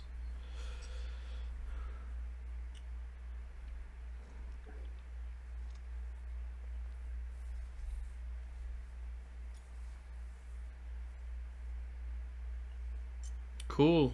Put it right there, dude. I will. Feels good, man.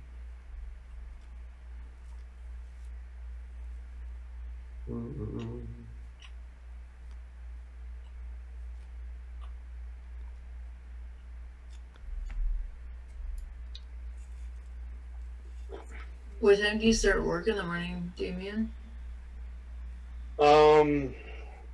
I usually wake up at 8 and start getting my kid ready for daycare.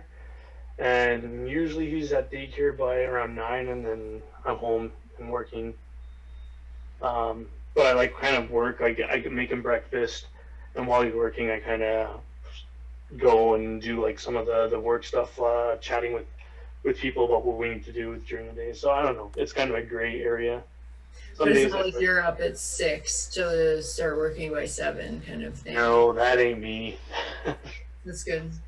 I could have told you about Copel. He's a fucking Copel. Well, me and Rev are both we've made extra effort to make sure that our kids don't wake up until about 8. So, we don't like the mornings at all. And then every weekend, our kids wake up at 8, on the dot. Merrick is up shouting at us to wake up, and then as soon as he makes his first shout, Loic wakes up, and it's all right, time to go. But on the weekends, one of us takes one day and we spend the entire morning with the kid while the other one sleeps, and then we swap the next day. So it works out, but we don't like mornings, not even a little bit.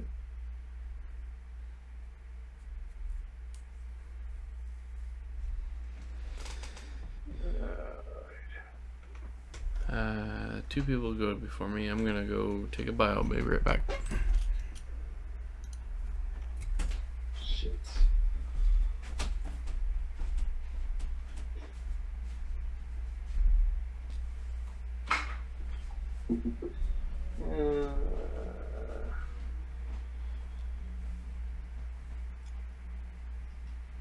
Turn another player's troop or spy.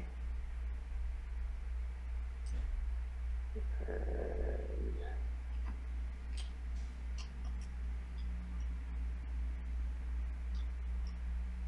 I'm going to leave this out because I think it's going to be relevant.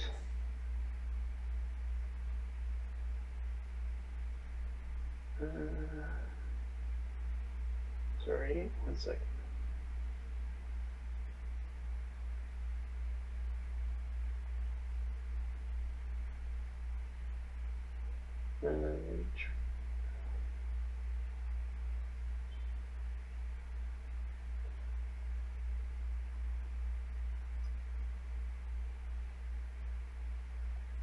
Oh shit. Okay, there's something I had to do on my turn, but them's the breaks, I guess. So discard this insane outcast here. And I'm discarding this card.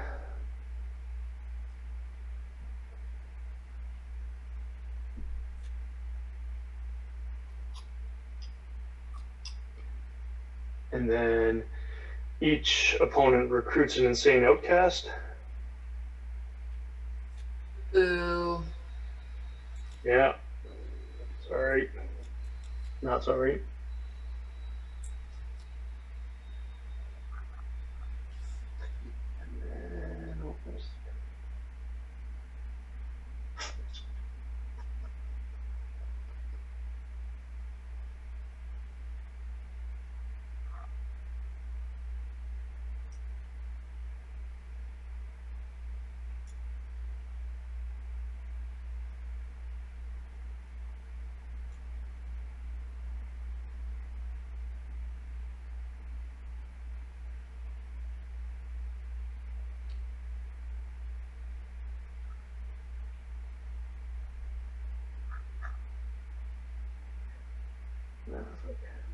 And I'm gonna promote.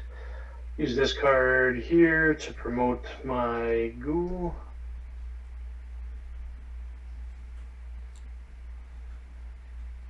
And that's my turn.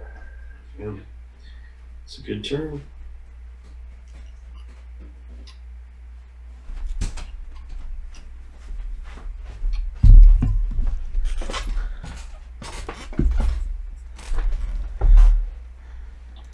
All right.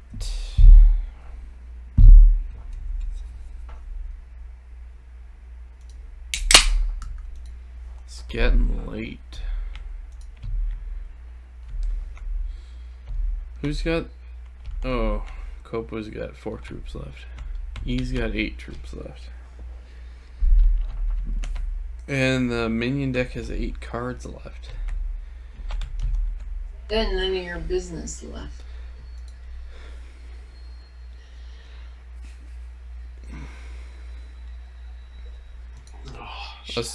Yeah, it's getting late. Yeah. We can save if anyone wants to save. No, finish it.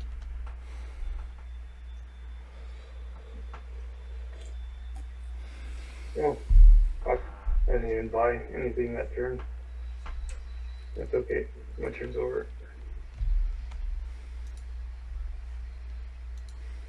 Yeah, who are we waiting on at this point? Me.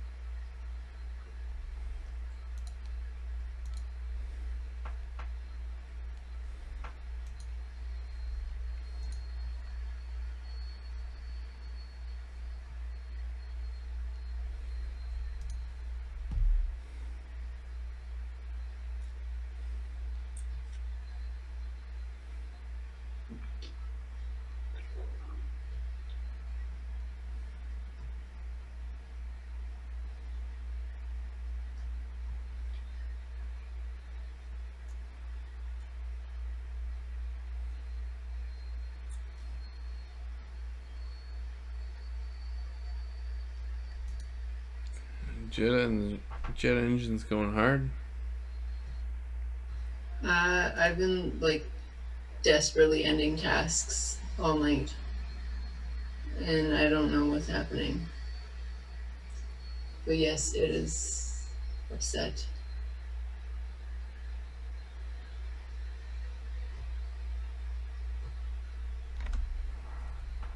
It's weird that you can hear that.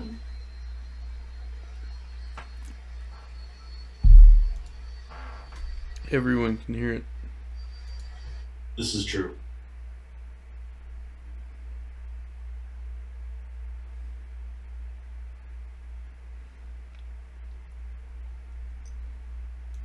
This is the way.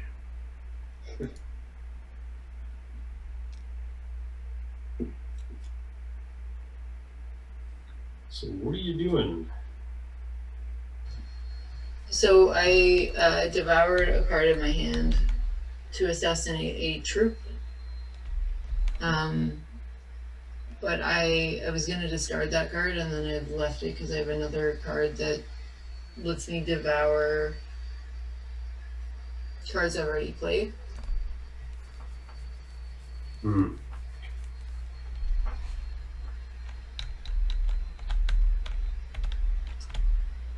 Which is the Cultist of Miracle. So, I might end up promoting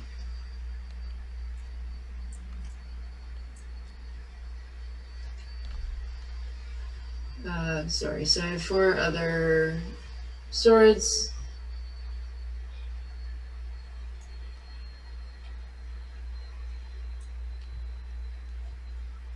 Hmm.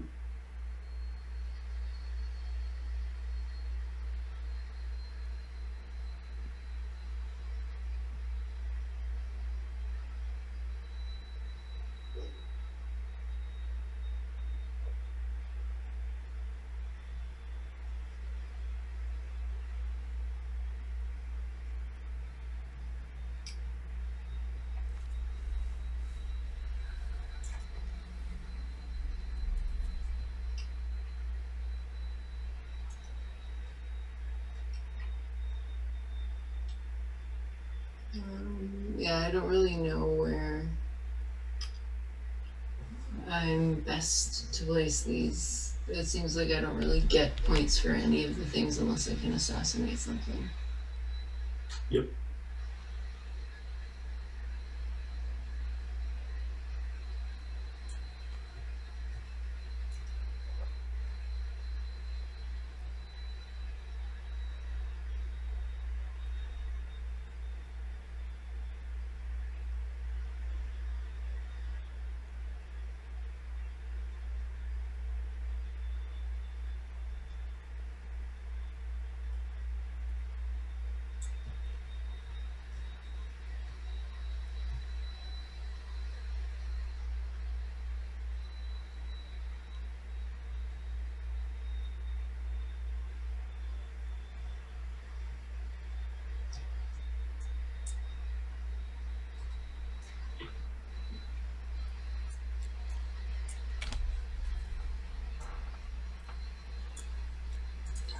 Okay.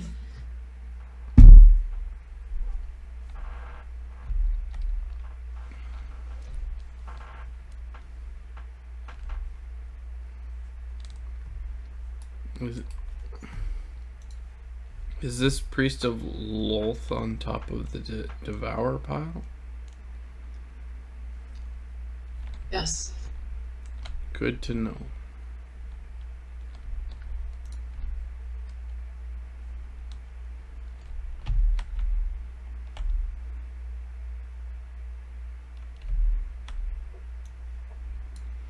Alright, I'm gonna devour an insane outcast in my hand to supplant 2 white troops, which will be 1 from Jackalkin. 2 insane outcasts, Jesus. 1 from Mantle Dareth. And you all get 2 insane outcasts. Because the Demogorgon is a dick. So at the end of the game, basically for all the insane outcasts that we still have, we like lose a victory point, right? That is correct. Yeah. That sucks. Do I have any spies out? I do not. So I will play Grazed and put out 2 spies. I will put them out at here, which means the Fairland does not have full control. And also at Aramikos does not have full control.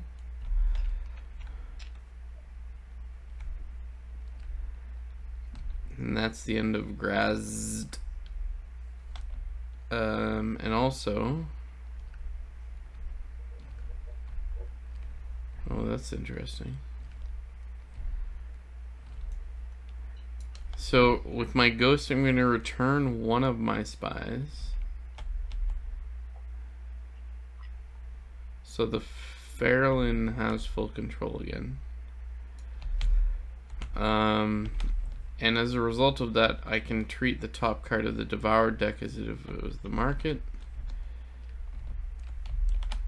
I will play a Myconid Adult, which lets me buy the Priestess of Lolth from the top of the deck. Why I think this is okay, I don't know. It's fine. You didn't buy that. I know, I get it. I'm not smart. I get it. But then I choose Elizabeth to buy or get an insane outcast. Because you gave me 1 once. I've given you plenty. I've given everybody plenty. Yeah, because you're a bad I person. deserve them. I ended my turn. I am not good at this game. Okay, this is going to be an incredibly short turn. So we got an insane outcast. So I have to discard a card. Then I've got another insane outcast. Why don't you use an insane outcast to discard an insane outcast? You know, that's a really good point. That's also not something I ever thought about. We dumb. Fuck it, I already played it. Go in there. So I've got one card to play. Return a spy or a soldier guy. I'm going to return one of these. So he doesn't have full control. Okay. And then I'm going to buy one of those. Did you return that to me? To my bag? Oh, no, sorry. I just put it down over here. Okay. Yeah, toss it in my bag. Otherwise, I'm going to get points. That is true.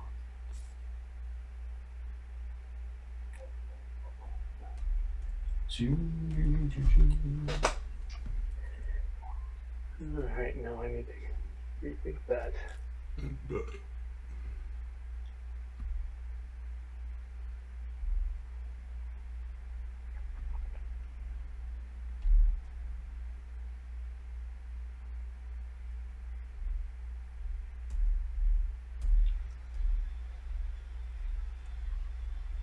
Let me see what the board.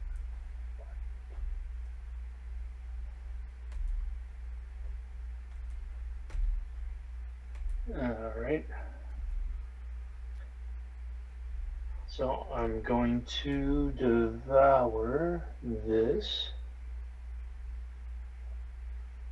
Place a spy, then assassinate a troop at that spy's site. I'm going to put a spy over here. Fuck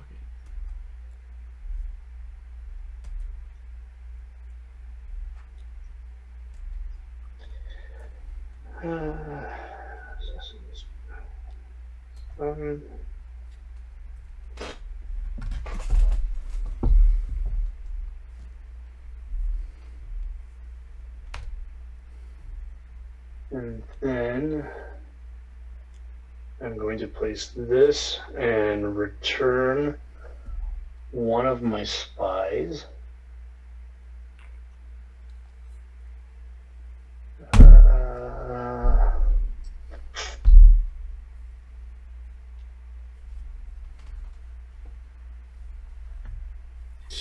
Which gives me 4 attack. And with that, I'm going to put. Where the fuck?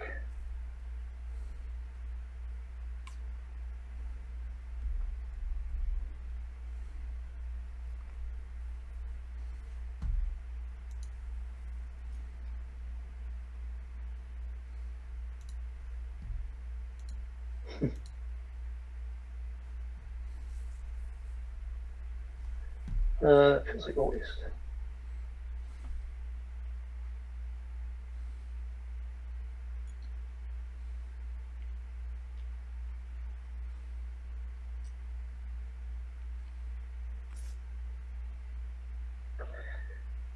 And I got 7. No, 7 there. 6. Which I guess I'll snag this guy with.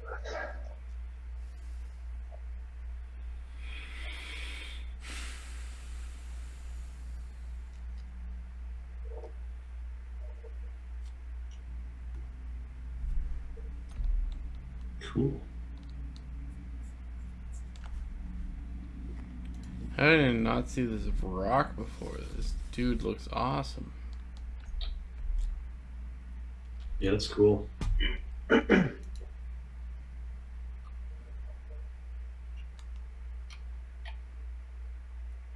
Oh, sorry. Did you guys all recruit an insane outcast?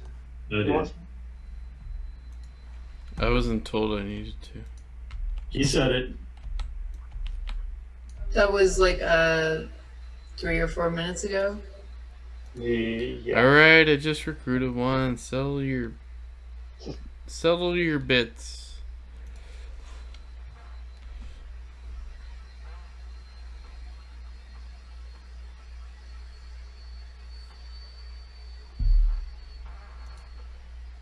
E's laptop is taking offense to it.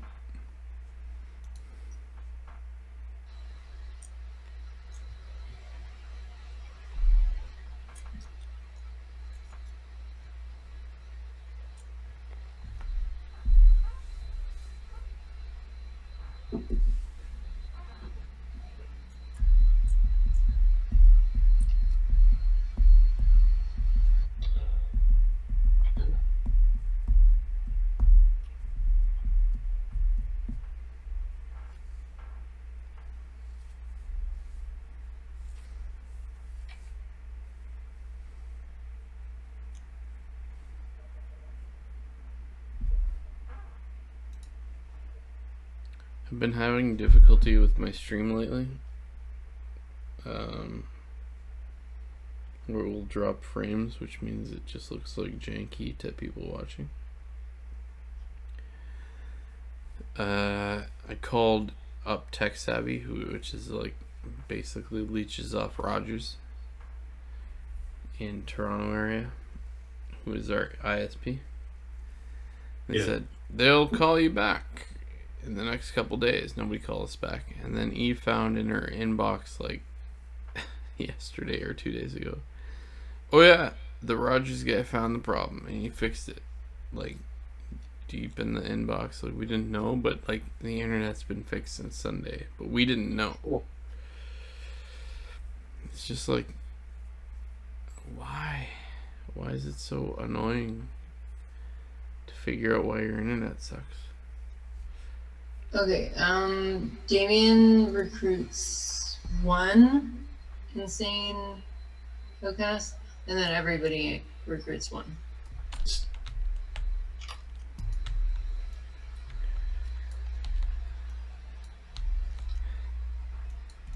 Cool. And then I get to put out 3 troops, and that ends my bag. Really? Yep. You're ending the game. Okay, that's probably for the I'm best. ending the game. I had a fucking sweep next turn. No, you have it. You still have a turn. Damien started, so you get to one more turn. So I don't get a turn. You don't get a turn. Kopo does not get a turn. Me and Nathan get a turn. Oh, this one's gonna hurt my anus. Well, here's what's gonna happen. I don't know. That's very decisive. I like that. I'm definitely gonna do Cultists of my Curl and devour this card at the end of the turn. Promote up to 2 other cards played this turn. Obviously, it gets me more points. I have 2 Priestesses of Lolth. And a Noble, which gives me 5. Someone dicked around with Glabrazu. I don't know how I did that. So one of the things about this interface, so if at the top you see all these different buttons, right? At the top of your screen, and then there's a little dude lifting weight, and then there's a rotation degree. Oh, yes. If you switch that to 90, your whole life is just a lot easier. And then every time you spin your mouse wheel or you hit Q and E, you're switching things by 90 degrees instead of 15. Okay. And also lifting the height, adjusting that up is sometimes helpful if you find that when you're dragging things around the board, you're knocking other things over. It means like when you pick something up, the default height is a little bit higher than everything else. But okay, where did that card go? Why does this always happen to me? Alright, deploy 2 troops. I'm gonna deploy one here because that's the only place I can go. I'm gonna deploy one here. This is the only place I can go. If I devour the card, I get to deploy 3 more troops. And I see 3 useless places to deploy troops. So I'm not going to do that. I have 5 buying power. And I will use it to purchase Glabrazu.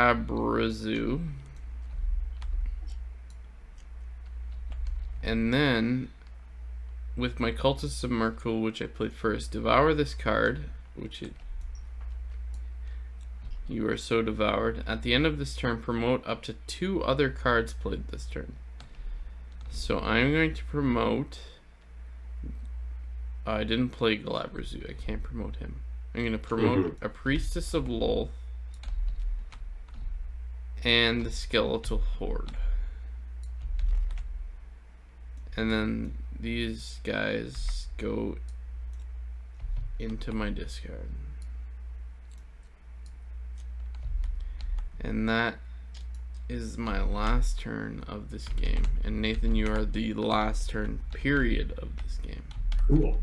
Okay, so just to make sure I understand a thing, like if you have filled up a location with your troops, you're going to get a number of victory points, I presume, equal to that number, right? If Correct. you fill up, so you get that number for controlling it. For filling it up, you get an extra victory point. No, for filling it up, you only get extra victory points for the circle areas. Yeah. The cities, as they were. So, like, filling up Everfire, as Yellow has done, which I think is Damien. Everfire, you only get 3, even though it's all just you. If it was 2 you and 1 anyone else, you would still get 3. But the Fairlin, you get the 2 for Fairlin and the extra victory points for the total control of the Fairlin. Okay, that's what I'm looking for. I'm like, for instance, Stoneshaft Clanhold. Green gets 4 points for that, right? But That's me, baby! No, but if you only had 1 person there, you would still get 4, right? That is correct. You need control. No, that's not true. No, that is absolutely true. If you had 1 person and another opponent was the other person. If I was there with 1 person and the other spot was empty, I'd still have the points. But if there was a competing person, even if it was unaligned, like a white dude... That is what I said. Okay, no, I agree. I'm just saying. Okay, got it. You need control. A tie is not control. 1 dude with an empty space is control.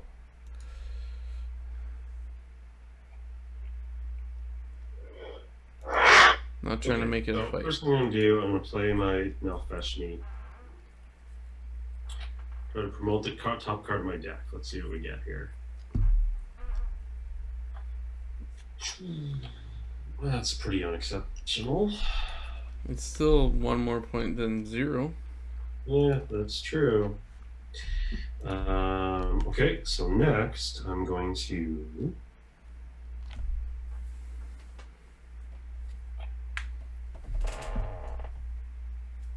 So I could just assassinate. Okay, no, we gotta play that too. Okay, so I'm going to play my Hezru. I'm going to move an enemy troop and promote the top card of my deck. So I'll promote the top card again. These are really good cards for like the last turn. Yeah. Okay, so promote him, and I get to move someone. So let's see. Pretty sure it has to be a legal move. There we go. Hurry. Okay, I'm going to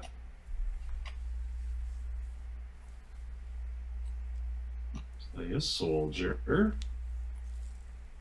Oh, I can't go there though, can I? I'm not sure where you're looking. Over in that yacht stall. Oh yeah, you got no red guys near there. That's true. In that case, I should have just destroyed this guy, but whatever. I played it. It's dead.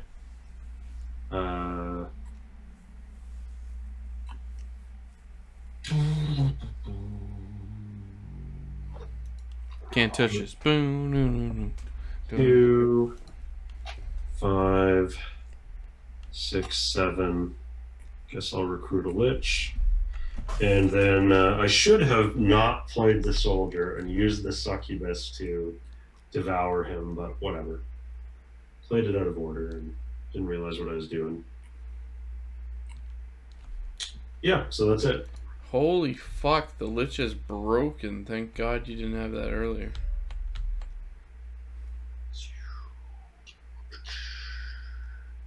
Okay. Alright. So the end of the game, this is the beauty of this implementation of the game on TTS. There is like an auto scoring system. So I'll show you how it works. I will go first. You take all of your things in your trophy hall and you just drop them here, including victory point tokens if you got any. I think only Kopo got some. Your deck, your hand, and your discard pile, make them all one and put them here. And then your inner circle, you put them here, all along the top. And then you hit button, launch. So all of the guys I killed are in the left. My normal deck is in the middle, and my inner circle is in the rightmost square here. And then you hit launch, and it makes all the points happen. Not all the points. Your control points are not factored in, right? Oh, right. I need to figure out my control points. You're right. yeah. So I currently have a score of 42, and then I need to figure out my control points. So I don't have full control of Gauntlgrim. I have 2, 3, 4, which is math, 9. 4 is 13. 4 is 17. 3 is 20. 4 is 24. Skullport is not in play. So I have 24 sight points.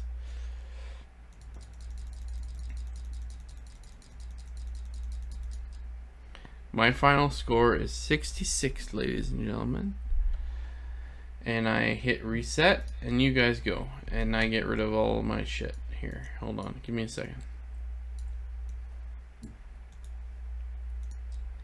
I have 66. You guys go.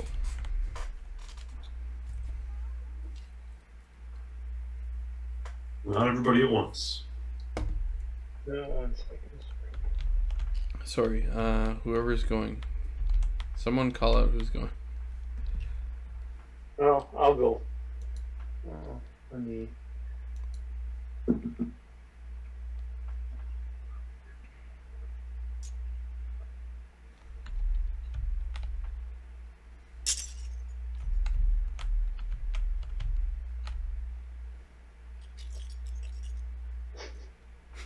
Did you G on those? What's that? Did you hit G when you picked up all those?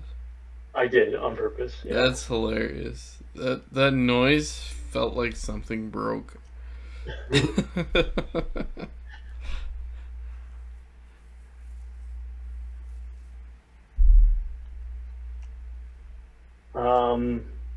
Do I include this the Fairland control in that, or do I just? That's in total control. So Total control, you get your 1 point for site control, you put the points in for normal site control, and then site total control. Okay, so I'll do it manually. So I'll hit launch. Yeah.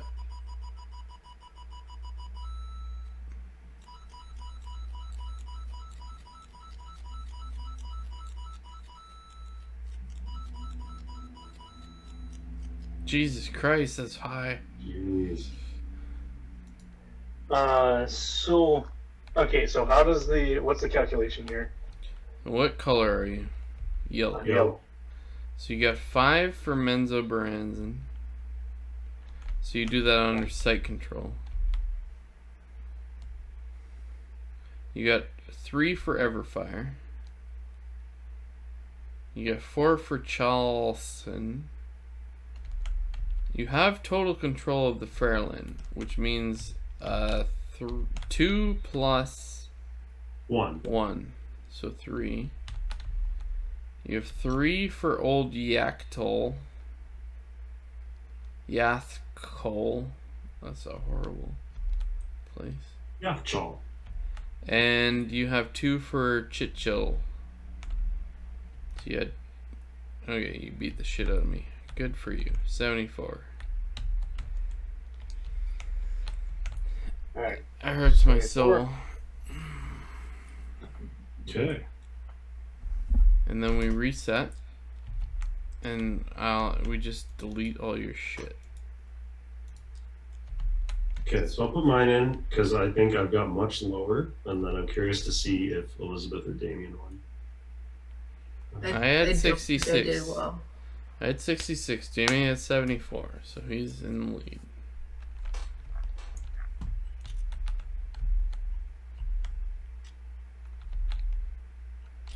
Victory points are important. Wait.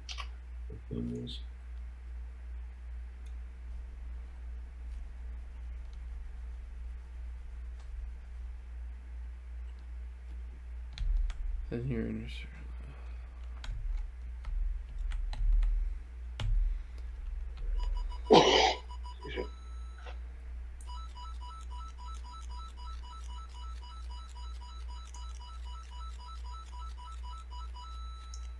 That?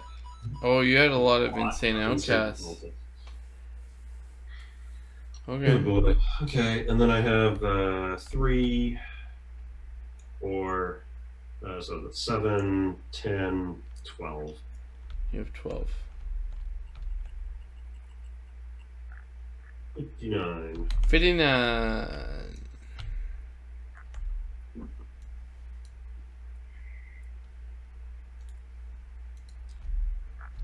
Alright, your turn, honey.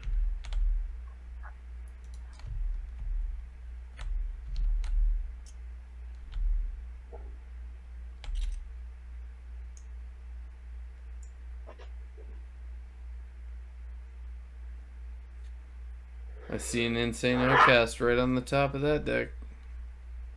I have no shortage of insane outcasts. That's a negative point right there. Yeah. Plenty of them.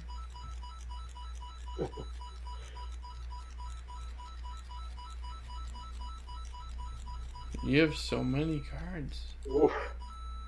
No, I did terribly at this game. What color are you? You're Blue. You're always blue, obviously. 3, 6, 9, 10. I don't count Halls of Scourged. Cannot whatever, right? count that, no. 3, 6, 9, 11, 12. 15, 20. 20. You're correct. Hey, I'm not in last. You were not Yeah, in no, last. I did terribly. I think it's partly being in the middle of the board. You're kind of limited on all sides, but like, it was not my game. Copo wins. Well done. Done. Makes up for my horrible defeat at Scythe last time. So Alright, it's late. It's literally 1 a.m. Yeah. all right. Some of you guys have to work tomorrow. Work quotations. This was fun. I enjoy playing games with you guys, but also good night. Thanks for joining. That was super fun. It was a good time, guys. Thanks for Yeah. inviting me.